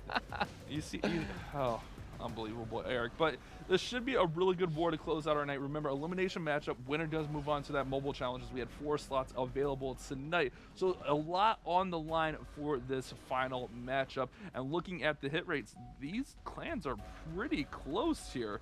40% hit rate to 37 hit rate, just under 12 stars, 11 1/3 stars there. This on the score sheet looks really close. Yeah, on paper they look like they're dead even matched there, and I think those scores like equalize a little bit based on the performance of the previous wars. So like they came together closer, and that makes it an interesting match here for sure. Yeah, and I mean, talking about how close they are, when we take into consideration the times they've gone up against each other, it's only 1-0 in favor of War Thieves, so they haven't even really gotten a chance to even go up against each other too many times. This is going to be a perfect way to close out the day. We love a close neck-and-neck war because we want to close on an interesting note. There's still 1 spot up for grabs for challenge, so this is a big deal because, like the boys have been saying, whoever loses, they're out. They're done. Okay, this is the last opportunity to get into challenge. $50,000 on the line at the challenge. It is a big deal. So of course, that means we want to know for this final war. Chat, what do you think? Who is taking home that final invite to challenge? Will it be Omnipotence or will it be War Thieves? It's going to be an interesting war, to say the least. And I am very, very excited to dive into this one. So last time of the day. Hopefully you guys have some gas still left in the tank because that final war is ready to go. I do. Here we go, guys. Our final war versus War Thieves versus Omnipotence. Gotta shout out love to our sponsors as always. I mean, they make this all possible, right? But what are we feeling here, Eric? I mean, based on earlier, I feel like this could go either way, but I'm leaning Omnipotence, and we got them starting us out. I'm calling 13-13. They have this is the moment they need to shine, and if they don't pull it off here, then they're out of chances. So I'm hoping that they get some 13 Star Wars here and put up some high scores, and we'll see what happens here. But we do have the Sui Hero. No, it's a Blizzard Law. Oh, whoa! He's already with the Warden deployed with the balloons and the blimp to sail the blimp all the way in after the big value gonna go right over the top of the bomb tower and land onto the Expo and the Sweeper. Drops out a little bit before reaching the Town Hall so he can strike the Town Hall and then walk away from it and make sure that he clears the Town Hall and everything next to that drop there. He wants to get that scatter shot. He also wants to destroy the CC if at all possible. Oh, he did not get the value that he's looking for there 100% though, Bash, and that was a big, big investment to not get that scatter shot and the defensive queen down. They ran into that poison from the Town Hall and didn't stand a chance, so it kind of seemed like Merkin was taking a second here to kind of reevaluate what's going on, because I think the expectation was that scatter shot, maybe even CC, would be down here. Now having to deal with that is going to be a little bit of a nuisance. King's going to come in with the queen. Should have no problem getting to the enemy queen. Here comes the Royal Champion. Huge commitment from the heroes on the bottom side. It's going to be a mix of Ice Golems and Lava Hounds potentially inside of that CC, but leaving those Expos up is also devastating. There we go. It is an Ice Golem and a Lava Hound coming out of the CC, which is going to intercept his heroes and really, really lower their amount of value. But the heroes, they're not making it too far down there. That King has already popped his ability. The Queen has already gone down, and his Royal Champion is left with her ability still to move. So he should get that Eagle Artillery down, but that leaves up a lot of base here to do a Wardenless Lalo with minimal spell support. I mean, he's got the haste, he's got the freezes, but oh, he's in trouble here. This is, oh man, Bash, this is a rough way to start here for Omnipotence. Oh, this is definitely not how you want to start. You got to get some minions in to try to get those pups down. No Warden, we got two. Just looking to get those exterior defenses out just to run the percentage up, I would assume here, because this one is faltering quickly. Minions in, we still have defensive pups up. Not what Omnipotence is looking for. Just, I think the value on that Blizzard was just not enough to make this work for that huge commitment. Multiple balloons and the Warden went down early. Yeah, they just stand in one tile off there when they're inside of that invisibility. I think they actually tried to go target the CC building itself, which caused them to maybe run around the wall a little bit there, and they got the poison, and that poison tore him up, and that also made so that he never pulled the CC because they were never out of invisibility before or between when they dropped and when they actually went down. So then that CC never getting pulled there is just another devastating blow that forced him to handle it while he was in the middle of fighting everything else. Those Expos staying standing, everything about that drop. It looked like it was a huge value drop there, but it did not pan out the way he would have expected. And here we go with that replay. So I love the play here. I mean, it was good. It was definitely good. It has so much potential, but it just didn't play out the way he wanted. Just a heartbreak here. Yeah, once that Town Hall, maybe even let the blimp go just a little too long, because they take one little step up. If he popped the blimp just a little bit earlier, maybe they would have went over to that scatter shot. It's still hard to say, but could have potentially just saved. Oh man, that's a heartbreaker. 64%, not how you want to start a war, but we've also seen, we've seen clans come back, so definitely not out of it after one attack. Right, yeah, and it's gonna definitely hold them back on percentage in the long run, and we'll have to see how they overcome that, if they can overcome that, but it definitely sets a tone for the war here that we're going to have to see if Omnipotence is able to take advantage of. And I was saying 13 stars, they really could still be 13 stars. These teams are definitely capable of that. They do average around, 12 stars? I think it was just over 11, actually. Yeah, okay, so well, they definitely need to step it up. Now's the time. So here we go. Possum King will start us off for War Thieves as they come in with a Blizzard into Hydra. The Hydra is going to come in from the Eagle Artillery and just blanket across the top quarter of the base there without any defense, or without this King or the Queen supporting to work on the flanks there. So we'll have to see where they come in down later. But he's going to go after the blimp to sail it all the way in and land it inside of that channel between the Town Hall and this Inferno. And it looks like a bunch of traps are in there, but he's okay. Yeah, you usually have the 5 barbarians in front of your super wizard, so they'll soak up all those traps, get that town hall down. Now just going to look to get as much value. If he staggers these invisibilities, he could get that single. That was actually open there, so the wizards came out. Very nice play by keeping that little section open.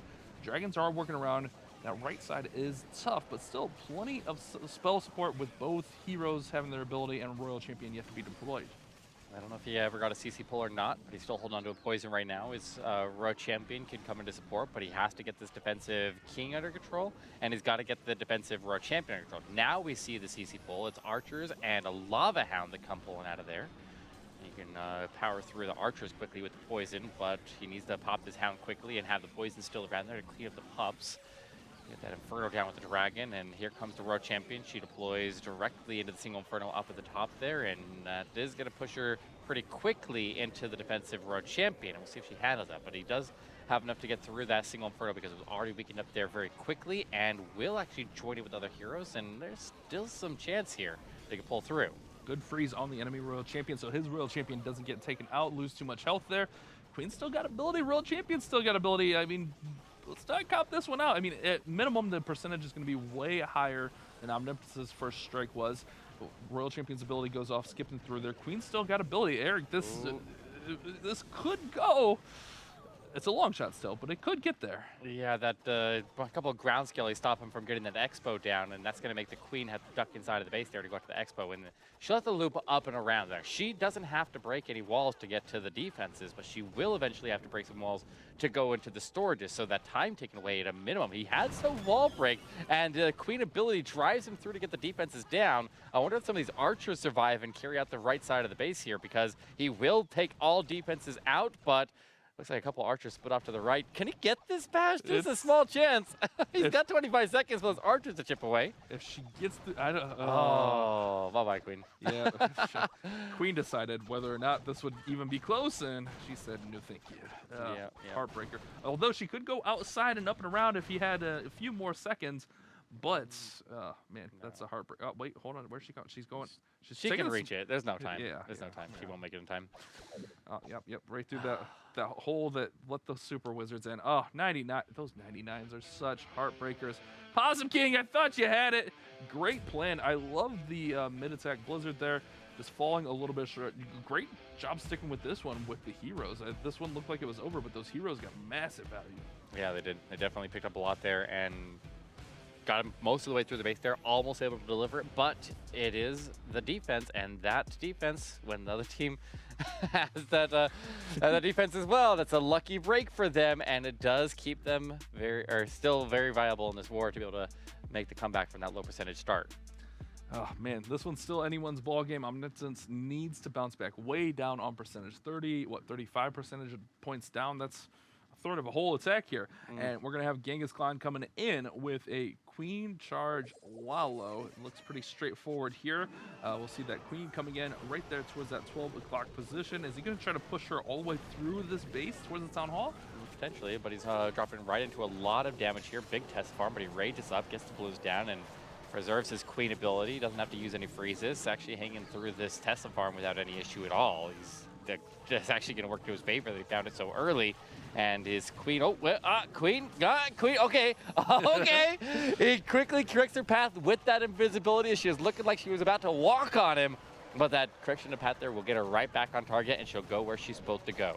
Man, I wish I had the reaction time to do that. I never even think to do that. That's beautiful. Great use of the invisibility spells, showing you the multi, I don't even know what I'm trying to say. The versatile spells, that's the word I'm looking for, chat. Here we go. Queen's working through here. We got the King, the Royal Champion going in for the the enemy King, and the Eagle Artillery should be able to get through that, no problem with the King ability. Here comes a wall break, but it breaks the wrong compartment. Yeah, he put in a wall break on both sides there, trying to get the wall breaker to target forward to get the Queen through, and she has one last wall breaker. Here it comes. Doesn't give him the access that he's looking for. It does get him into the multi-inferno. The Queen was beat on the wall to go to the scatter shot, but now she peels off and goes north. He's got no more access troops or spells to be able to drive the queen, and the healers have gone down. This is not how we wanted to go, especially after the first attack, because this queen is not going to survive. He'll pop the hound, he'll deal with most of the pups here, but the queen is going to drop, and his Royal Champion engages the defensive queen over on the right side of the base and goes down as well. Gonna need to salvage the 2-star there. Definitely not in a good spot here right now, Bash. Tornado swirling right there around the town hall. Still have a pack of balloons. Going to look to just try to secure this town hall and then maybe go with that slammer in towards those infernos. There we go with the warden ability. Just looking to salvage as much of this as possible to save that percentage. But man, Omnipotence is not catching any breaks here. Nothing bouncing their way. Yeah, this top corner is going to stay standing. He could potentially overwhelm it at the end here if he can somehow get the slammer through. But the warden is actually going to survive that single. Hold up, the slammer. It hits a, oh no, it did not hit a black mine. The black mine went to the blue, and the warden stays alive. Hold up, Bash. This still might have a little bit of a chance in it. There's still some steam in this attack here. I'm almost more worried about the attack time than I am whether he can take out all the defenses, because it looks like he's about got him under control here. Yeah, I agree with you. 20 seconds, and there's 3 storages there in the core. The warden's going to pull over, so that's going to take away some of the cleanup. It could be just a time. Oh, yes, he can get him. Oh, but still, just a time fill. Yeah, that's. Oh man, great save there, a heartbreaker there, but looking to push this up past 90%, which should be no issue. But man, that one looked like it was just all bad, but salvage this one for a really good 90% for Genghis Khan. Yeah, that was pretty crazy that he was able to pull it back there after the queen charge falls, because once that queen charge goes down, once their healers get targeted and she gets taken out, like that usually ends the attack no matter what. And it's hard to get any kind of a recovery, any semblance of a recovery there, but he stuck with it, and he still was able. Look at these headhunters that went in past the town hall there. He was able to time the town hall takedown with the headhunters crossing right underneath it, and he's able to get the defensive queen down, which really gave him a chance, but obviously the timer was not in his favor. Man, snuck them right by there to get that queen, but a lot better. A lot better than 64%. But we saw 99% from Thieves. If they can get a triple, like they can really put that pressure on. And we're in with Demi next, and it looks like we got E-Drags with a bunch of sneakies. Going to take that town hall down early so that you don't have to worry about it. And E-Drags is a pretty quick attack, so shouldn't really have too much issue with time, as I jinx that now. Yep, you sure did. And he zapped out the sweeper, and that'll help out these E-Drags even more as well. Like the sweeper knocking the E-Drags back really slows them down overall, and also forces them to reset their charge up on their attack. So the sweeper going down is such a critical thing here for these E-Drag attacks there. And we'll see what he can do as he gets ready for the Flame Flinger to come in the bottom. Okay, what's this Flame Flinger going to do? What's the game plan with this Flame Flinger? It's got a lot of archers and skellies that are going down there. He throws a baby dragon down to try to defend. A couple archers down there as well. And he'll try to keep this Flame Flinger moving here. I wonder if those archers could step up and hold the tension of the mortar while he sneaks in there and gets that down as well. But one way or another, that mortar is going to potentially take a strike or two. Wait, look at these E-Drags going after the Eagle Artillery. The side approach into the rage as well. And they need to get that Eagle Artillery. He invested there, but he has to have that investment pay off. He missed a little bit on the rage spell. Freezes, he's committed to that investment. He is committed. We got the main E-Drags working through here. Eagle Artillery, that dragon so low. Maybe the lightning strikes will get it. I think. And go! Oh man, He's not out of this yet though. There's a lot of base left here, Bash. We still have all 3 heroes though, and plenty of spell support. We see that a lot with these Electro Dragon attacks. The heroes will come in late and just clean up the attack. And look at this Flame Flinger working its way inside.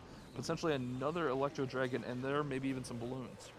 As they got the CC that was about to go down there. If he could have put the freeze down and maybe stopped that E-Drag from going down the middle base there, would have destroyed the CC and took out the single Inferno behind it, and maybe even get those E-Drags to continue to move past that. But unfortunately, that's not the case here. The Dragon Rider and the balloons come out of that Flame Flinger. We'll start to move towards the middle of the base a little bit there, and we'll see what he can do into the back end here as the heroes wrap around and have a lot of force up ahead of them, especially that single Inferno and the defensive King and Warden. Still a couple phrases, should have no problem getting through the single with the Royal Champion. Time's becoming more and more of an issue, ticking closer to that 30-second mark. Still got a few balloons. King breaks through that wall. Oh, this is going to be really tight. No King ability, but still has Queen ability and Royal Champion ability as he pops that to get through as the King engages. Yeah, he's still got to get back to the CC in the middle base there. He's out of time. He doesn't have enough time to finish. Even if he had enough force here, which he potentially does, it would be nice to get that Expo down, but the Queen will wrap back in and get the defensive warden down. Tons of protection there from all of the archers that were spawned, and the King will go to that side here, but obviously the clock has expired, and this one will climb up into the low 90s here as Demi is leaving up the door. He's leaving that door open here for Omnipotence. They have a couple low percentage attacks there. It is a clear percentage advantage for the War Thieves, and Omnipotence can definitely still pull this back, but they gotta get a triple. I feel like they're gonna have to win on stars because the percentage is definitely not going their way.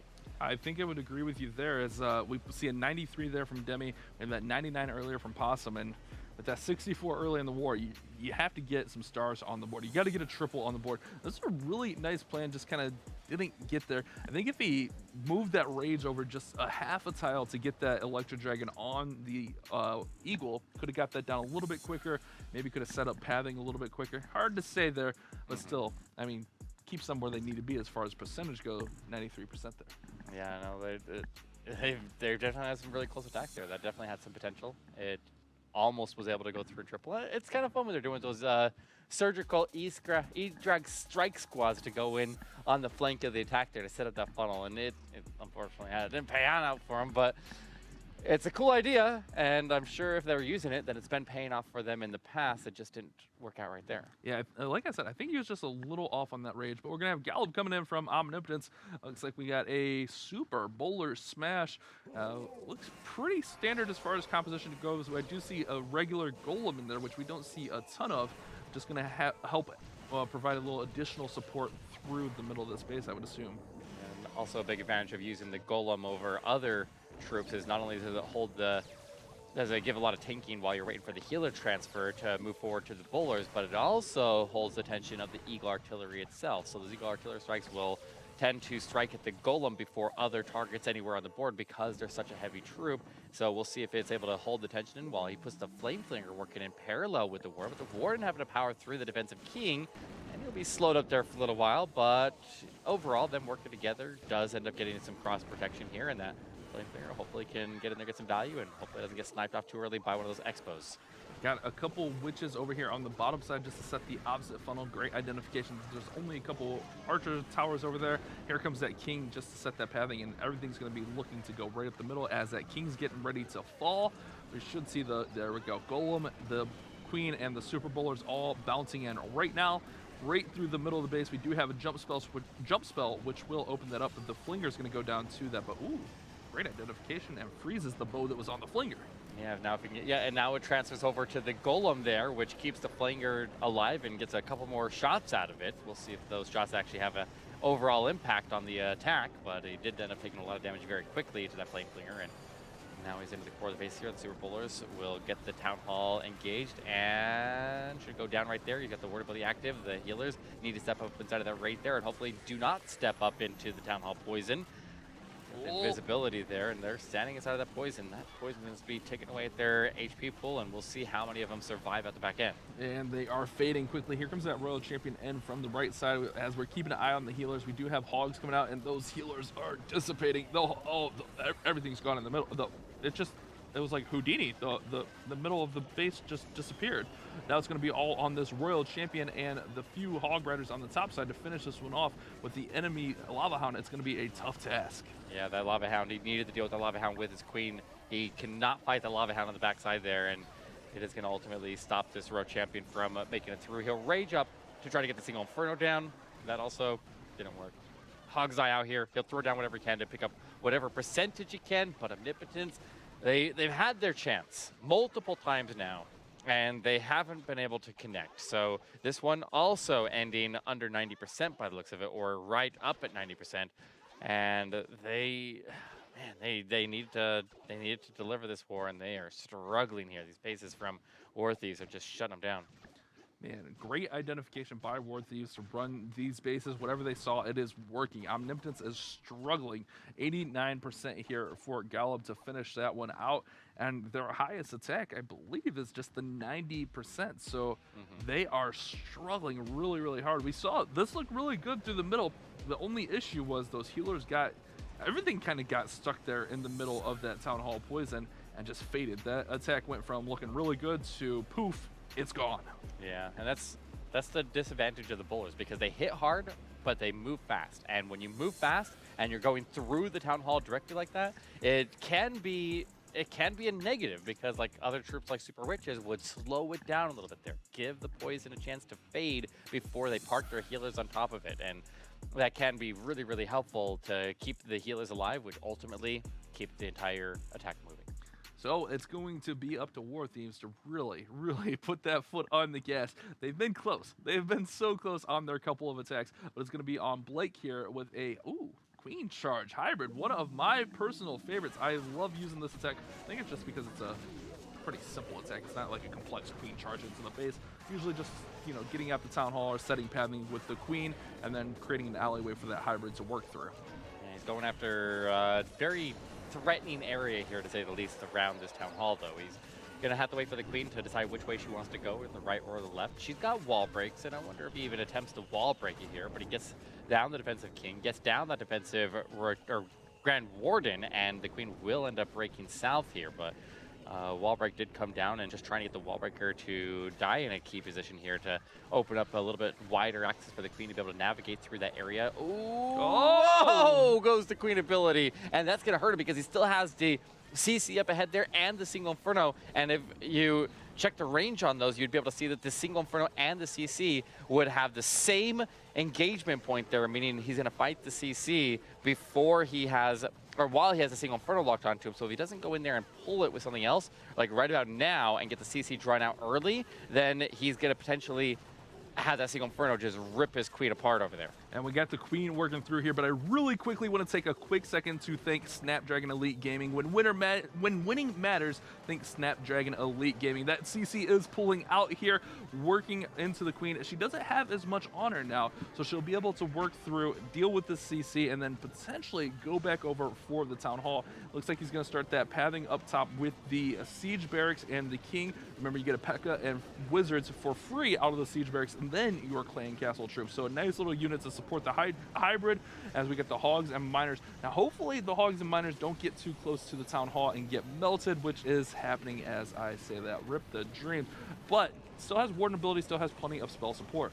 Yeah, most of the Miners were going towards the Town Hall, and they have a chance to get out of there, but the Miners were under, oh, he just lost his Queen too. Oh no, War Thieves, wait, this is another opportunity for Omnipotence to pull ahead. They are just being gifted opportunity after opportunity to be able to get their first trip on the board, as their defenses are holding just as strong as War Thieves are. And this is, I mean, sometimes this attack still goes through. I feel like every time I call a hybrid too early that it ends up still tripling, so I got to be careful here.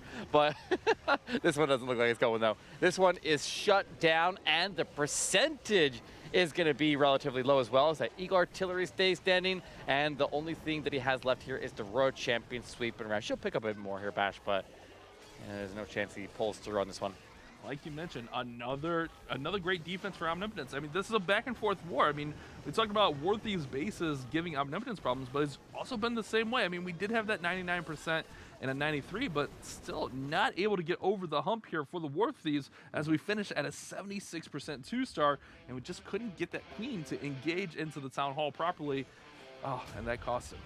Yeah, that Queen ability going off early made so we didn't have it to support the Queen when she charged through that single Inferno, losing that Queen earlier. And the Town Hall did end up going down way late there, and it might have been because of the Tesla farm. So it's the base building. The base building throws off the pathing of the Queen there, and that ultimately causes us to go to a defense. So it's not like the plans didn't have a solid chance of going through there. It's that the traps were messing up his funnel and driving the Queen where he did not intend her to go. But it was kind of a gamble right there. That little spot that he ducked her in, she easily could have gone either way, even without the Tesla farm there. I've been there too many times, Blake. I can relate to how that goes.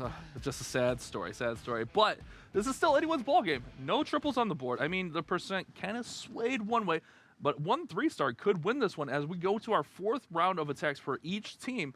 You triple here, and you got to be feeling really good about your chances. And we got Phoenix coming in with what looks to be a Blizzard Lalo. Blimp going to come in towards the single target Inferno compartment, look to get out the Queen, the single Hopefully that king doesn't hold him up too much, but it could get this whole compartment taken down. Absolutely, but one of the biggest things here is the big channels with the CC connecting to them that goes around the town hall there. If he can connect the Blizzard to basically remove all the defenses from the edge of the base to connect to that channel, then it does set up really, really clean pathing for the next phase of the attack there. And he got most of it, and he can now try to finish securing it even further with his heroes. But he is, since he already used the siege machine, he's gonna need his queen to go in there and take the town hall down. So his work is still cut out for him. He's got a long way to go, but his initial setup is pretty solid, I'm gonna say. Royal Champion's gonna work through the bottom side, just help out that funnel.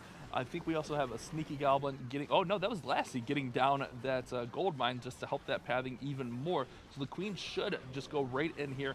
We do have the king's ability, which should go off right about now. Yep, there it is. And that's gonna be a tough task to get to that town hall. It does have the jump, however. Yeah, I think that goes them right into it. You also get the multi-inferno as well. And with the CC already out of the way here, the queen has the protection that she needs. The Yak is still alive. She will be able to take that jump right into the town. I like it, Bash. I like it. And now he's got 3 freezes and the haste to push the Lala through, and he's got the warden to support it. He'll get the sweeper down. He'll come in behind the other sweeper, and he'll get this Eagle Artillery out of the way early. He's got a really solid chance of pulling through here. He's just got to make sure that he doesn't lose his headhunters on their way in to go get the defensive row champion down. I think he's pretty solid here, though. Had to use a freeze to make sure that the town hall fell because the queen got kind of held up there on the battle builder hut. Royal champion still, the queen's still standing though. She's getting value, getting some of those edge buildings you're talking about, and here comes that Lalo. See if the headhunters can make it all the way over to the royal champion. Good freeze there on the scatter. He's trying to get that Expo down before he deploys the headhunters. They did take a little bit of Expo fire. He'll freeze up the defensive world champion, catches the scatter shot with her, will get her down, grabs out the scatter shot. Come on, Phoenix, you're so close. Don't drop it now. He's got it. I think he's got it. He's got the time. There's blues everywhere. He's swarming into the back end, and Phoenix picks up the Blizzard Lalo. Brilliant attack there, well executed, well planned, and now they have a chance. Even though the percentage is not in their favor, they can pull ahead on stars here, Bash. Phoenix walks through the door that's been wide open this full war. Beautiful execution. I was worried about the queen, and it was still tight with the queen. She barely gets this town hall down with the support of a freeze spell, but gets that down, and once that town hall is down, this Lalo has beautiful pathing right into the eagle.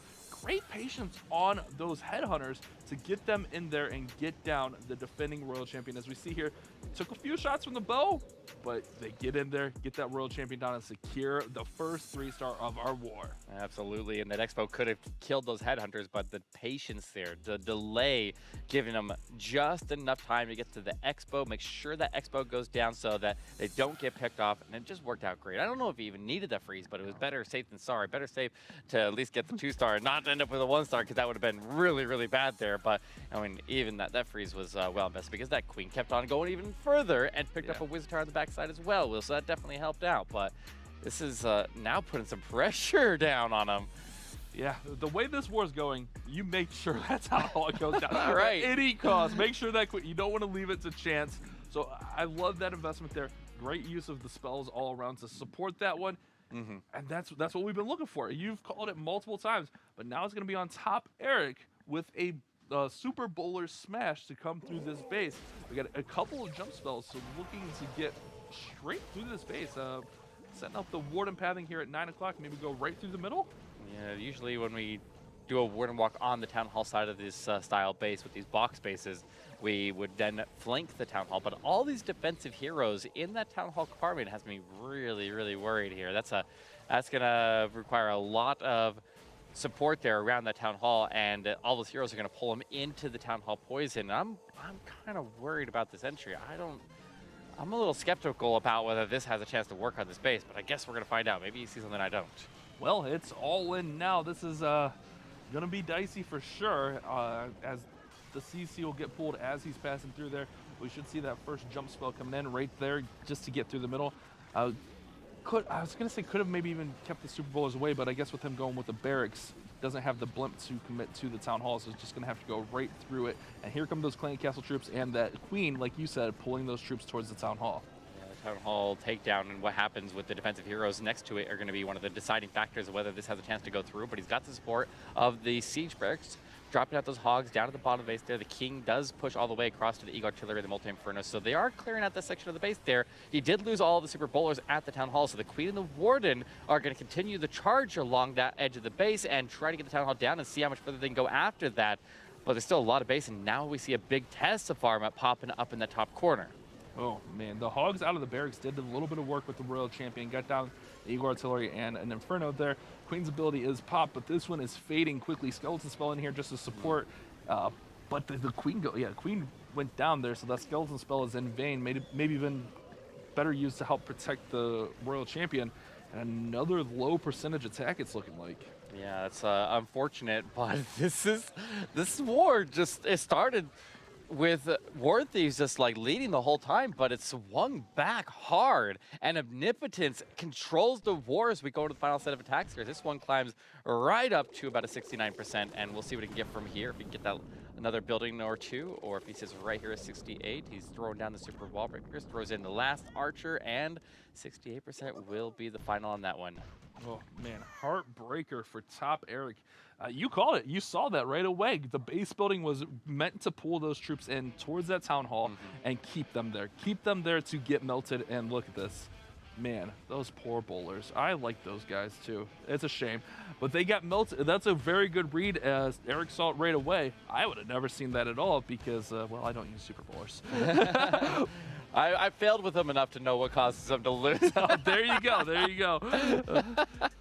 But yeah, this is a rough one here for Eric, and I wonder if I don't know. It's some of these box bases can be difficult. There's a lot of different varieties, and I honestly, this is one of the style that I struggle with the most personally, where they put the CC and all the heroes on the Town Hall side of the base, or even just the heroes over on the Town Hall side of the box base, because when they throw them in the opposite side, or spread them out throughout the base there, then the super bowlers honestly do really well. But I think that specific style, when they put all the defensive heroes on the outside of the base there next to the Town Hall, it just really counters those super bowlers. And I just noticed that our percentage is also down here.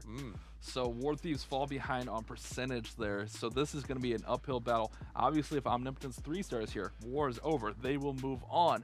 But if War Thieves can hold a defense, maybe something, 70, low 80s, they're going to have a chance here. Going to have to 3-star, but they're going to have a chance. Yeah, it's got to swing I guess 8 buildings potentially, I think, is roughly where it would be, because we have 4 attacks and a 2% average percentage split there. So that should be about 8 buildings that they need to be above whatever happens with Omnipotence to be able to swing the war. So Omnipotence needs to be 8 buildings. Whatever, you get what I'm saying. Omnipotence needs to be 91% or less. For them to have a chance. Yeah. Those. That's the thing I was looking for. Those words. Hey, it's a team. That's what we're here for, bud. Yeah, but War Thieves is going to need to triple no matter what. But let's see if Rook can close out the war right now. So he's looking for high, or I guess in the 90s, somewhere in the 90s is what we're looking for. He's got Super Dragons. The Super Dragons are coming from the right side. The King and the Queen staying on the outside there. They have the Skeleton Spell protecting them as they make a close pass to some of those internal defenses like that Scatter Shot, and it also protects the Super Dragons, but it's off to a decent start here, and he's still holding on to that blimp. Yeah, it was a great call there. Used a bat spell to get down one of those corner air defenses. Here comes that blimp all the way across the base. Queen pops her ability. The padding is pretty nice here through the middle. We'll have to see how safe of a blimp he goes with. Freeze spell there. Will we see a rage come down, or is it a super safe blimp? It doesn't matter, honestly. The dragons are right there. Yeah. Yetis are coming out of the blimp. We still got quite a bit of base up, though, as we get the single target Inferno locked onto the Queen. Royal Champion's coming in. Few spells to support. Yeah, but he's got the defensive heroes all down, which is huge. He's got the single Inferno under control if he can get through the skeleton trap up at the top of the base there. But his Lassie is still alive, given that single Inferno something to chip away at. The Unicorn is trying to decide what it wants to do here, but there's still 2 Super Dragons down south here. So if the Royal Champion can survive and then pop her ability to get this air defense down, she can pick up a lot on the backside. The King is providing tanking. Yeah. Hold on, I think he's going to climb the percentage up here, even if he doesn't make through for the triple. And I believe this does secure the win. He's climbing into the 90s. RC going the distance, pop that ability, and there it is. That's the win for Omnipotence. Rook coming in clutch. Beautiful patience on that Queen ability. King tanks that scatter shot, gets the 3-star. And what a comeback story. Don't call it a comeback. This was controlled chaos the whole time. They get to that 12-star mark that we were talking about. I guess you said 13, but their average of 12 stars, and they are going to secure their way into the mobile challenge. Absolutely. There's still one more attack. War Thieves will still need to come in and close out the war, but there's no chance that they can come back anymore here. This was a lead for War Thieves the majority of the war, but Omnipotence did not give up. They came back and they finished strong, and they didn't have any triples most of the war, and then they come in and land 2 at the last minute there, and then continue to pick up those defenses. Those anchor positions were heavy. They came in and swung when they needed to. Those last 2 attackers did their job. They're the final 2 attackers for a reason. They know how to clutch up and close a war. GG Omnipotence, good job getting the war done. Heartbreaker for War Thieves. They could still be in this. They had that 99%. They were looking really good early on, and then just late here. Kind of like a vice versa story here. Omnipotence struggled early and came on strong late, and War Thieves came on strong early and faltered there at the end. One more attack. Hold your head high and finish strong. Try to put a 3-star on the board, but GG's, what a war. Yeah, no kidding. That secures right now. Can I say it? We have 8 spots secured now. eight teams moving on to the Snapdragon Mobile Challenge. This was the last spot to fill and secures our roster for our final event there. It's gonna be good. And there's the World Championship ticket and $50,000 on the line here. That's a good spot. That's a good feeling to be able to take a win today. That's some life-changing money. I mean, $20,000 in first place. Not to mention, like, if you get that golden ticket, you get to go play in Worlds. There's a lot more money on the line there, too. There's a lot of money. Let's go, guys. All right. Jordan, come on, baby. Bring us home with the triple. I want to see it. We got E-Dragons. We got a couple lightning spells here, most likely for a sweeper. And we're starting this dive. Looking like a blimp to the Town Hall here. Yep, there it is. Yeah, just need to get the Town Hall secured here with that blimp, and it's going to have no trauma doing so because he does have... Oh, there's a tornado trap there. I guess it's not going to stop him. He got it out of the way early, and it just has all the spacer troops there, and it gives plenty of time for the sneaky goblins to come out after most of the traps have faded out there with all the spacer troops, and that secures the Town Hall. You'll have the E-Drags rushing on the E-Artillery side of the base. There he did get a partial CC pull, just a couple of Headhunters, 3 Archers come out of there. That means there's a Lava Hound still inside, and we'll see if that Lava Hound ultimately stays inside or if they end up pulling it somehow. Here we go. E-Drags through the middle of the base. War ability was really nice there to protect. We got a couple E-Drags to take down the EUR Artillery. Great use of the Rage there. And again, we see the heroes coming in. Well, I guess they're a little bit distracted there, but coming in later to kind of like anchor this attack here. We'll have that Royal Champion coming in late as well. And not too many major defenses left here as we have the enemy heroes besides the Royal Champion down as well, I believe. Yeah, nice E-Drag in the middle there. He'll finish destroying that Inferno in the middle. He's really got this defensive Royal Champion, and with that Lava Hound getting pulled all the way up to the left-hand corner there for the Queen to deal with it in relative safety. Her Unicorn is still attacked there. The King pops his ability, surges his way through. Doesn't quite get the defensive Royal Champion with that freeze over there, but they are pushing strong through that compartment. The E-Drags are still moving strong, but they'll start to get picked off by this right side air defense here. But the top ones are in a really strong position. He'll get the defensive Royal Champion down, and his Royal Champion will try to continue to push through with these freezes. Honestly, should be using those freezes to get through the Expo and the single. But wait, maybe the Queen can make better use of those. He's using... Oh, look at the freeze he had on the right side with that E-Drag through. That worked out nice. Yeah, freeze on the air defense so that E-Drag didn't die. Queen's still got ability in hand, so has Baby Dragon. Sneaky. I think this one's going to be a triple. This is what they've been looking for the whole war.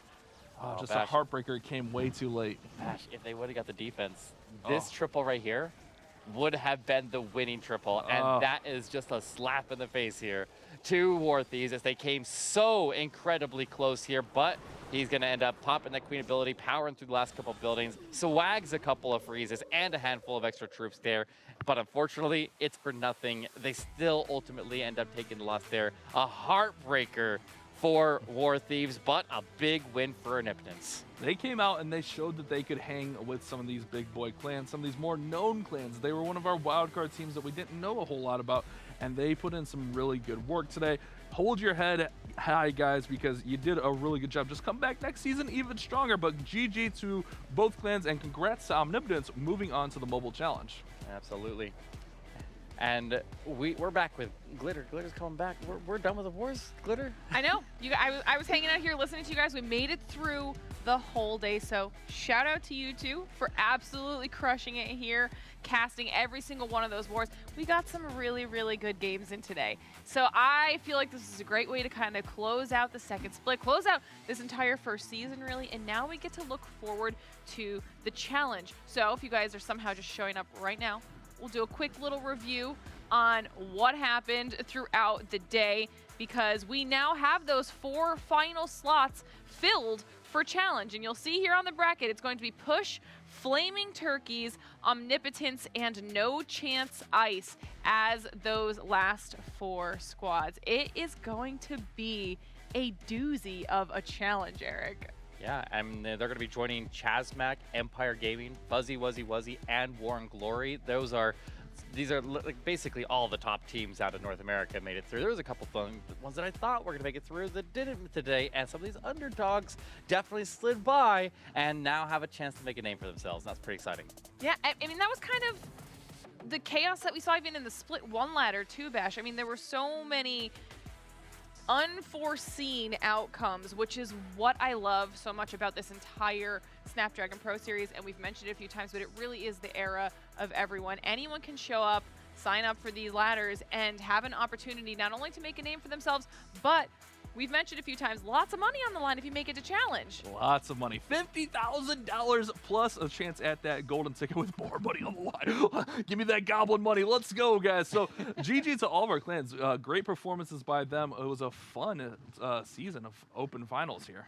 Yeah, I mean, we have to thank, obviously, all of our players for playing with us. We have to thank everyone who gave me interviews, because we had some really, really fun people that we were able to chat with today. Overall, it was a phenomenal way to kind of close out the entire experience, and I am excited to see how things start panning out when we head to challenge. Now, looking forward to challenge, just obviously we don't know anything yet, but just randomly, because you guys have done so well with your picks so far, if you just had to pick a team that you're excited to watch in the challenge. You want to do this? Yeah, I do want to do this. I want to do this right now. Don't worry, they'll forget about it in a couple weeks. It's fine. Can someone get in Eric's ear and tell him who's the #1 seed real quick? You know? Oh, I already know. It's Chasmac.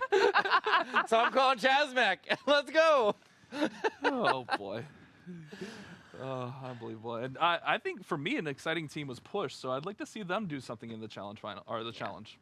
It's definitely going to be a great time. Now, I was mentioning how awesome our interviews have been. We've got one more on the line. We have Zenny from Omnipotence to kind of close out the day so that we can chat. First of all, congratulations on clinching that final spot to the challenge. How are you and your entire team feeling right now? Pretty excited, and I guess they're kind of surprised we made it. We kind of gave up midway. We were thinking, oh, we're not gonna make it because we weren't doing so well. Like our first attack was 64%, so yeah. But I guess Rook and Phoenix came in clutch and got the triple we needed. Yeah, you guys absolutely made it count when it mattered. Do you guys have any questions here for Zenny? No, congratulations. That was a good fight at the end there. You guys came back strong. You were trailing and you just killed it at the end. Yeah, I agree. Eric, I think you need to do your Clan War League attack, apparently. Eric exposed on stream. Oh, Eric's a slacker. Oh, that's good. Call me out. Okay, well, if the boys don't have any questions for you, I do. I want to know, because you're saying now that you were almost surprised by your ability to clinch it out there at the end. So looking forward to challenge prep-wise, what are you guys going to be doing to prepare for the challenge? I guess we're gonna try building some bases for our next challenge. We're not sure who we're gonna be facing, but we've got some base builders who, like Salty, he's pretty good, and he's built most of our bases for this play-in. And we're gonna test them, maybe run some friendly wars together, and hopefully get ready. Well, speaking of not knowing who you're going up against, just generally, are there any teams that you are keeping your eyes on? War and Glory definitely. I guess hopefully we don't have to face no chance, because yeah, we don't want to fight against one another. Listen, I think you guys are going to do great. Don't sell yourself short, okay? You did well today. You've got time to prepare for the challenge. It's going to be a fantastic time. Now, before I let you go, I want to give you an opportunity here to do any last-minute shout-outs to close out the day. Shout out to Salty for sure. He was a big help. Everyone on the team, they pulled this out. I don't know out of what, but I think everyone in Omni, even like people that have supported us throughout the entire ordeal. Didi, he's been pretty good supporting us with providing bases and all of that. But yeah, thank you. Well, thank you so much for taking the time to chat with us today. Once again, congratulations on getting that final spot in the challenge. We'll be seeing you soon. Thank you. Bye. All right. Final interview for the day from the final team in the final slot for the challenge. It's been a solid day so far. I mean, obviously, we mentioned it before, but in case you forgot what they're playing for, when it comes to the challenge, Bash, this is your moment. It is that $50,000 prize pool. Like, come on. The $20,000 to first place. That Goblin loot is looking good, boys. But not only that, that chance for the golden ticket to play in the Clash of Clans World Championship. Huge honors on the line for these teams that did move on here today.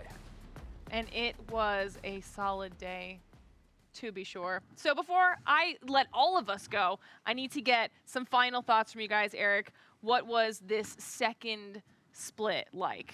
I need to stop cheering for teams. I'm just ruining it for them. I'm sorry. No. I just want to send my personal apologies out to Happy Endings, because it wasn't a happy ending for them. I'm sorry. What about you, Bash? Honestly, it was a really exciting day of wars. My pick, you know, maybe don't go with the top pick. Maybe go just below that. Oh, right. My pick got through. So shout out to those guys making me look good. But honestly, just a really good day of wars and a really good split here. Yeah, it was an incredible time. Well, thank you guys so much for carrying the entire show all day with your phenomenal casting. That is a wrap for us here in our Clash of Clans Snapdragon Mobile Open Finals. That means Push, Flaming Turkeys, No Chance Ice, and Omnipotence will join War and Glory, Empire Gaming, Chazmac, and Fuzzy Wuzzy as our 8 teams moving on to the challenge. It's going to be a tough competition, to be sure, so make sure you do not miss it. Of course, we have to give a huge thanks to our sponsors, Snapdragon Elite Gaming, Monster Energy, DHL, and the U.S. Air Force. On behalf of myself, my fellow co-casters, and everyone here behind the scenes at ESL Studios, thank you so much for watching, and we'll see you at the challenge.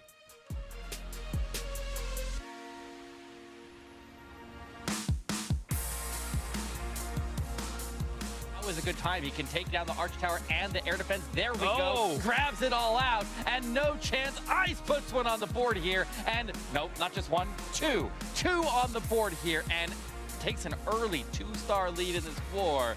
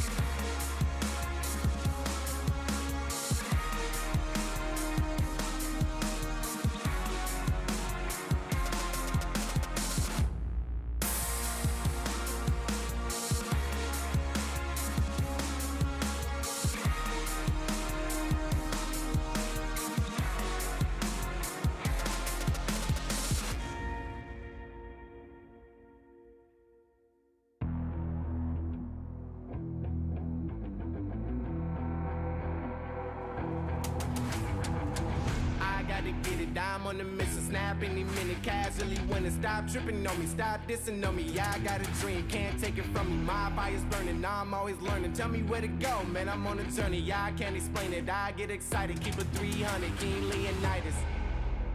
Strap in, cause it's gonna be a long ride. Working on me every single day and night.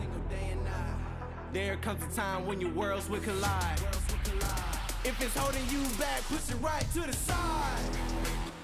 Ain't got no time for no fear. I work too hard to get here. Ain't got no time for no fear. I work too hard to get here. I don't got the time, put me in, coach. I've been going hard, time to let it show. Everything raw, give it to me now. Let me have the spot, man, it's going down. Gotta get it here, I don't wanna wait. Take what I want, then I go train. Gotta get a win, I won't lose the game. This is my year, I ain't gonna break. Strap in, cause it's gonna be a long ride. Working on me every single day and night. There comes a time when your worlds will collide. If it's holding you back, push it right to the side. On another level, I will never settle. Mind over matter, get the gold medal. On another level, I will never settle. Mind over matter, get the gold medal. Ain't got no time for no fear. I work too hard to get here. Ain't got no time for no fear. I work too hard to get here. On another level, I will never settle. Mind over matter, get the gold medal. On another level,